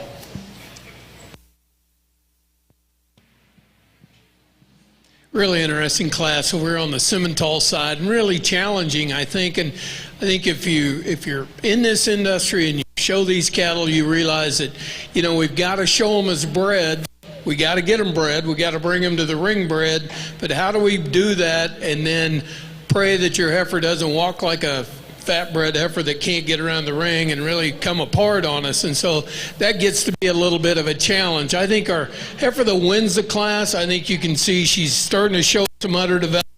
She has got some production down the road. She's getting there. You know, and I'll be real honest with you, she first comes in the ring and I look at her, she doesn't really just jump out and grab me. But the longer we go and the more we watch them walk and the more we let them stand and you work your way through these cattle, this is a heifer that just puts a lot of good things together. She's as good chested, good necked as anything we have in here, but she's still really maternal in her type. She holds her top well. She's good at her shoulder all the way back. She carries down with plenty of rib and volume, and you walk her around the ring, she's going to track around the ring with some width, but still cover her tracks and still hold herself together and not get outside of herself. This Baldy heifer that comes next, really flashy to look at, a heifer that, you know, if we're going to pick on her to balance her up, we're going to take that chest out of her, we're going to change that front end from her shoulders back. We really appreciate her. She needs to be maybe just a tick further along in production if to really make us realize that, you know, she's going to make a nice cow. But right now I think she finds her way up here on the front end, just kind of puts the most good things together. Black heifer that comes third, she really throws herself out of balance with that extra bit of chest she has in her. It sets up there. It's the first thing you see. It's hard to get past that. And then I think she's one of those, again, that we need to have a little more production orientation to her. She needs to be show us a little more udder development, make her look a little bit more like a cow. This black heifer that this young lady has, I appreciate the udder development that she has. Just like her and the heifer that stand behind her, you can tell they're heavy breds.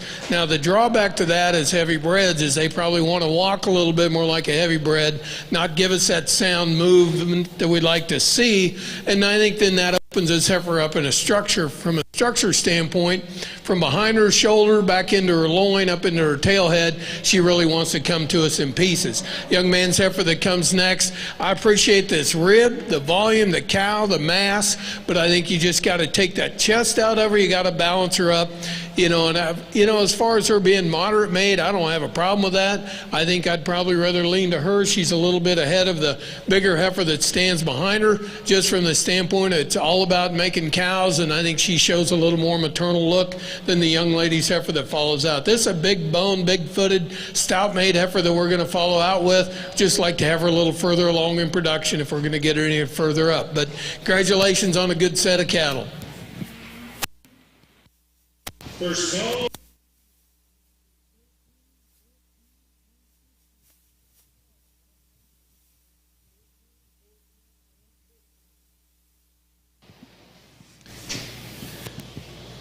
Thank you, Mr. Sankey. That was Class 13 in our Simmental show, led by Sophie Bradshaw, Randall County 4-H. Followed then by Kaylin Freitag from Flatonia FFA. Then Cash Dale, Rains County 4-H. And you have Emery Dornack from El Campo FFA. Followed by Shay Siegmund, Giddings FFA. And Brianna Newman from Upshur County 4-H.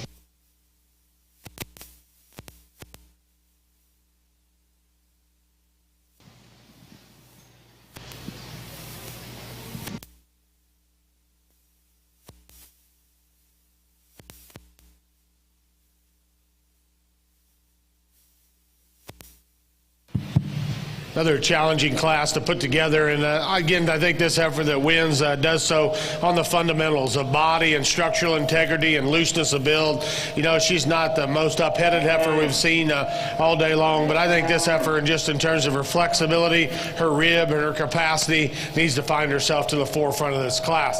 The heifer in second is the one that you like when the cattle stand in terms of the presence that she has. She's very eye-appealing in terms of her design and her makeup. Problem is, when we set them in motion, she just swivels off of her rear end too much. She gets high on her top, tentative in the way that she grabs the ground. We could change her structure. I think it changes the dynamic of the class. That's a good-looking heifer. We just got to alter her skeleton. You want to swap this pair. I want to say this heifer was a little cowier, a little looser, and then you set her in motion. She too wants to crunch up on her pastern there and just doesn't have quite the flexibility. I saw a little more look in the heifer that went out in second. I like the depth of body, the volume, and the easy keeping look this heifer has. She too's got to move a little better, a little plainer up through her front. Next heifer's got a sharp look about her. We just got to see more heifer here, and again, we got a trio of them that struggle a little bit more structurally. She wants to flag her tail head up. I'd like to set that down and just soften her up all the way through to climb her up any higher in this class. Interesting group.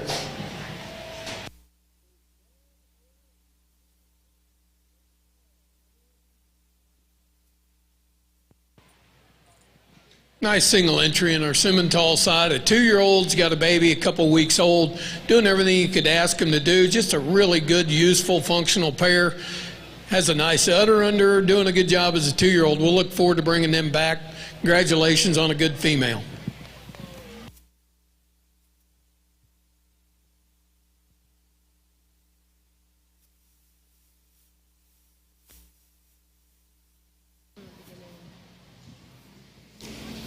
Very nice pair coming out of Class 14, exhibited by Bailey Hardy in Kaufman County 4-H. That's in our Simmental show.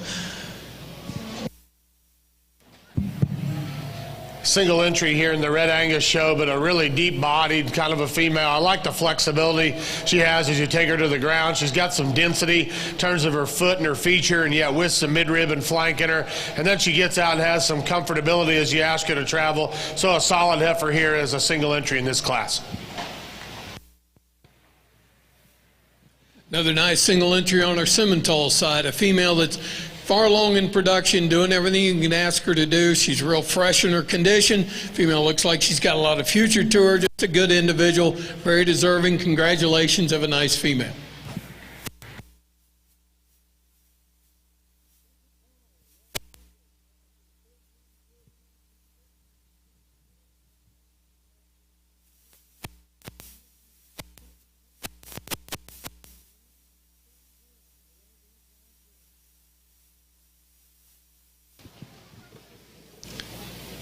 That was another single entry, Class 15 in our Simmental show, exhibited by Hannah Vincent Dam from Hayes County 4-H. Over in our Red Angus show, we've got Class 7 led by Aubrey Atkinson, Gonzales County 4-H, followed by Hallie Murray from Burnett FFA, Riley Sills from Pato FFA, Kaylin Hosher, Runnels County 4-H, Akiana Torres from Nolan County 4-H.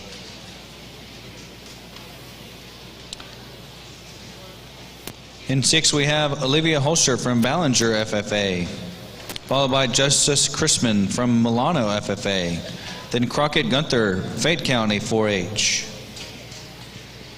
Class 8 in our Red Angus show was led by Carter Holton, Cisco FFA, followed by Darren Beal, Commerce FFA, Michaela Stutz from Tarkington, FFA. And in fourth, Demetrio Luna, Ballinger, FFA.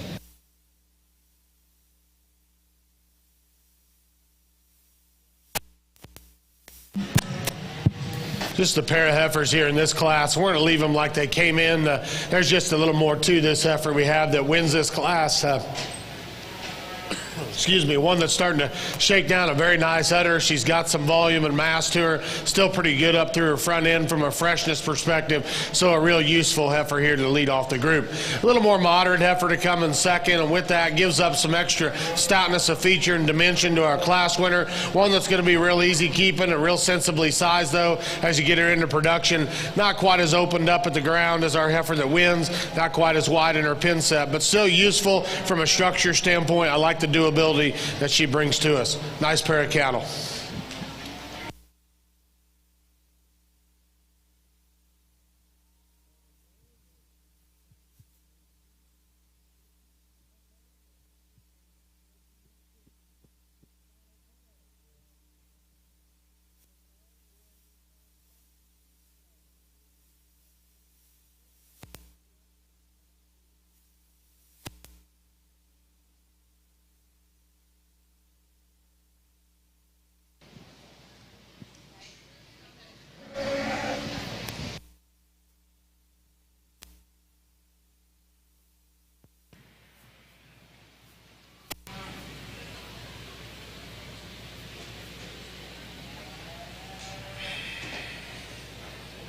Get ready to pick this division champion of Simmentals, and we're kind of getting into these older females, the ones that are kind of getting to that point where they're showing us some udder development, or they've got a calf at side, they're doing what we expect them to do, and so I think that's to their advantage. I think we can see that we've kind of got young cow prospects standing in the ring. So congratulations to these exhibitors that have brought these cattle out.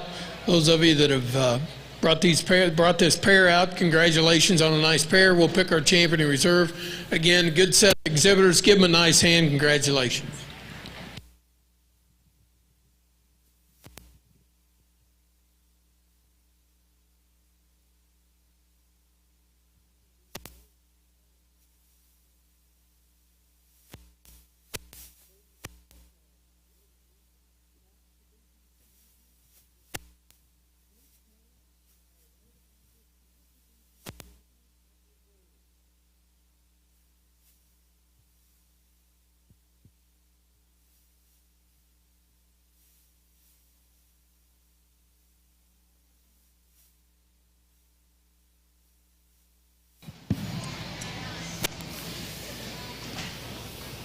That was your senior heifer division.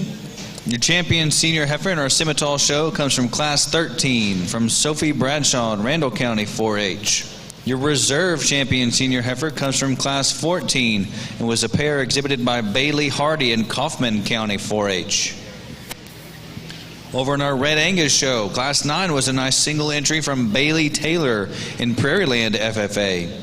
Class 10 lined up with Faith Jackson from Friendswood FFA in first, followed by J.C. B. Allen from Wildorado FFA.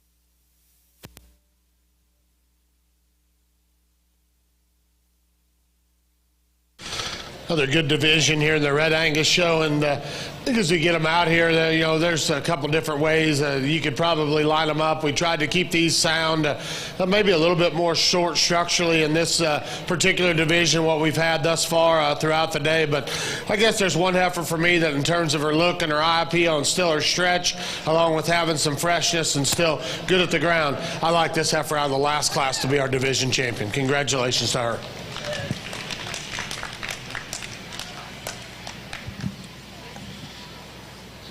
little more moderate framed heifer to come that was reserve or second in that class, and certainly still like that about her. The heifer that suits me second best, though, I think in terms of quality, having a good look and still soft in her rib design, I like this heifer up here out of class 1 to be the reserve in this division.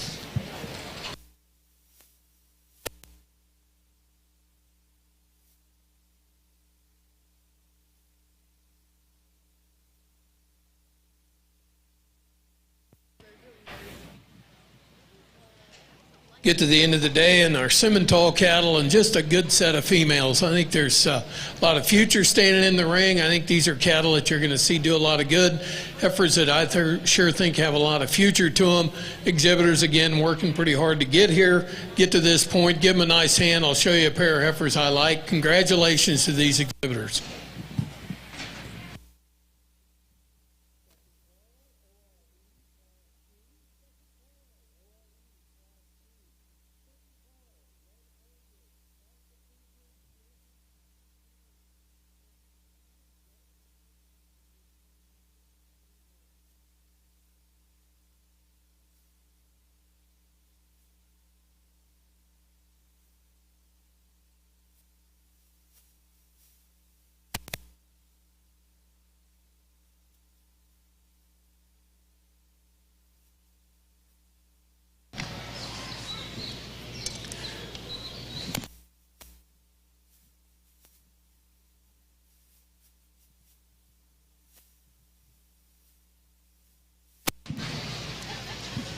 And that's your Simmental Heifer Show. Your grand champion Simmental Heifer comes from Bodie Shipman in Johnson County 4-H, showing out of the Junior Heifer Division.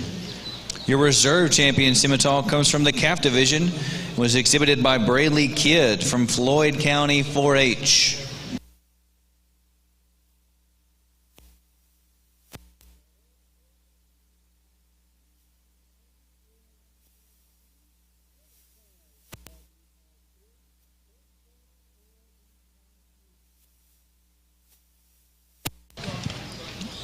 Back over in our Red Angus show, Dr. Bloomberg selected the junior champion heifer calf coming from Faith Jackson out of Class 10 in Friendswood FFA. Your reserve champion junior heifer calf comes from Aubrey Atkinson in Gonzales County 4-H.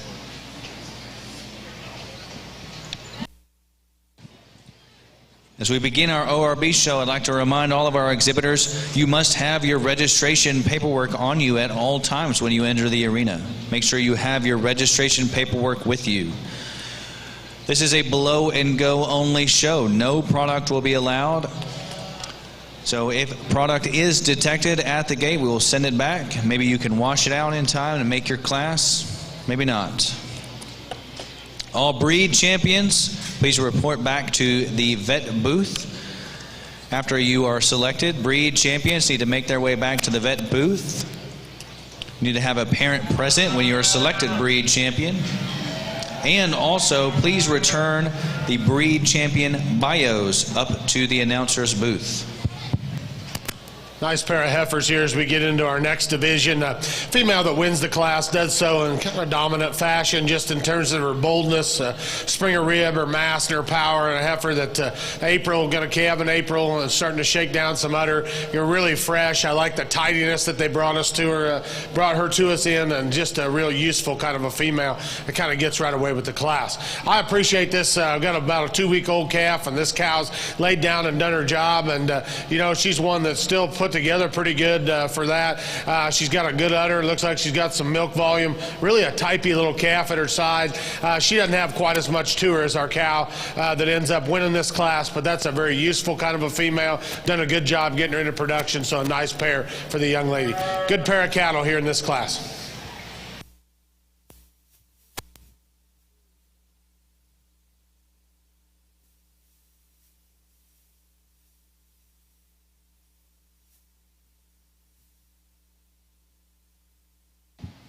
Thank you, Dr. Bloomberg. That was Class 13 in our Red Angus show, led by Chloe Peoples from Rockwall County 4-H. Then Paloma Ortiz from Elgin FFA.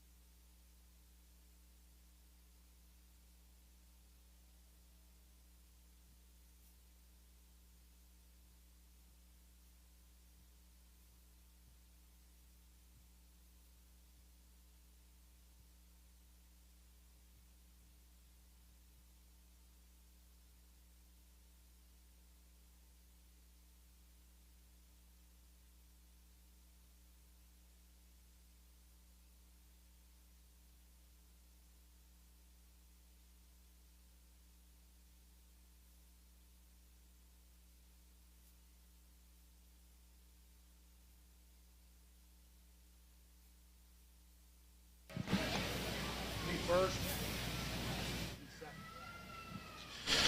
Another really nice pair, two pair here in this class. This dark red cow that leads off really a lot of tour in terms of volume and mass and utility.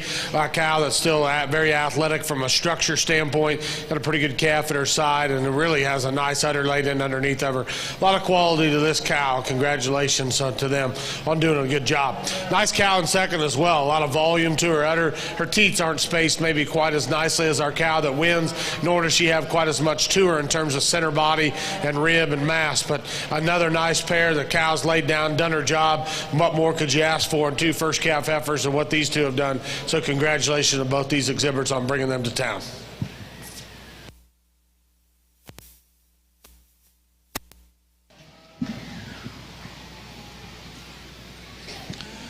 First call.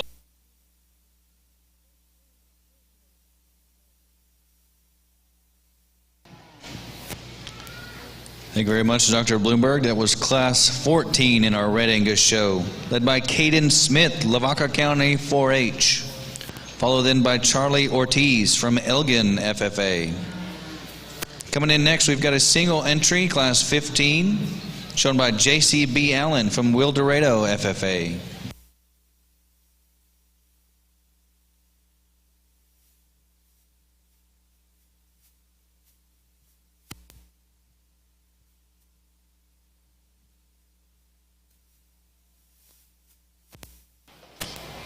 Got another single entry here to close out our Red Angus show, and a lot of pairs in this last division, but those cattle have done what they should. They bred them up early, got them to calve before or right at 2 years of age, which is good. Another very refined, feminine, attractive cow that's really good up through her front end and has some strength at top. The calf's big and bulky, so this cow's doing a good job, obviously milking. So another nice pair. We're going to get them, study them closer here in our divisional lineup, but congratulations to them on doing a very good job.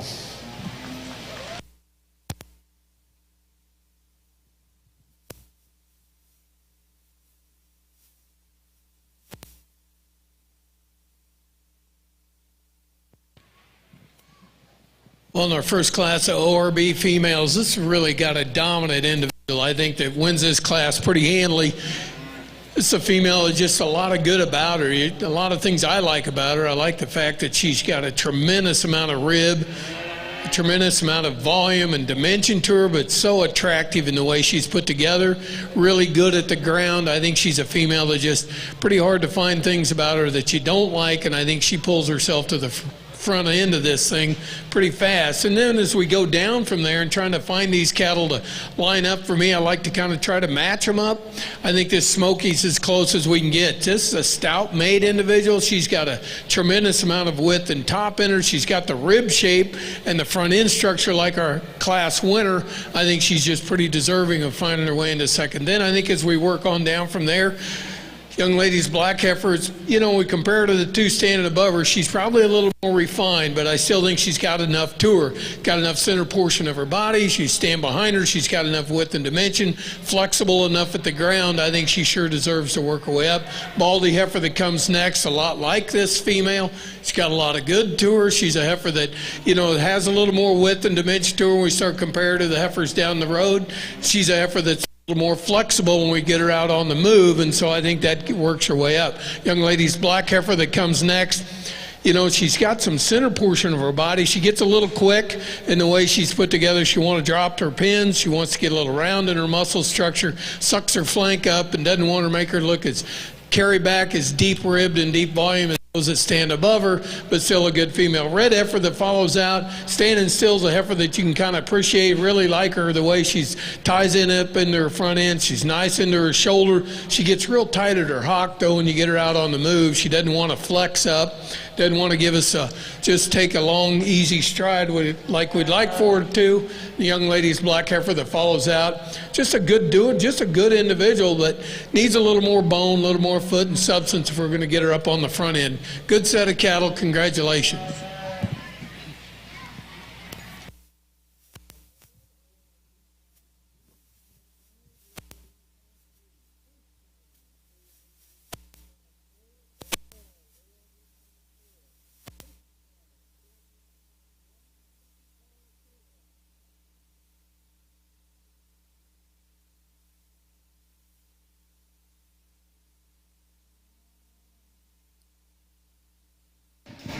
Maybe he's one of their, like, helpers.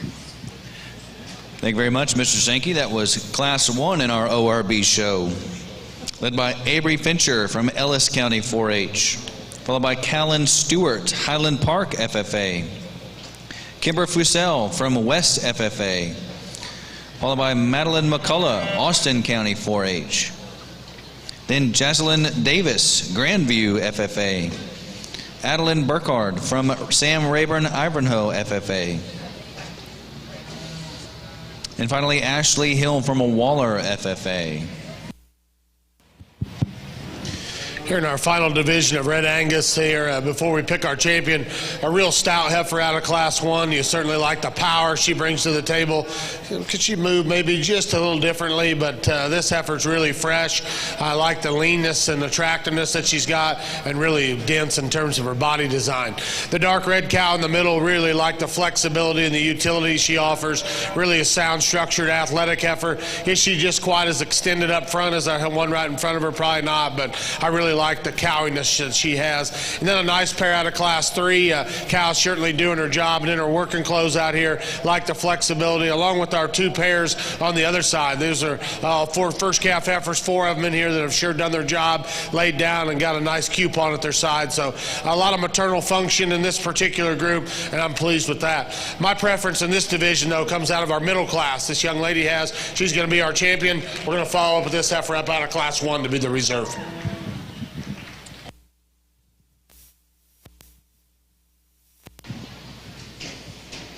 And your champion senior Red Angus comes from Class 14, exhibited by Caden Smith from Lavaca County 4-H. Your reserve champion senior heifer in our Red Angus show comes from Chloe Peoples in Rockwall County 4-H.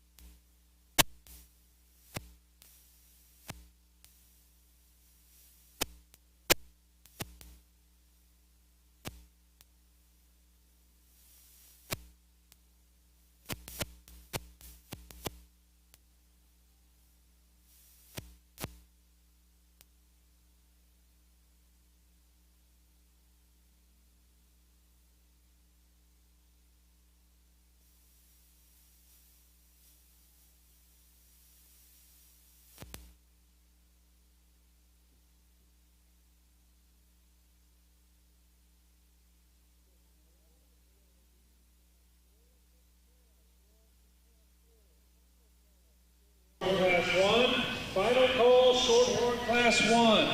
First call, Shorthorn, Classes 2, 3, and 4.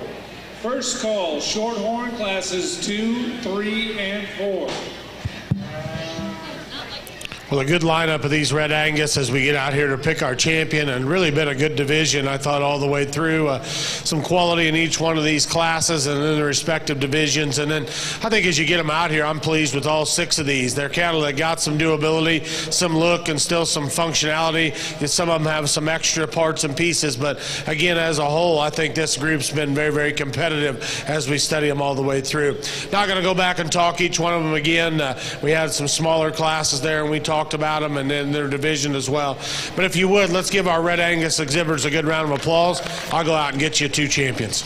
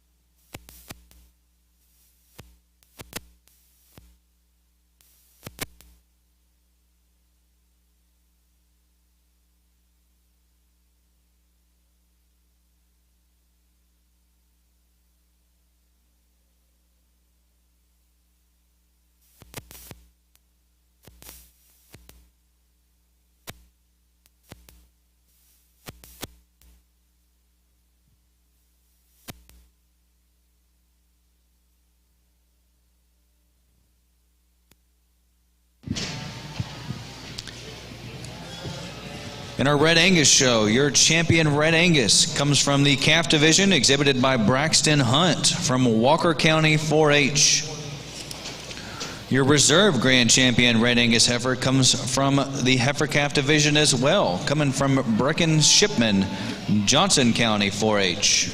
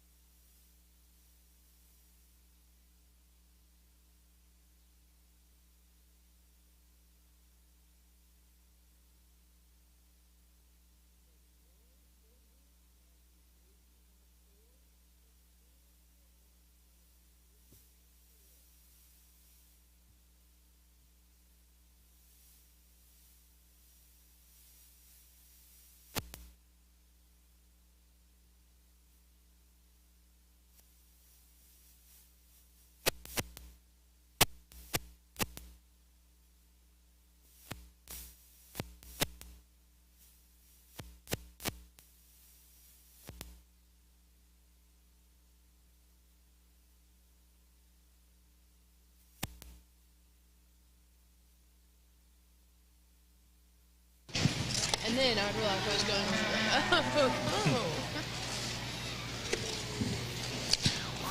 We've got our update on our breed drives.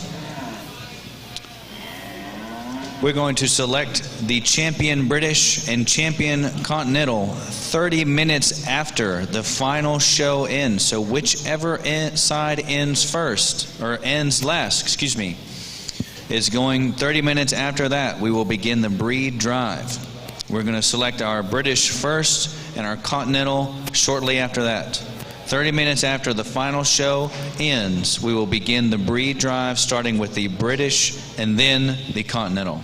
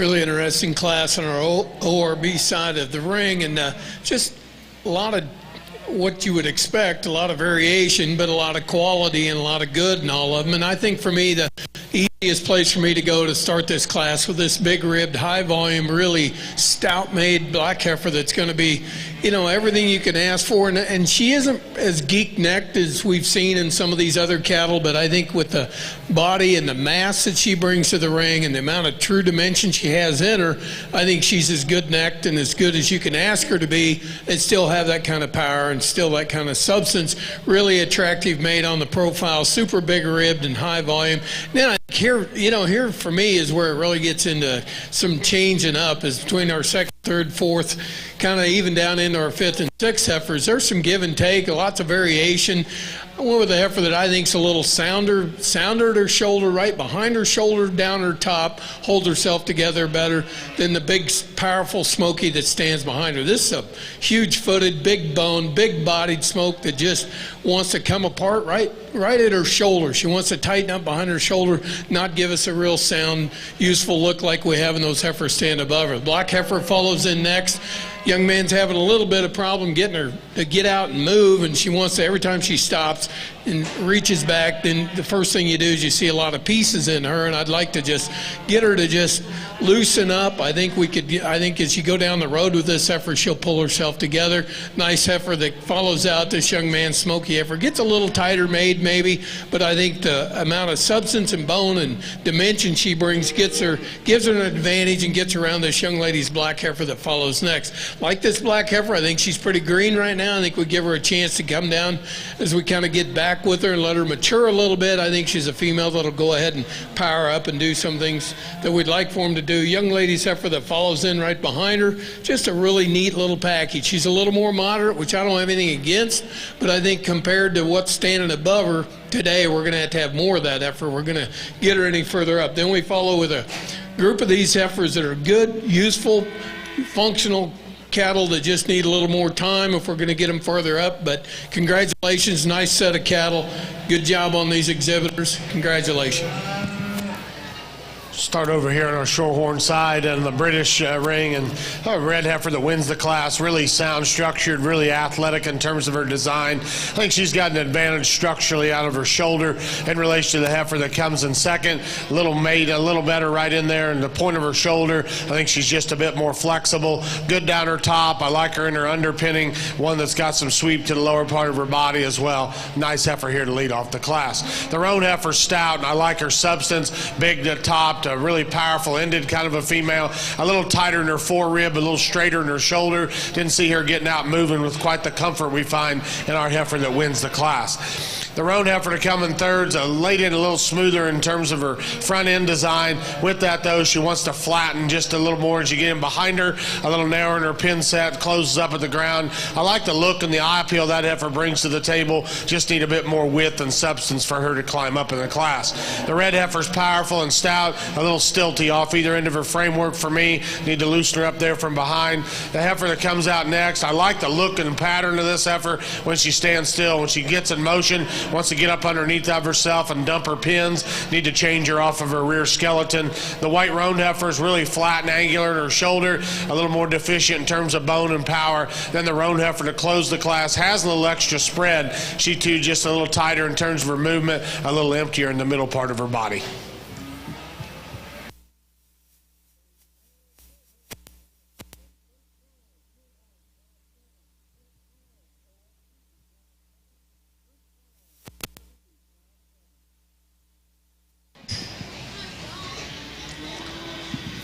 Very nice way to start our Shorthorn show.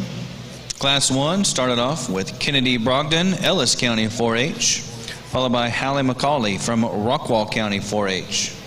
In third, you have Audrey Ivy, Eastland FFA. Then Aubrey Douglas, Trenton FFA, followed by Addison Douglas from Trenton FFA. In sixth, Bailey Taylor, Prairieland FFA. And finally, Ronnie Moore from Hamilton FFA.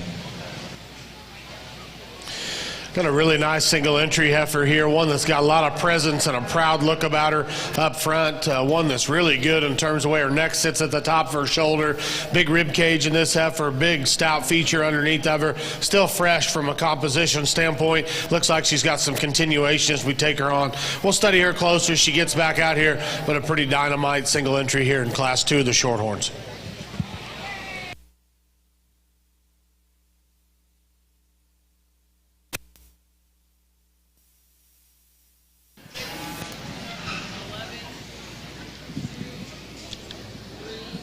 Very nice breakdown from Dr. Bloomberg on a Class 2 single entry exhibited by Nolan Hunt from Walker County 4-H.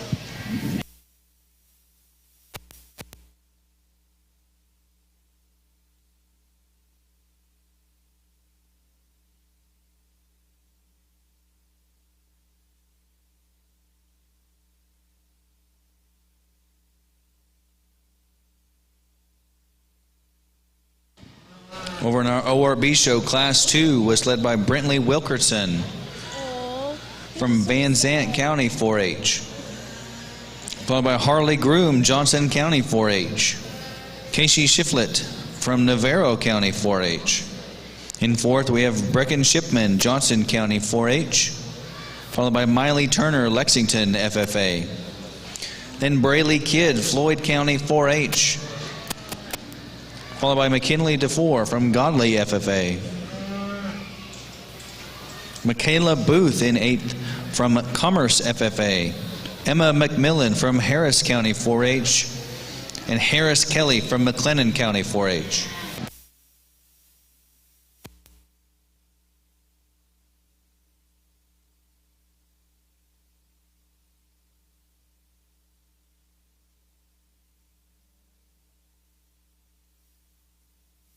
Second call, Shorthorn, Class 7. Second call, Shorthorn, Class 7. Second call, ORB, Class 7. Second call, ORB, Class 7. We got just a little more mass and volume here in this white roan to lead off this class. A lot of capacity to this female. Really like the midrib and flank that she's got in her, and still adequate in the way that she travels. One that's got a presence about her. And again, we're going to have a nice division here in a little bit. Another good solid class winner. I like the red heifer in second as well. She's sound and real mobile. A little flatter in her rib design, maybe just a little more peaked in her top shape compared to our heifer that wins this particular class. But a real elegant kind of a female. Got a nice look about her. Just need to see a bit more horsepower in her in relation to our class winner, but two good heifers in this group.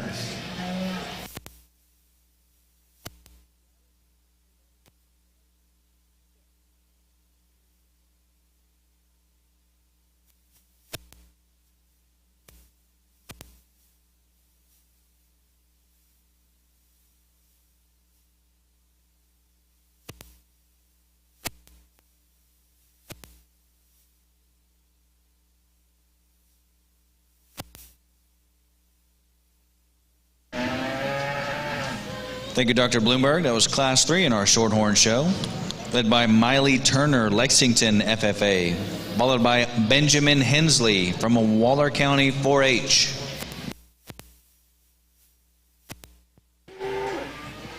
Final call, Shorthorn, Class 7. Final call, Shorthorn, Class 7.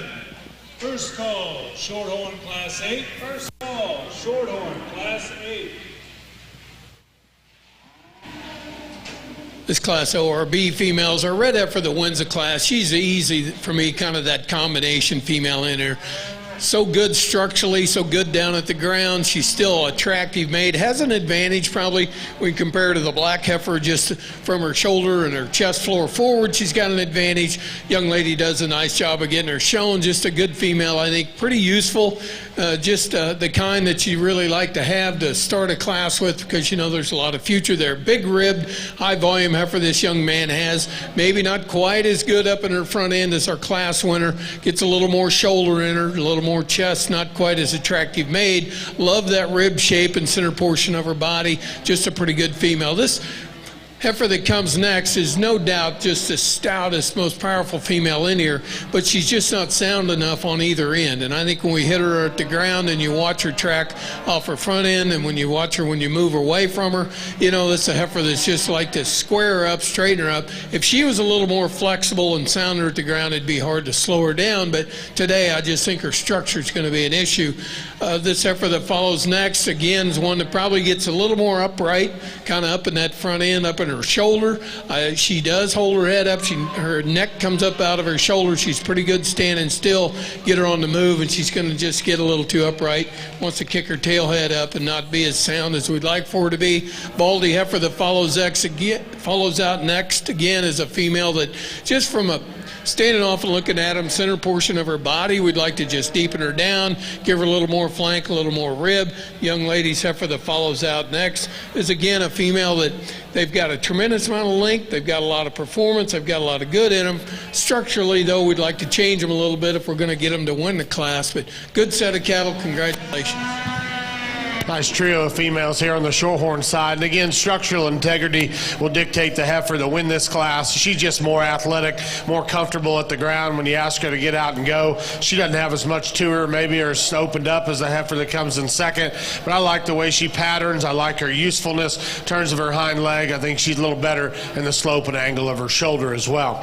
The heifer in second does have more to her in terms of mass and power. She's a little more dimensional kind of a female as well. Comes up a little short in her stride and a little hesitant off of her front end. I like just loosen her up from a structure standpoint to buy a switch in that particular group. The roan heifer to come in third is a really stout featured female in terms of her foot and her bone work, a little emptier middle and wants to close up on us just a little more in relation to our top pair of cattle.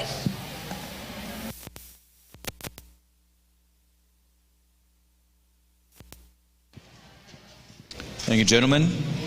You just heard Class 4 in our Shorthorn show, led by Trinity Jones, Commerce FFA, followed by Gabriel Malone, Wills Point FFA, and then James Berryhill from Scurry Rosser FFA.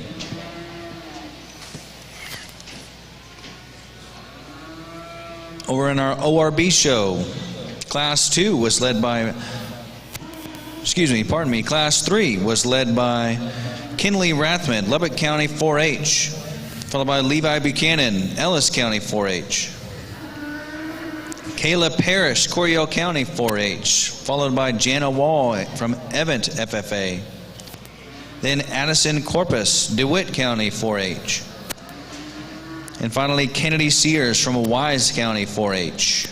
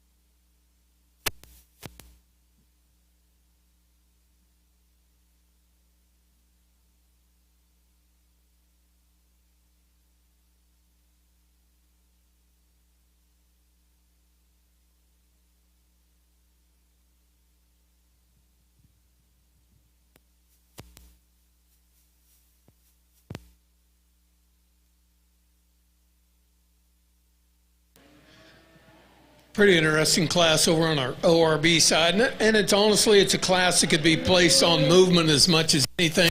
Black heifer that wins the class, by far the soundest moving female we have in here, right at her shoulder, right down to the ground. She's sound, she's structurally correct, she's good when we get behind her and watch her walk away from us. Real advantage she has over the smoky heifer is just in the way she's built up in her front end, from her shoulder to her knee down to the ground. She's long term. I think she's a female that's got a lot of future to her.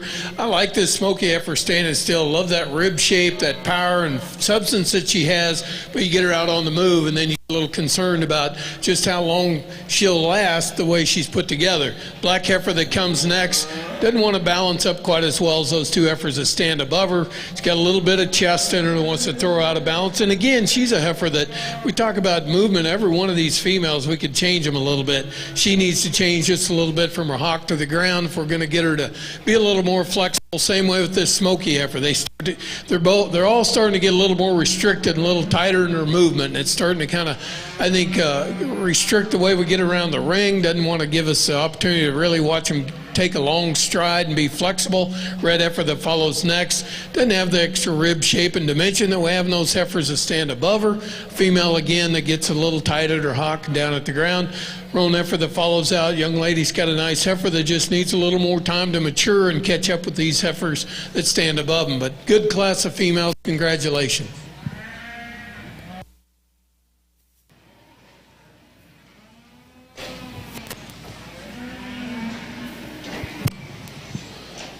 Come here to Division I, and our Shorthorn showing a good lineup. I think all four of these classes had quality represented. We had the one Lone Ranger there in Class 2, but I thought the other three classes very competitive on the top end, and we started off with a good heifer that's sound structured and athletic. You know, she's not the widest build heifer we got in the group, but I really like the comfort that she has. Really athletic, really mobile, good look to that heifer. The single entry heifer is one that's really stout and got a lot of extras in terms of feature and balance and eye appeal. She's one that looks to me like she's going to be really long-term in terms of her kind. The white roan heifer that wins that duo out of Class 3, good-bodied female with a lot of volume to her. We talked about one that's got a lot of extras in terms of having center body and rib design. Then the young lady's heifer that wins the last class, really sound structured, liked her athleticism and her comfort at the ground, another useful kind of a female. So a good lineup of these shorthorn heifers. My preference, though, is the heifer that was a single entry out of Class 2 to be our calf champion. We'll follow up with the heifer out of Class 1 to be our reserve in this division. Good job to these kids, a good, strong division to start off. Second call.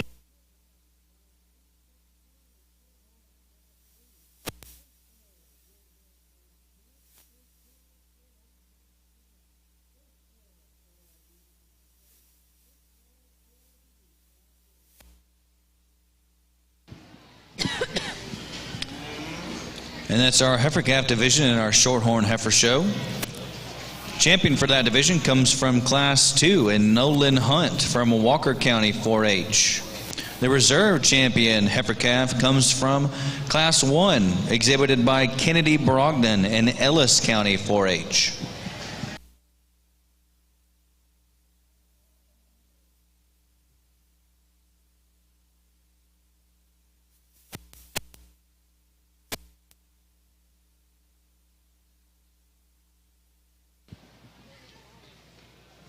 We've got results from Class 4 in our ORB show. It was led by Macy Weems from Kaufman County 4-H, followed by Riker Shaws from New Braunfels FFA. In third, we have Ainsley Sears, Wise County 4-H.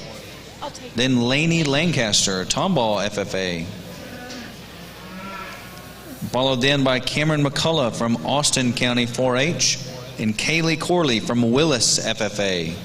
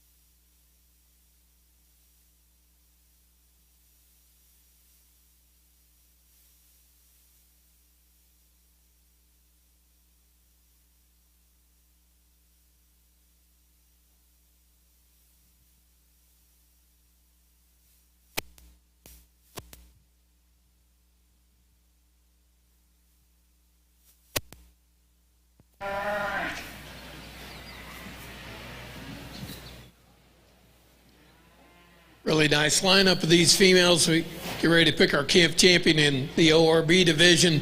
A lot of good, a lot of quality in the ring. These class winners, so I think what I really appreciate about them is the big rib, the high volume, mass that they bring to the ring. There's probably some differences. You can start breaking them apart if you want to kind of pick and choose on front end structure and length of neck and different things like that. But I think when you start really talking about cow power and how much dimension they have to them, I think that's a really good set of females. Give these young exhibitors a nice hand for bringing them out. Congratulations, and we'll pick our division champions.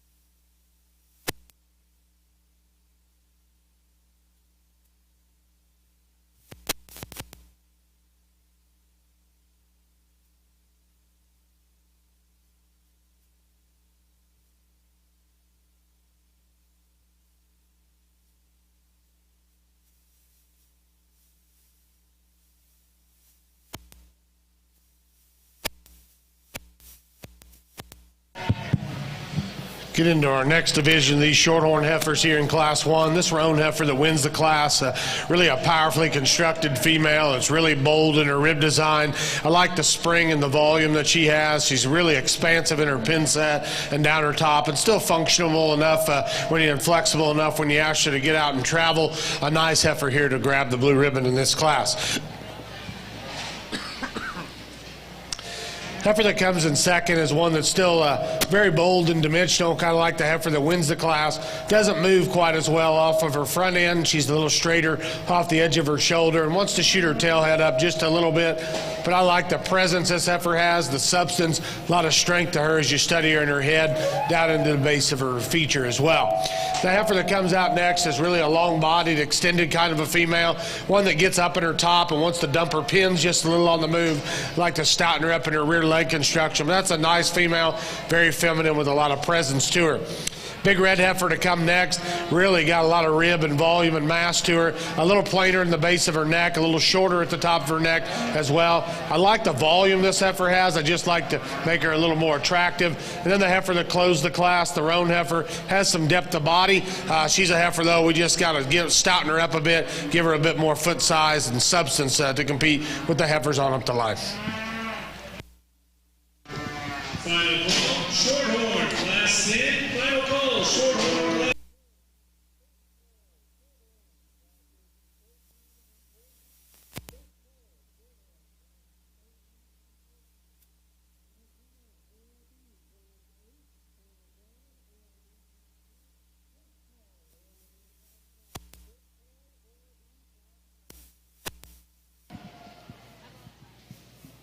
You just heard Class 7 in our Shorthorn show. It was led by Kanan Clear from Madison County 4-H, followed then by Riley Silves, Peto FFA. Then you have Aubrey Ramos from Andrews County 4-H, Kate Swain from Lorena FFA, and Savannah Kelly from McLennan County 4-H. In our ORB heifer show, your champion heifer calf was exhibited by Avery Fincher from Class 1. And she shows with Ellis County 4-H. The reserve champion heifer calf comes from Macy Weems in Kaufman County 4-H.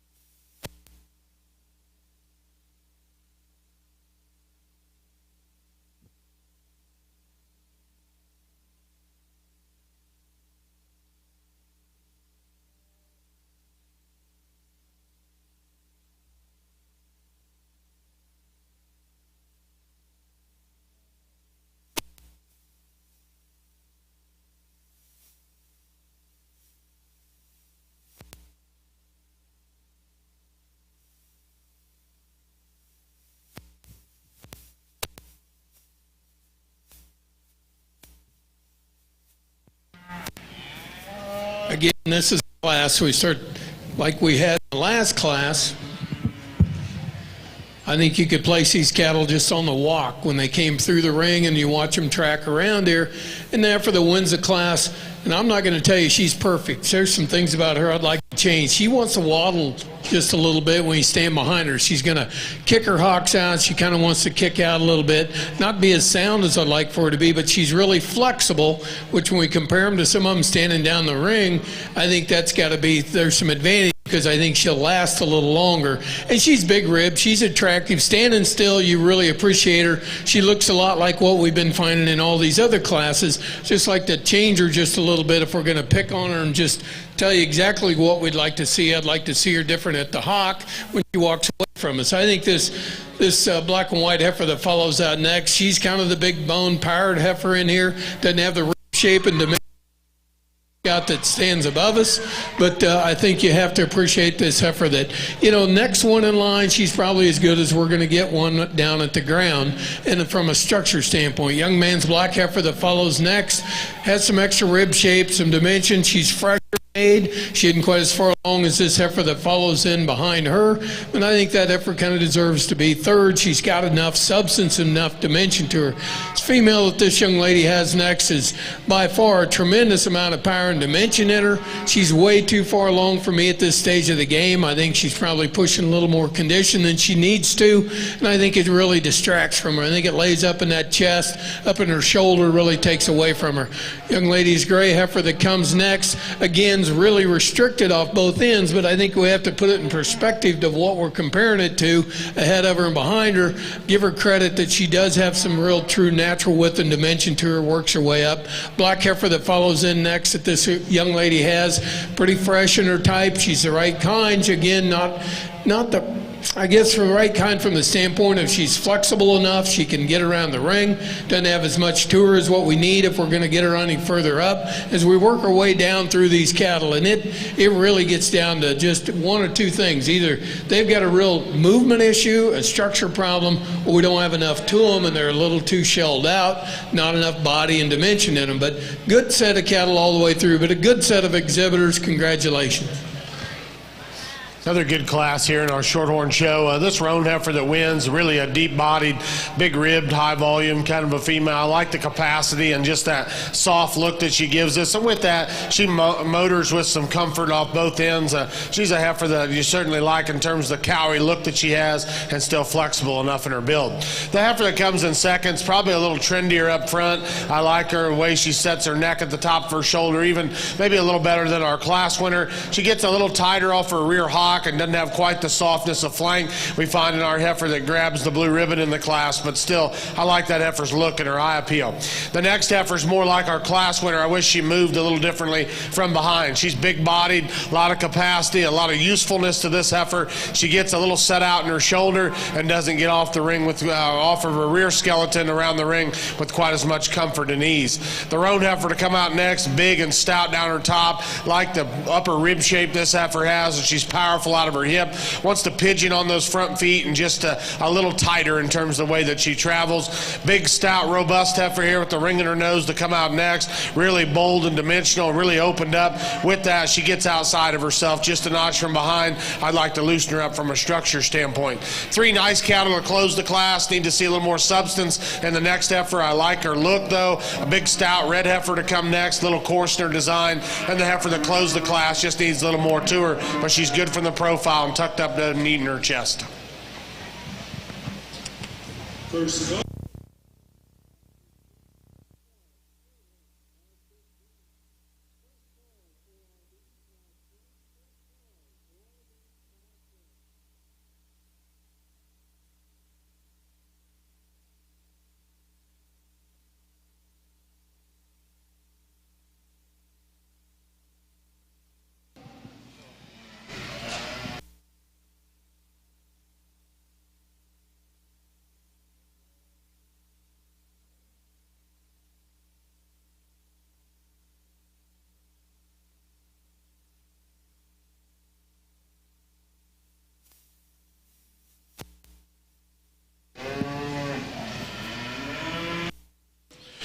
Got a single entry Mayborn heifer here, really deep bodied heifer that can really get around the ring, covered her track well, got a big hind leg in her. I like the volume and freshness that she comes and brings to the table, still tidy up through her front end and got a pretty attractive look.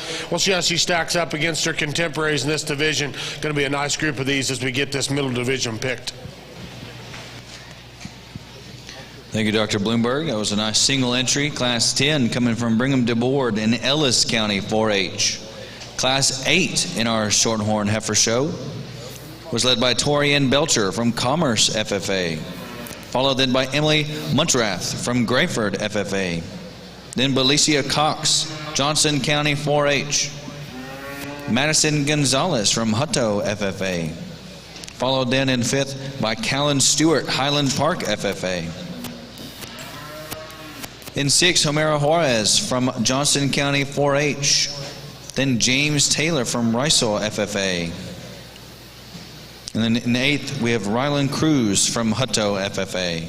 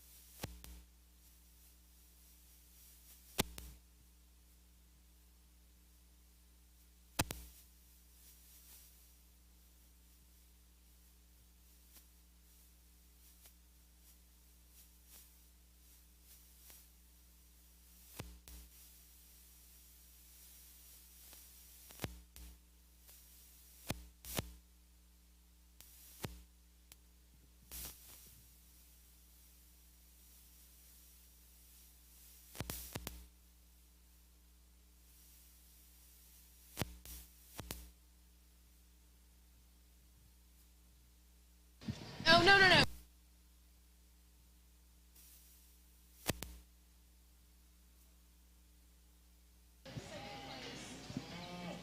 While we've got some time here, I'd like to remind all of our exhibitors, our breed drives will begin 30 minutes after the conclusion of the final show. 30 minutes after the conclusion of the final show. We're going to start off with the British breeds first, and then we'll bring in the continental breeds. All breed champions must report back to the vet area after they are selected breed champion. They must also have a parent accompany them as well.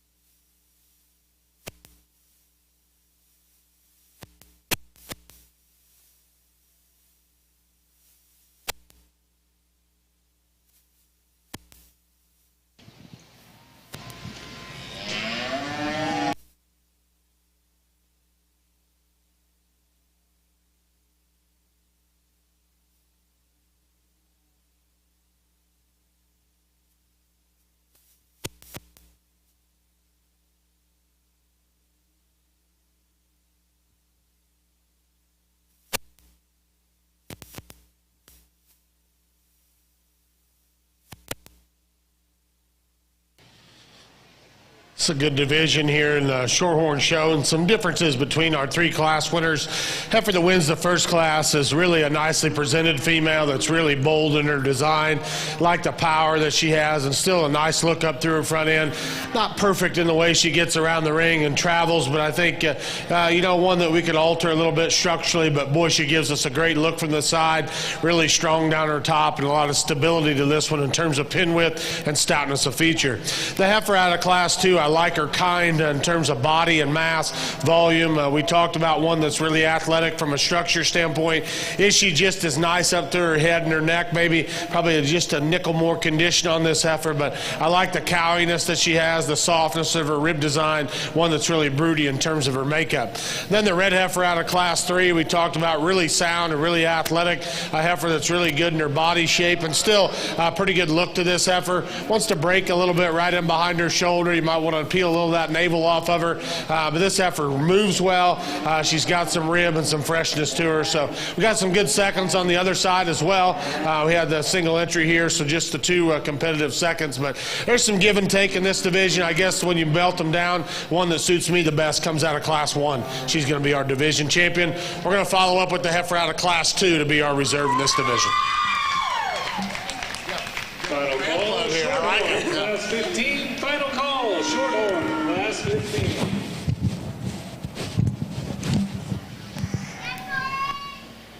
Over on the ORB side, just really another interesting class with, starting to get into heifers a little heavier made, a little bigger, stouter made. Trying to find them that are still maternal and not too terminal in their type is kind of hard for me sometimes, but I think the heifers that we have on the front end of this class, Young Man's Black Heifers, puts a lot of good things together. She's sounder than some of them that stand below her. She's as sound as we can get her. I think she's sure got enough body shape, enough rib and dimension, has enough true substance to her, ties in pretty neat up in her front end, balances up really nice when compared to some of these heifers stand behind her. Young Man's Black Heifer that comes next, got a little bit of chest, throws her out of balance, gets a little quick and a little tighter up in her flank, doesn't want to show us that rib shape and volume that we have in our class winner. Still, I think from a standpoint of the heifer that's kind of gets out and moves, I think you got to appreciate the fact that she's sounder on both ends maybe than what we have standing below her. This yellow heifer that comes next gets a little too upright in her shoulder for me. She wants to stand up, get a little straight up in her front end. Like to change that, like to set her back just a little, get her to be a little more flexible. Dark red heifer that comes next, just need to loosen her up, just soften her up from one end to the other. Give her a little more body like these heifers standing behind her have. Young Lady's Black Heifer, from her shoulder back, this is a heifer I really appreciate. She is big ribbed, high volume, pretty good down at the ground. She wants to just really get out of balance. That front third of her body just throws her out of balance. Too much chest, too much shoulder up in there. Then we come with a pair of these heifers that are wider, I think, up in their front end structure than they are anywhere. They get a little wide in their shoulder, wide at the ground. They're a little more terminal in their type. They're not quite as maternal looking as what I'd like for them to be, but still I think they're cattle that have to, you have to appreciate the mass and the power that these cattle bring. Young Lady's Roan heifer that comes next, she's got a little more shoulder. She wants to really get out in her shoulder, get tight in right behind her shoulder, kick up in that, flatten her loin, kick her tail head up, not as sound as we'd like for her to be. And then we follow with a set of these cattle that, just need a little more to them. We're going to have a little more true dimension in them to get them further up. But congratulations, good set of exhibitors, nice set of cattle.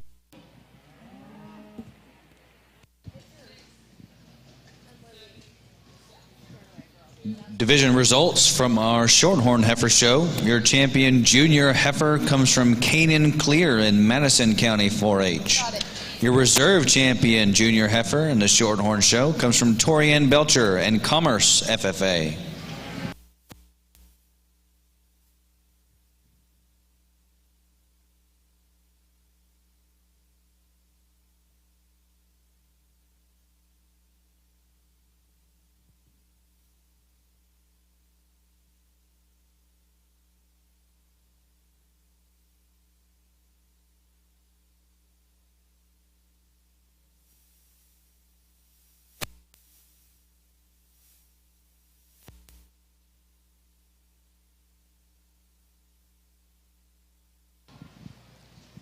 Over in our ORB show, Class 7 was led by Wyatt DeBerry from Lamb County 4-H, followed by Gage Seymour, El Campo FFA.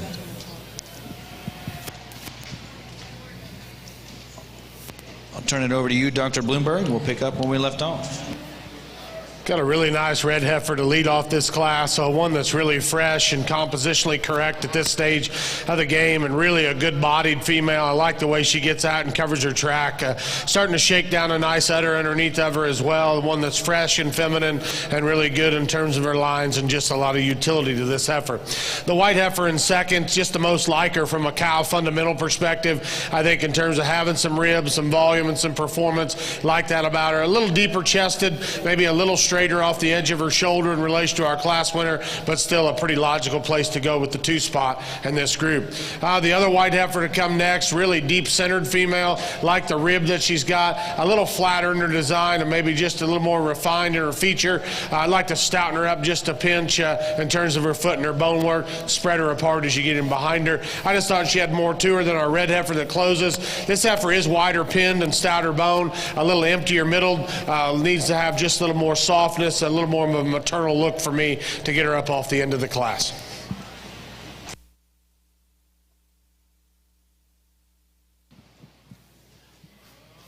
Thank you, Dr. Bloomberg.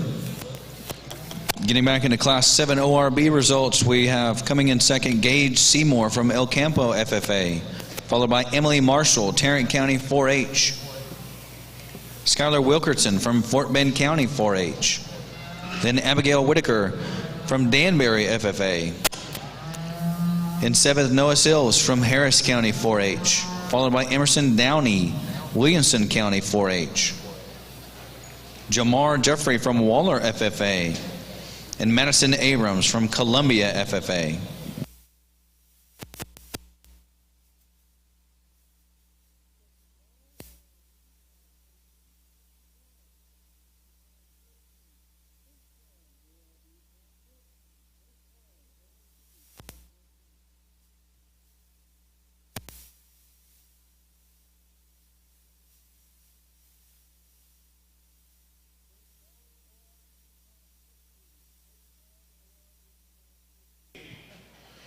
Got a nice single entry here in our next class of shorthorns. Like the freshness of rig this effort comes to us in, one that's a composition perspective. You like the way she comes to the ring, one that's got some stability in her top line, a nice look, a heads up, alert, attractive make to this effort. As you study her up through her front end, still has some feature underneath of her as well, and some foot size. So we'll stack her up in here in this division. She's going to make a nice entry in that last division of shorthorns. That's a good quality female here as a single entry. Over on the ORB side, just a really nice cow prospect, I think, to win this class. Female that sure puts a lot of good things together. She's better necked, better fronted than we compare to the heifer stand behind her, but she's got that extra bit of rib and volume, handles herself well on the move, just a pretty good package, I think, to work her way to the front. And I think this young man's heifer that comes next, similar to her in kind, not as good, I think, up in her front end structure, but still very similar to her from her shoulder back, starting to show us a little udder development, starting to kind of look like she's getting into production. Just a good female, I think, follows into second. Heifer that comes third, just not enough to her. If we're going to get her up on the front end, we're going to have to expand her out from one end to the other. We're going to have to pull her apart, make a little more of this female to get her up on the front end. Heifer that follows out, it's a heifer that, you know, when we start talking about it, we've talked about it all day long, they get a little wide out in their shoulder, down to their knee, down to the ground. They don't want to travel and be as flexible as we'd like for them to be. This is a heifer that we'd sure like to change up in her front end structure. It's a nice heifer with a lot to her, but just not sound enough.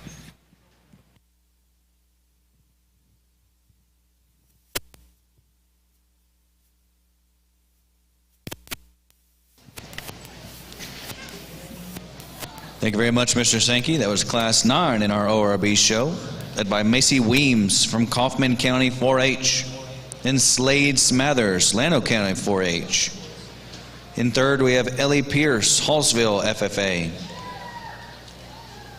And Emma Hollis, Wildorado FFA.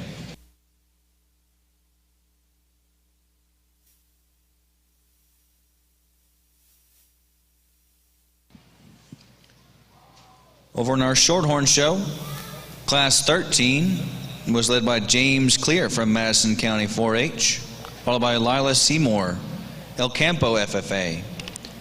Then Addison Lehman from Waller FFA, and Haven Flores from Shiner FFA. Class 14 was a nice single entry from Peyton Crowder and Venus FFA.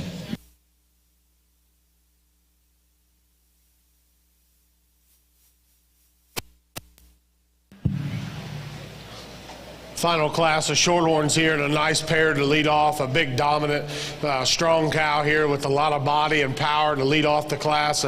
Got a really nice coupon at her side. This is really a good heifer calf that's got a striking look about her. The cow's doing a good job. One that's got a lot of rib to her. The cow's just very, very dense, and she's done a really good job raising a beautiful heifer calf. The roan that comes in second's another good cow in terms of being fundamentally correct. We like the fact that she's got a coupon at her side. Doesn't have as much to her as the cow that ends up leading off our class, but still a good kind of cattle to be in second. And then the female that closed the class doesn't have quite as much to her. I like the look and the freshness that she comes to us in. Just needs more rib body and mass if she's going to compete with this powerful pair of heifers ahead of her. But a good way to close out our shorthorn show. Nice trio of females.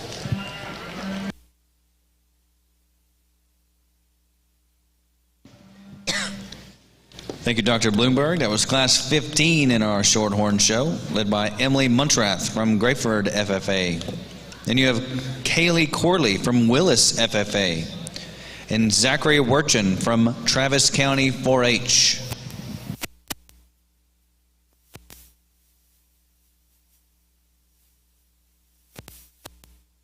Going back.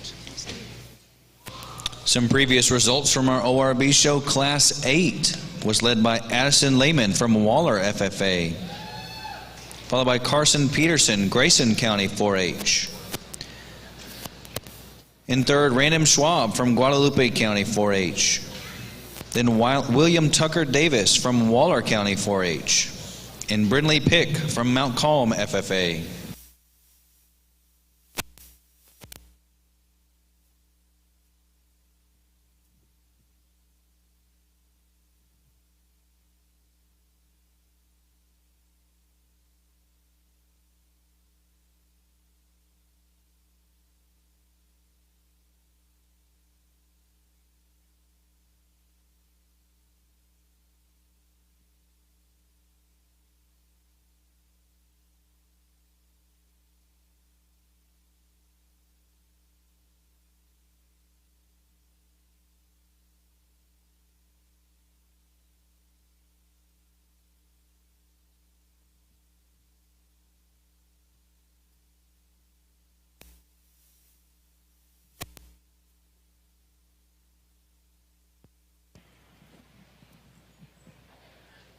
Another real interesting class on the ORB side, but I think the real cow prospect standing up at the front end, I think she's a female that you just have to appreciate what she's going to bring to the ring. And, you know, she's not going to be as stout made as the yellow heifer stands behind her, but she's more than adequate, I think, when we start talking about how much width and dimension does she have, how much rib and volume, and then just, boy, she's got a beautiful udder under her that just adds to her when you start looking at them down the road and what you'd expect out of these females. She just has a little more maternal look to her. Looks like a female that's really getting ready to make a nice cow. Yellow heifer that follows in, you can't take away the amount of power and dimension this heifer has. She's probably, from my standpoint, maybe not quite the same type as what we have up in our class winner, maybe not the same kind of female that's going to show us the same cow power that we have standing ahead of her, but boy, if you want to add some substance and some dimension and real mass, and this one does it in a really nice package. She's as sound, I think, for what we've seen when we bring them in here that have an extra width and dimension to them and get them to hold themselves together on both ends and get around the ring. Young man's black heifer that comes next, heifer that showing a little bit of chest, wants to just carry out into that front end a little more and throws her out of balance a little bit. Standing still, you know, he gets her pulled together. She looks pretty good to get her on the move. She's going to flatten out in her loin and kick her tail head up a little bit, break in there behind her shoulder, not be quite as good down her top as what we see standing above her. Young lady's heifer that comes next just gets a little tighter made. She doesn't show us that soggy maternal look that we see standing at the front end of the class, but still the advantage she has has over the yellow heifer that follows out is she'll reach out and take a stride, hit her step, be flexible, and move, where I think our power heifer that follows out in class gets just a little restricted right at her hock, shortens her step, doesn't want to reach out and cover her tracks. But good set of cattle. Congratulations. Nice lineup here in our final division, the Shorthorn Show, and a lot of quality represented out here. Good heifer out of Class 1. We had the single entry there out of Class 2, and then a nice pair comes to us out of Class 3, and our respective seconds are good cattle as well. So I appreciate the maternal function, the skeletal quality in this division. With that, though, I think we have a pretty clear winner here in this red heifer out of Class 1. She's going to be our division champion. Congratulations, this young man. Bring this white heifer over into consideration. Another good female that's got some depth of body, a little plainer up front like we talked about, but still a useful kind. I'm going to use this pair, though, out of Class 3 to be reserved in this division. Really like this heifer calf and a big, strong cow here to close out this final division. Congratulations. Thank you, gentlemen. That's your senior heifer division. In our Shorthorn Show, your champion senior heifer comes from James Clear in Madison County 4-H. Your reserve champion senior heifer comes from Emily Munchrath from Grayford FFA.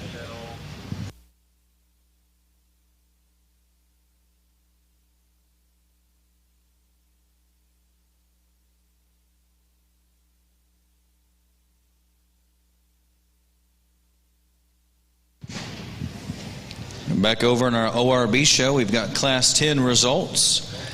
It was led by Abby Duppelchan from Fannondale FFA, followed by Jose Jimenez, Eagle Pass FFA. Then Cash Dale, Rains County 4-H. In fourth, Grace Tuyos from Trinity County 4-H. And Donnie Smart, Austin County 4-H.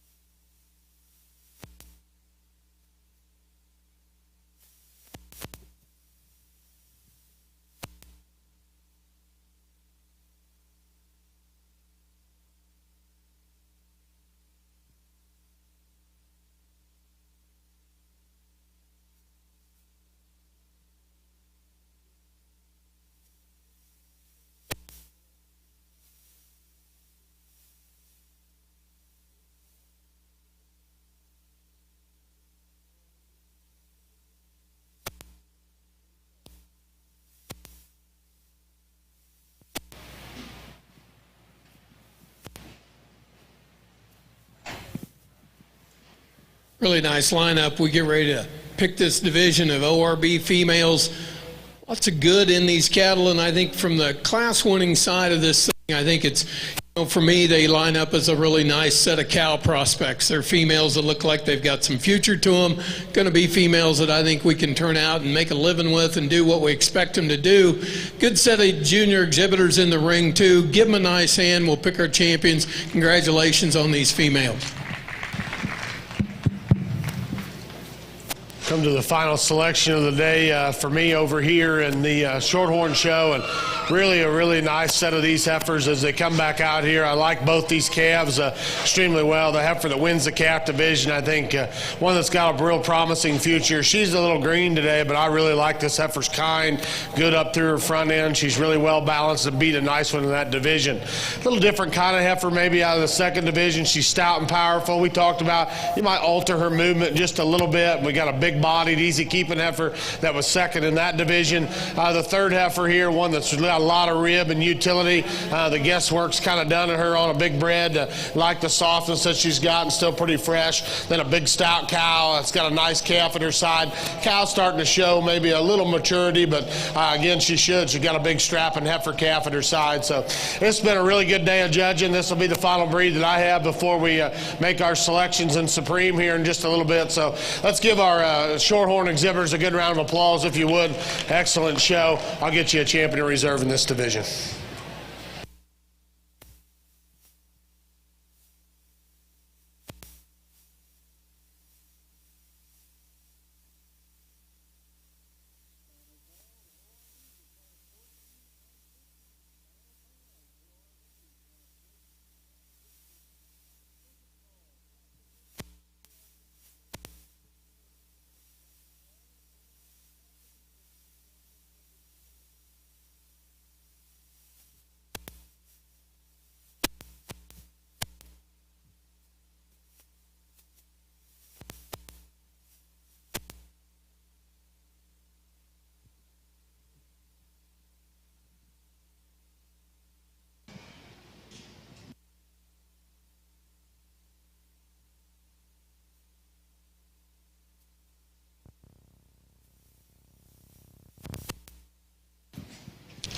And that's your Shorthorn Heifer show. Your grand champion Shorthorn Heifer comes from the senior division, exhibited by James Clear in Madison County 4-H. Your reserve champion Shorthorn Heifer comes from the calf division and was exhibited by Nolan Hunt from Walker County 4-H.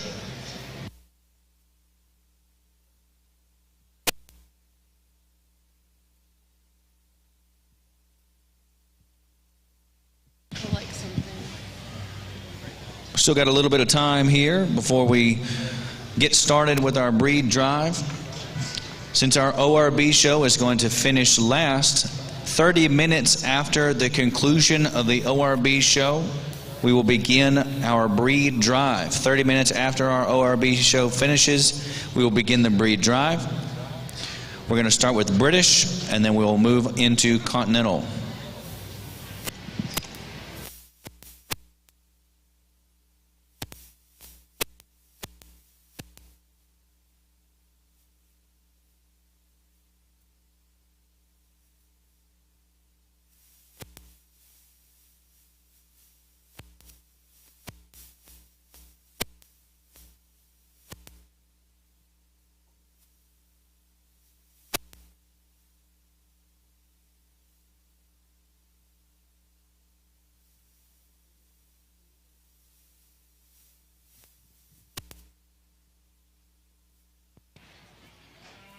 Really an interesting class on the ORB side. And, you know, I'll be the first to admit this heifer that wins the class probably doesn't just jump out and grab you. She's not one that's going to be super flashy and really one of those really just knock you out when she comes in the ring. But the thing that she does right for me is she shows us that she is bred. I think she's getting to that point where she's starting to make an udder, starting to show us she's maternal in her kind. She's sound enough. She's got enough to her. She's just good enough. I think that you have to give her credit for what she is, which is, to me, a really nice cow prospect that just has a lot of future. And I think that kind of works her way to the front end of the class. The power heifer, big bone, big footed, stout female that follows next, it's a heifer that I was really drawn to that, you know, if we just had some udder development and just show me an indication that she's farther along and that she's bred enough and that we're getting her closer to calving, she'd be winning the class because of all the good things she brings to us. Today, I just like to see her look a little more maternal, have a bigger frame, kind of growthier made female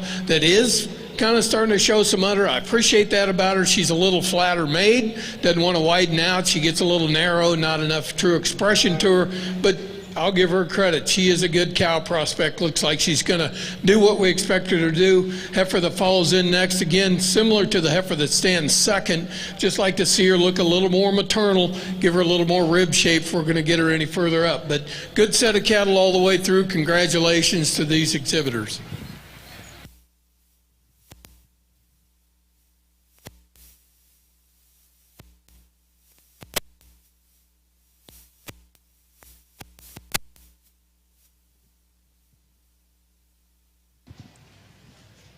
Thank you, Mr. Sankey.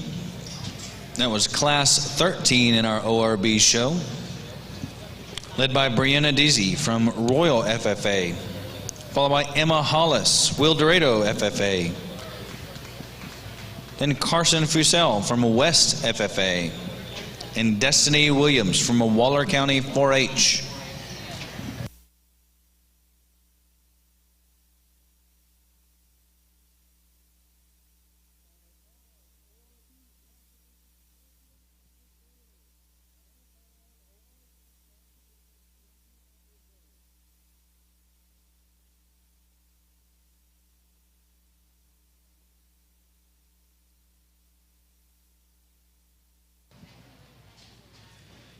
Well, we've got some sorting to do on our ORB show. I'd like to take this time again to thank our volunteers from Sam Houston State University who are helping all of our exhibitors unload yesterday and are helping organize the show. A special shout out to them, as well as the Rodeo Austin Heifer Committee volunteers. All these people have volunteered their time to help make this show run as smoothly as possible.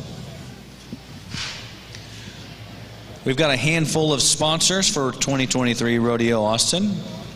Sponsors that include TELUS Equipment Solutions, Ram, the official truck of Rodeo Austin, the official grocer of Rodeo Austin, HEB, Ralston Family Charitable Foundation, Frost Bank, and Holt Cat / Texas First Rentals.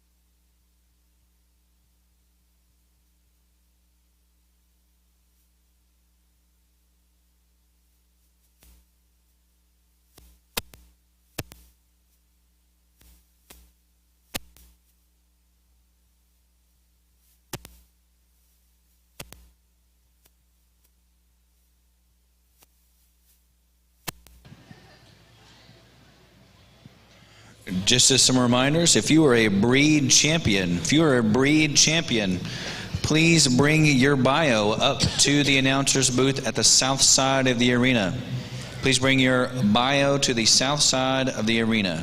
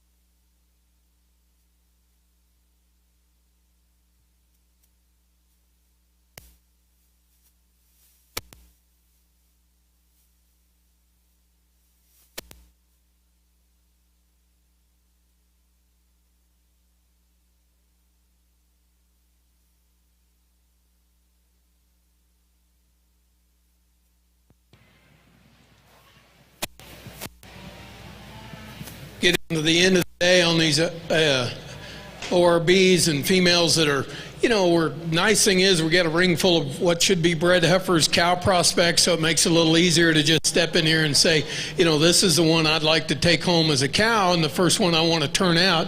And I think our Baldy female just does a lot of good things. She's making a nice udder. She's got plenty of rib. She's a little more attractive made. We step back and remember we're still showing them. We still want them to look like females, be real ladylike, and she's got a really neat look to her. Female that I think handles it really well on the move. Young man's black heifer that comes behind her. From her center portion of her body, you just appreciate that rib and shape and volume. A little different endpoints on some of these cattle, which, is all about management and where you want to be, but I think that's a female that looks like to me she's going to make a halfway decent cow. Should do a lot of things we expect them to do.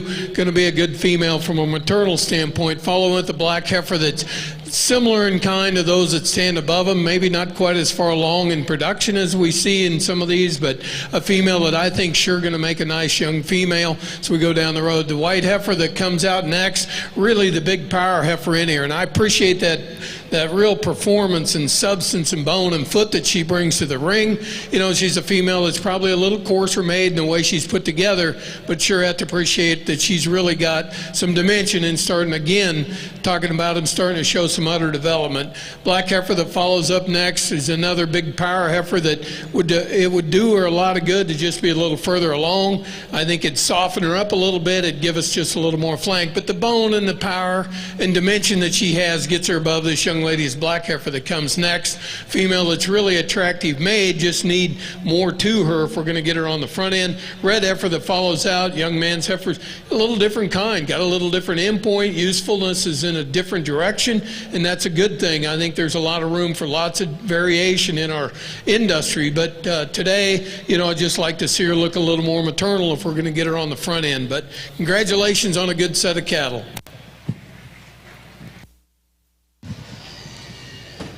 Thank you, Mr. Sankey. That was Class 14 in our ORB show, led by Kylie Kelly from Fayette County 4-H. And you have in second Jake Grossclose from Erath County 4-H. Derek Hempel from Victoria County 4-H. In fourth, Emma Zoller from Kendall County 4-H. Brianna Newman, Upshur County 4-H. Ashley Hill from Waller FFA, and then Gage Seymour from El Campo FFA. We've got a really nice single entry coming in now, exhibited by Donnie Smart from Austin County 4-H.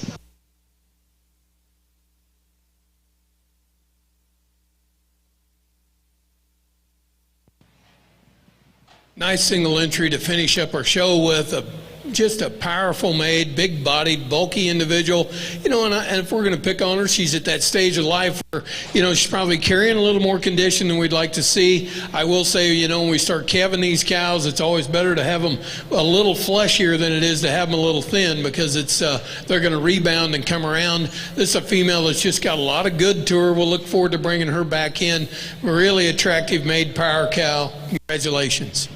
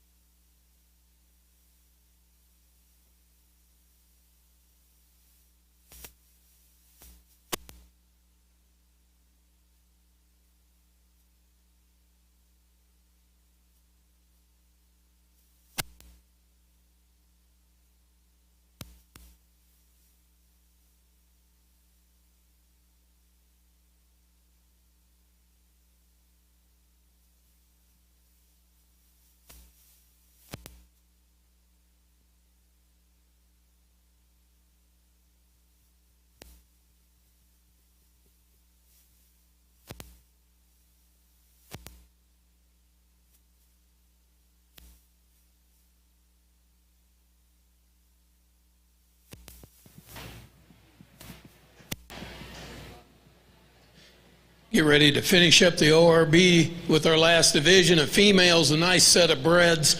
Talked about them coming through here and kind of the functionality of these cattle and kind of what we want them to do, what we expect them to do. These cattle all show to me that they look like they're going to do it. Give these young exhibitors a nice hand for bringing them out. It's a good set of cattle. We'll pick our champion in reserve. Congratulations.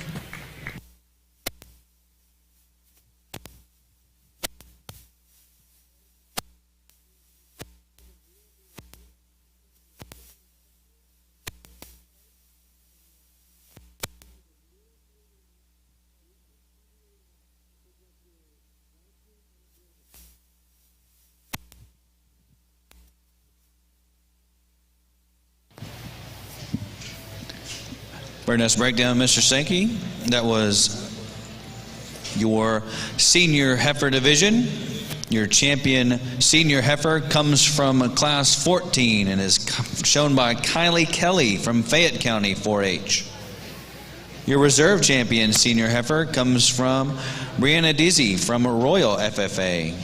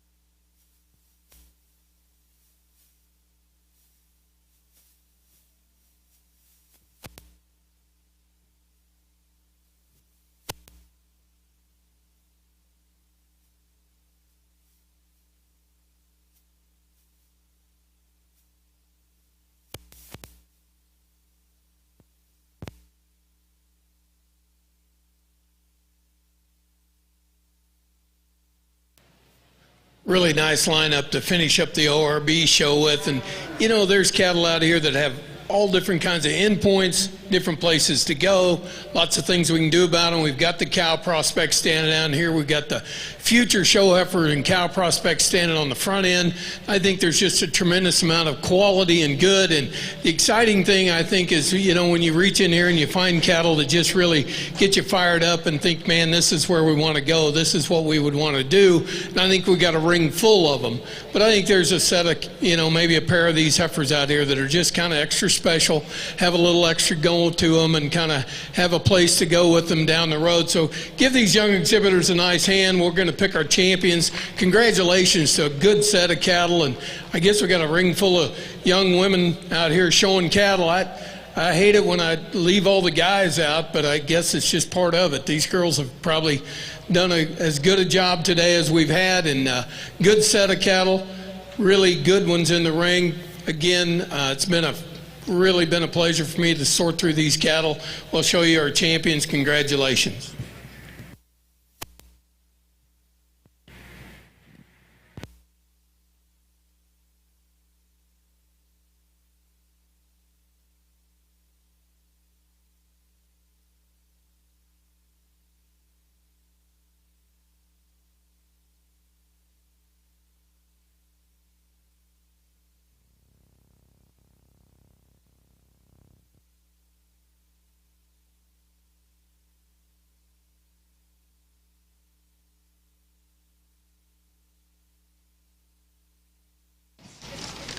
And that's our ORB heifer show. Your grand champion ORB heifer comes from the calf division, and Avery Fincher from Ellis County 4-H.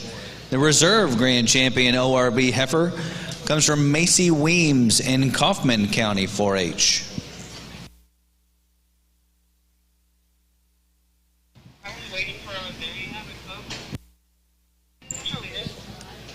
It is 2:27 right now at the conclusion of our ORB show. That means in 30 minutes we will begin our breed drive.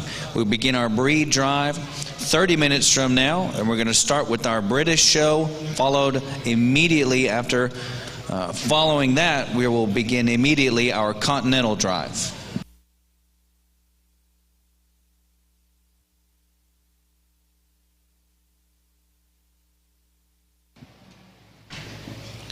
We're still on the hunt for bios up here. If you have the Grand Champion Angus bio, please bring it to the south side of the arena. Any other breed champion bios? I know my Shorthorn Reserve bio is floating around somewhere. Please bring it to the south side of the arena as soon as you can.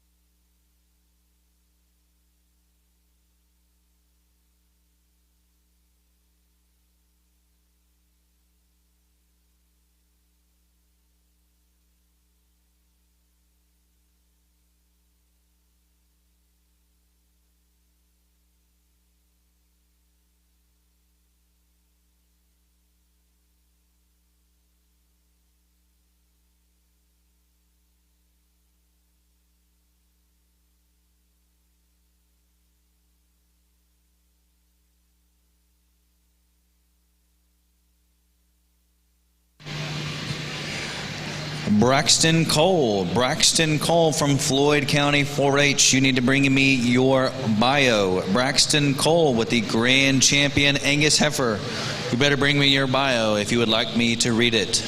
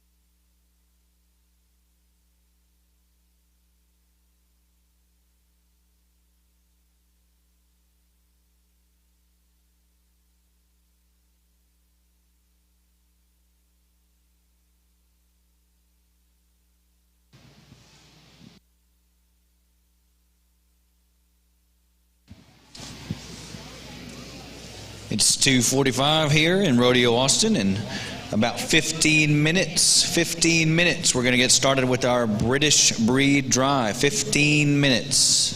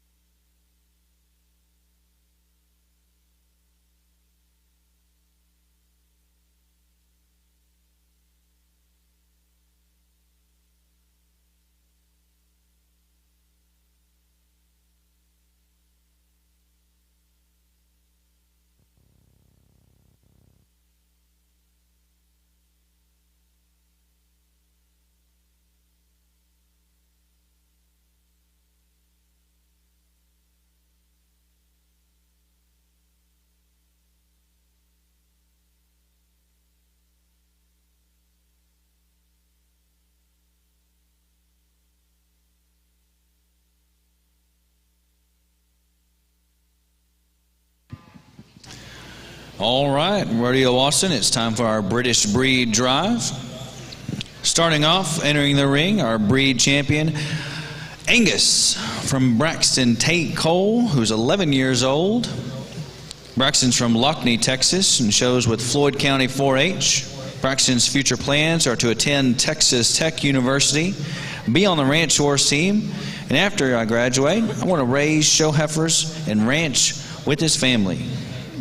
His favorite hobbies include playing baseball, showing heifers, and roping calves with his friends.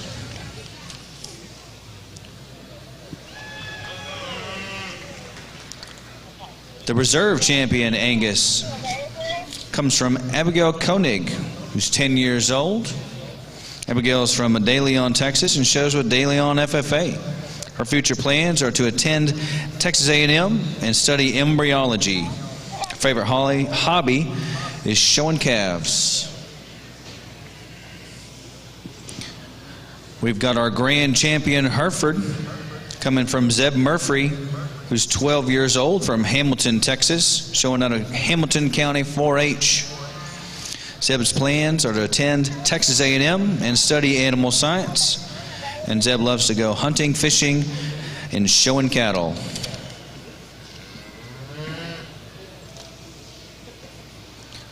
Our reserve champion, Hereford, comes from Lena Ottmers, who's 14 years old, from Fredericksburg, and showing out of Gillespie County 4-H. Lena wants to finish high school and then go to A&M, major in repro, and eventually embryology. Lena also loves showing her heifers and working on the farm.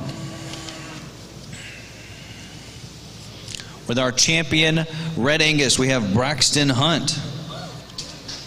Braxton's 15 years old, from Huntsville, Texas, and showing from Walker County 4-H.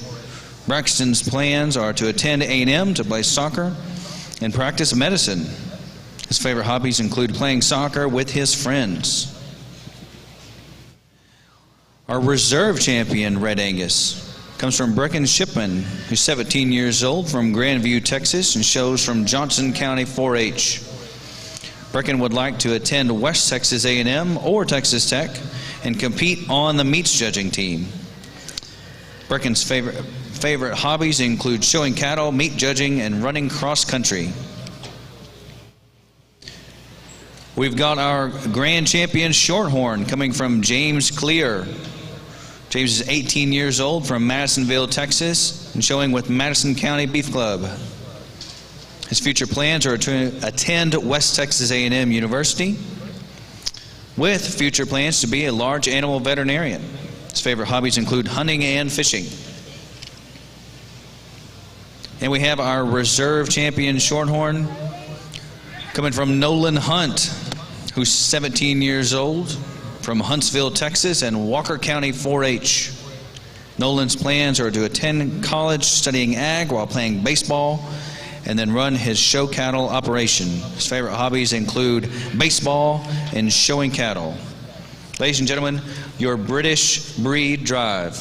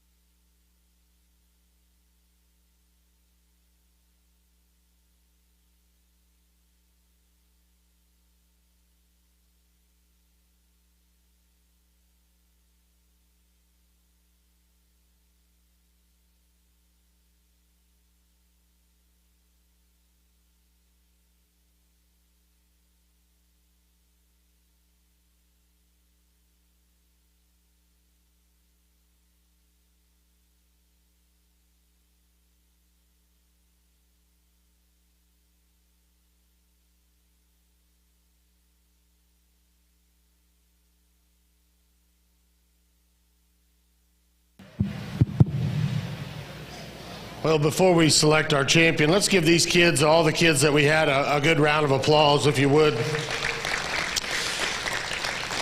I appreciate Rodeo Austin inviting us, and I know some new leadership here with Glenn Allen and Jeff Thane. And Jeff Thane was actually my judging team coach when I came to Texas A&M, so we go back a long ways. And when he called, I sure appreciated him sending me the invitation. It's good to judge with Chris Sankey, and he brought his wife, Sherry, who've been really good friends of ours for a long time. And a lot of you know, maybe you don't, obviously some personal tragedy for our family this year. And this is something that's pretty special to me, to get to come back to a state that I lived in for 5 years. Is one of the hardest things I ever did was leave home. And I only saw my dad cry 2 times in his life, and one was when I drove out of the driveway to head to College Station.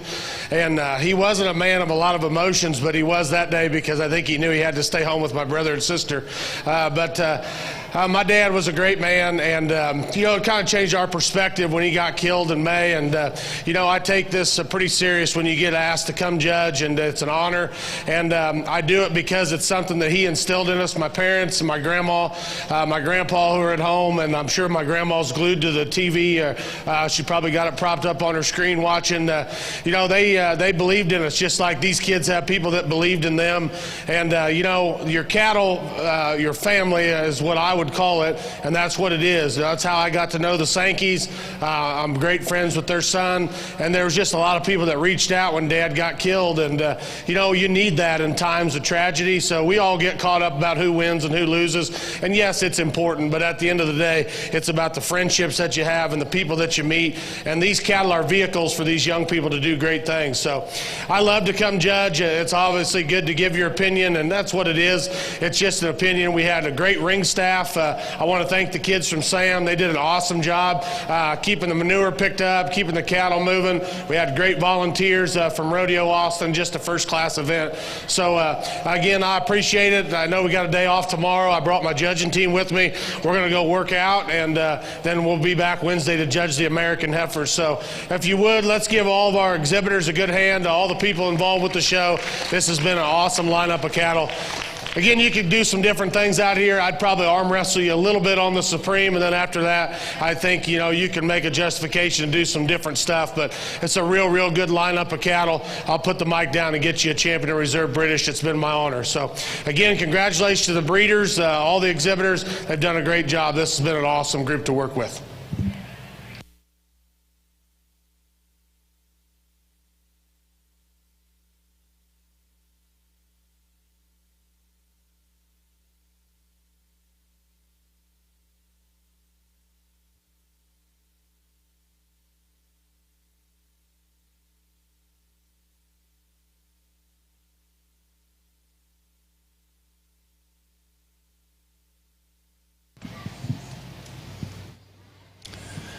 And that's your breed champion British, the Angus from Braxton, Tate, Cole, and Floyd County 4-H.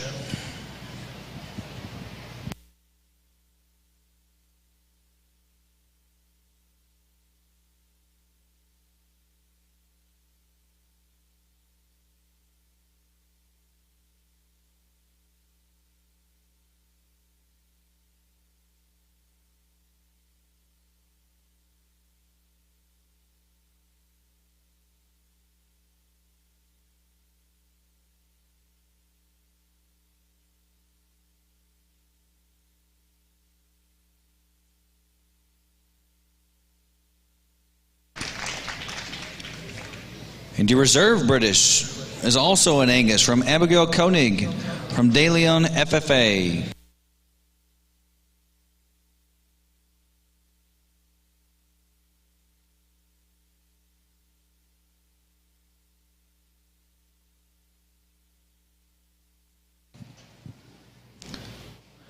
I'd like to thank you very much, Dr. Bloomberg, for coming out and judging Rodeo Austin.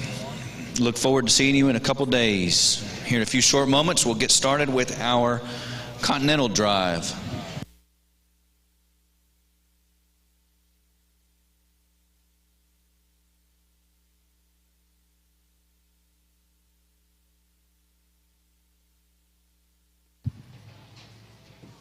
With our Continental Drive, we're going to start off with our Grand Champion Charlet, coming from Jace Fortner, who's 17 years old, from Warren, Texas, and Warren FFA. Jace's plans are to pursue a career in veterinary medicine at Kansas State University. Jace's favorite hobby includes showing cattle. Our reserve champion, Charlotte, comes from Creed Vineyard, who's 18 years old from Bridgeport, Texas, showing for Wise County 4-H. Creed's plans are to go to the livestock judging team at South Plains College and then go judge at Texas Tech University. His favorite plans include fishing and golf. We've got our breed champion limousine, shown by Brentley Wilkerson, who's 18 years old, from Canton, Texas, shown with Van Zant County 4-H. Her future plans are to go to Oklahoma State University and major in ag business. Her favorite hobbies include showing cattle and working in the barn. Our reserve champion limousine comes from Peyton DeFore, who's 16, from Godley, Texas, and shows with Godley FFA. Peyton's plans are to go to TTU College while working on a show cattle ranch, graduate with some ag major, and work on a ranch forever. And maybe get a big job too. Peyton's hobbies include showing calves and working cattle and playing basketball.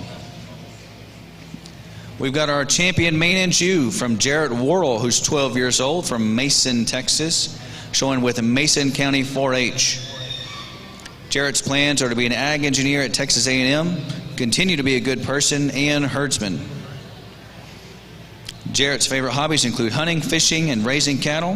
He'd also like to send a special thank you to his village and his cows.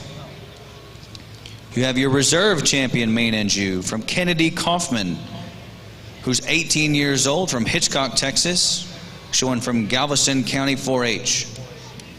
Kennedy's plans are to attend Texas A&M and get a degree in large animal science. Her favorite hobbies include showing cattle and serving the Lord. We've got our grand champion Simmental from Bodie Shipman, who's 14 years old, Grandview, Texas, showing with Johnson County 4-H. Bodie's future plans are undecided, but his favorite hobby is showing cattle and playing sports. Your reserve champion Simmental comes from Braley Kidd, who's 17 years old, from Lockney, Texas, showing with Floyd County 4-H. Braley's plans are to either attend Texas Tech or West Texas A&M and become an animal embryologist. She loves playing softball and working heifers. You've got your champion ORB from Avery Fincher, who's 10 years old, from Waxahachie, and showing with Ellis County 4-H. Avery's future plans are to be an ag teacher, show cows, and go to church. Our reserve breed champion ORB from Macy Weems, who's 11 years old, from Eustis, Texas, showing with Kaufman County 4-H. Macy's plans are to be a livestock judge in the future, and currently she loves showing cattle. Ladies and gentlemen, this is your Continental Breed Drive.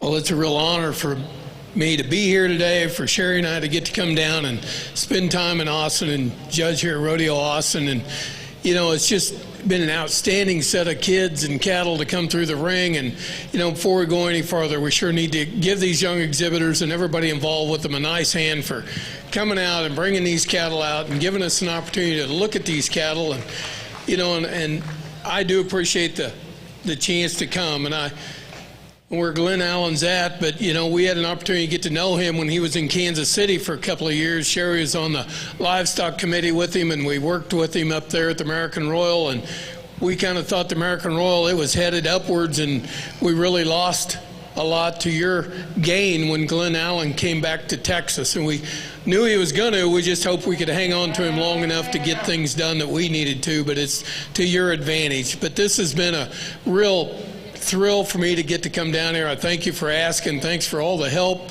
that has been around the ring.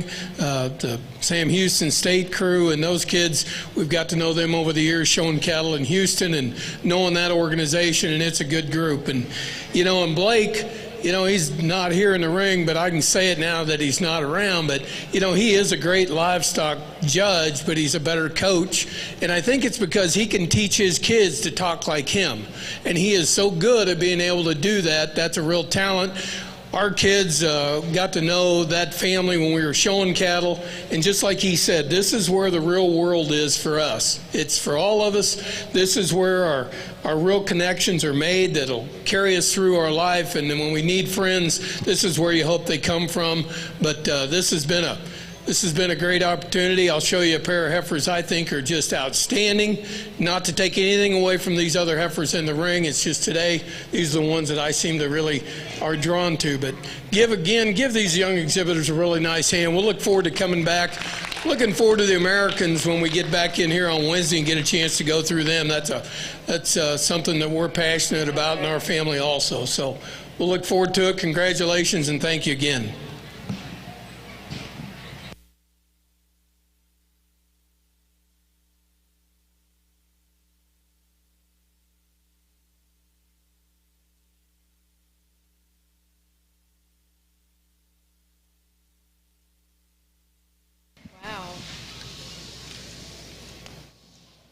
Thank you, Mr. Sankey. That's your Continental Division champion, a Charlotte from Jace Fortner and Warren FFA.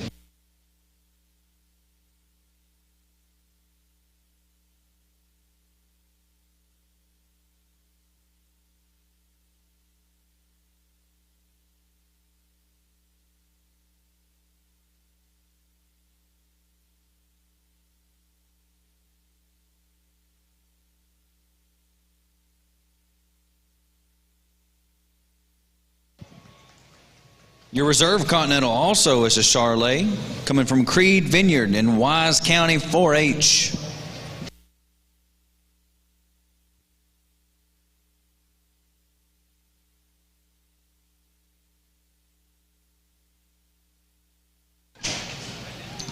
And that concludes our English and Continental Heifer Show. Thanks again to our judges, Dr. Bloomberg and Mr. Sankey, for their time and expertise today. Congratulations to all of our exhibitors, and I'd like to send a big thank you to our volunteers from Rodeo Austin Committee and Sam Houston State University for their hard work and dedication throughout the day. We at Rodeo Austin hope you have safe travels home, and we'll see you next year.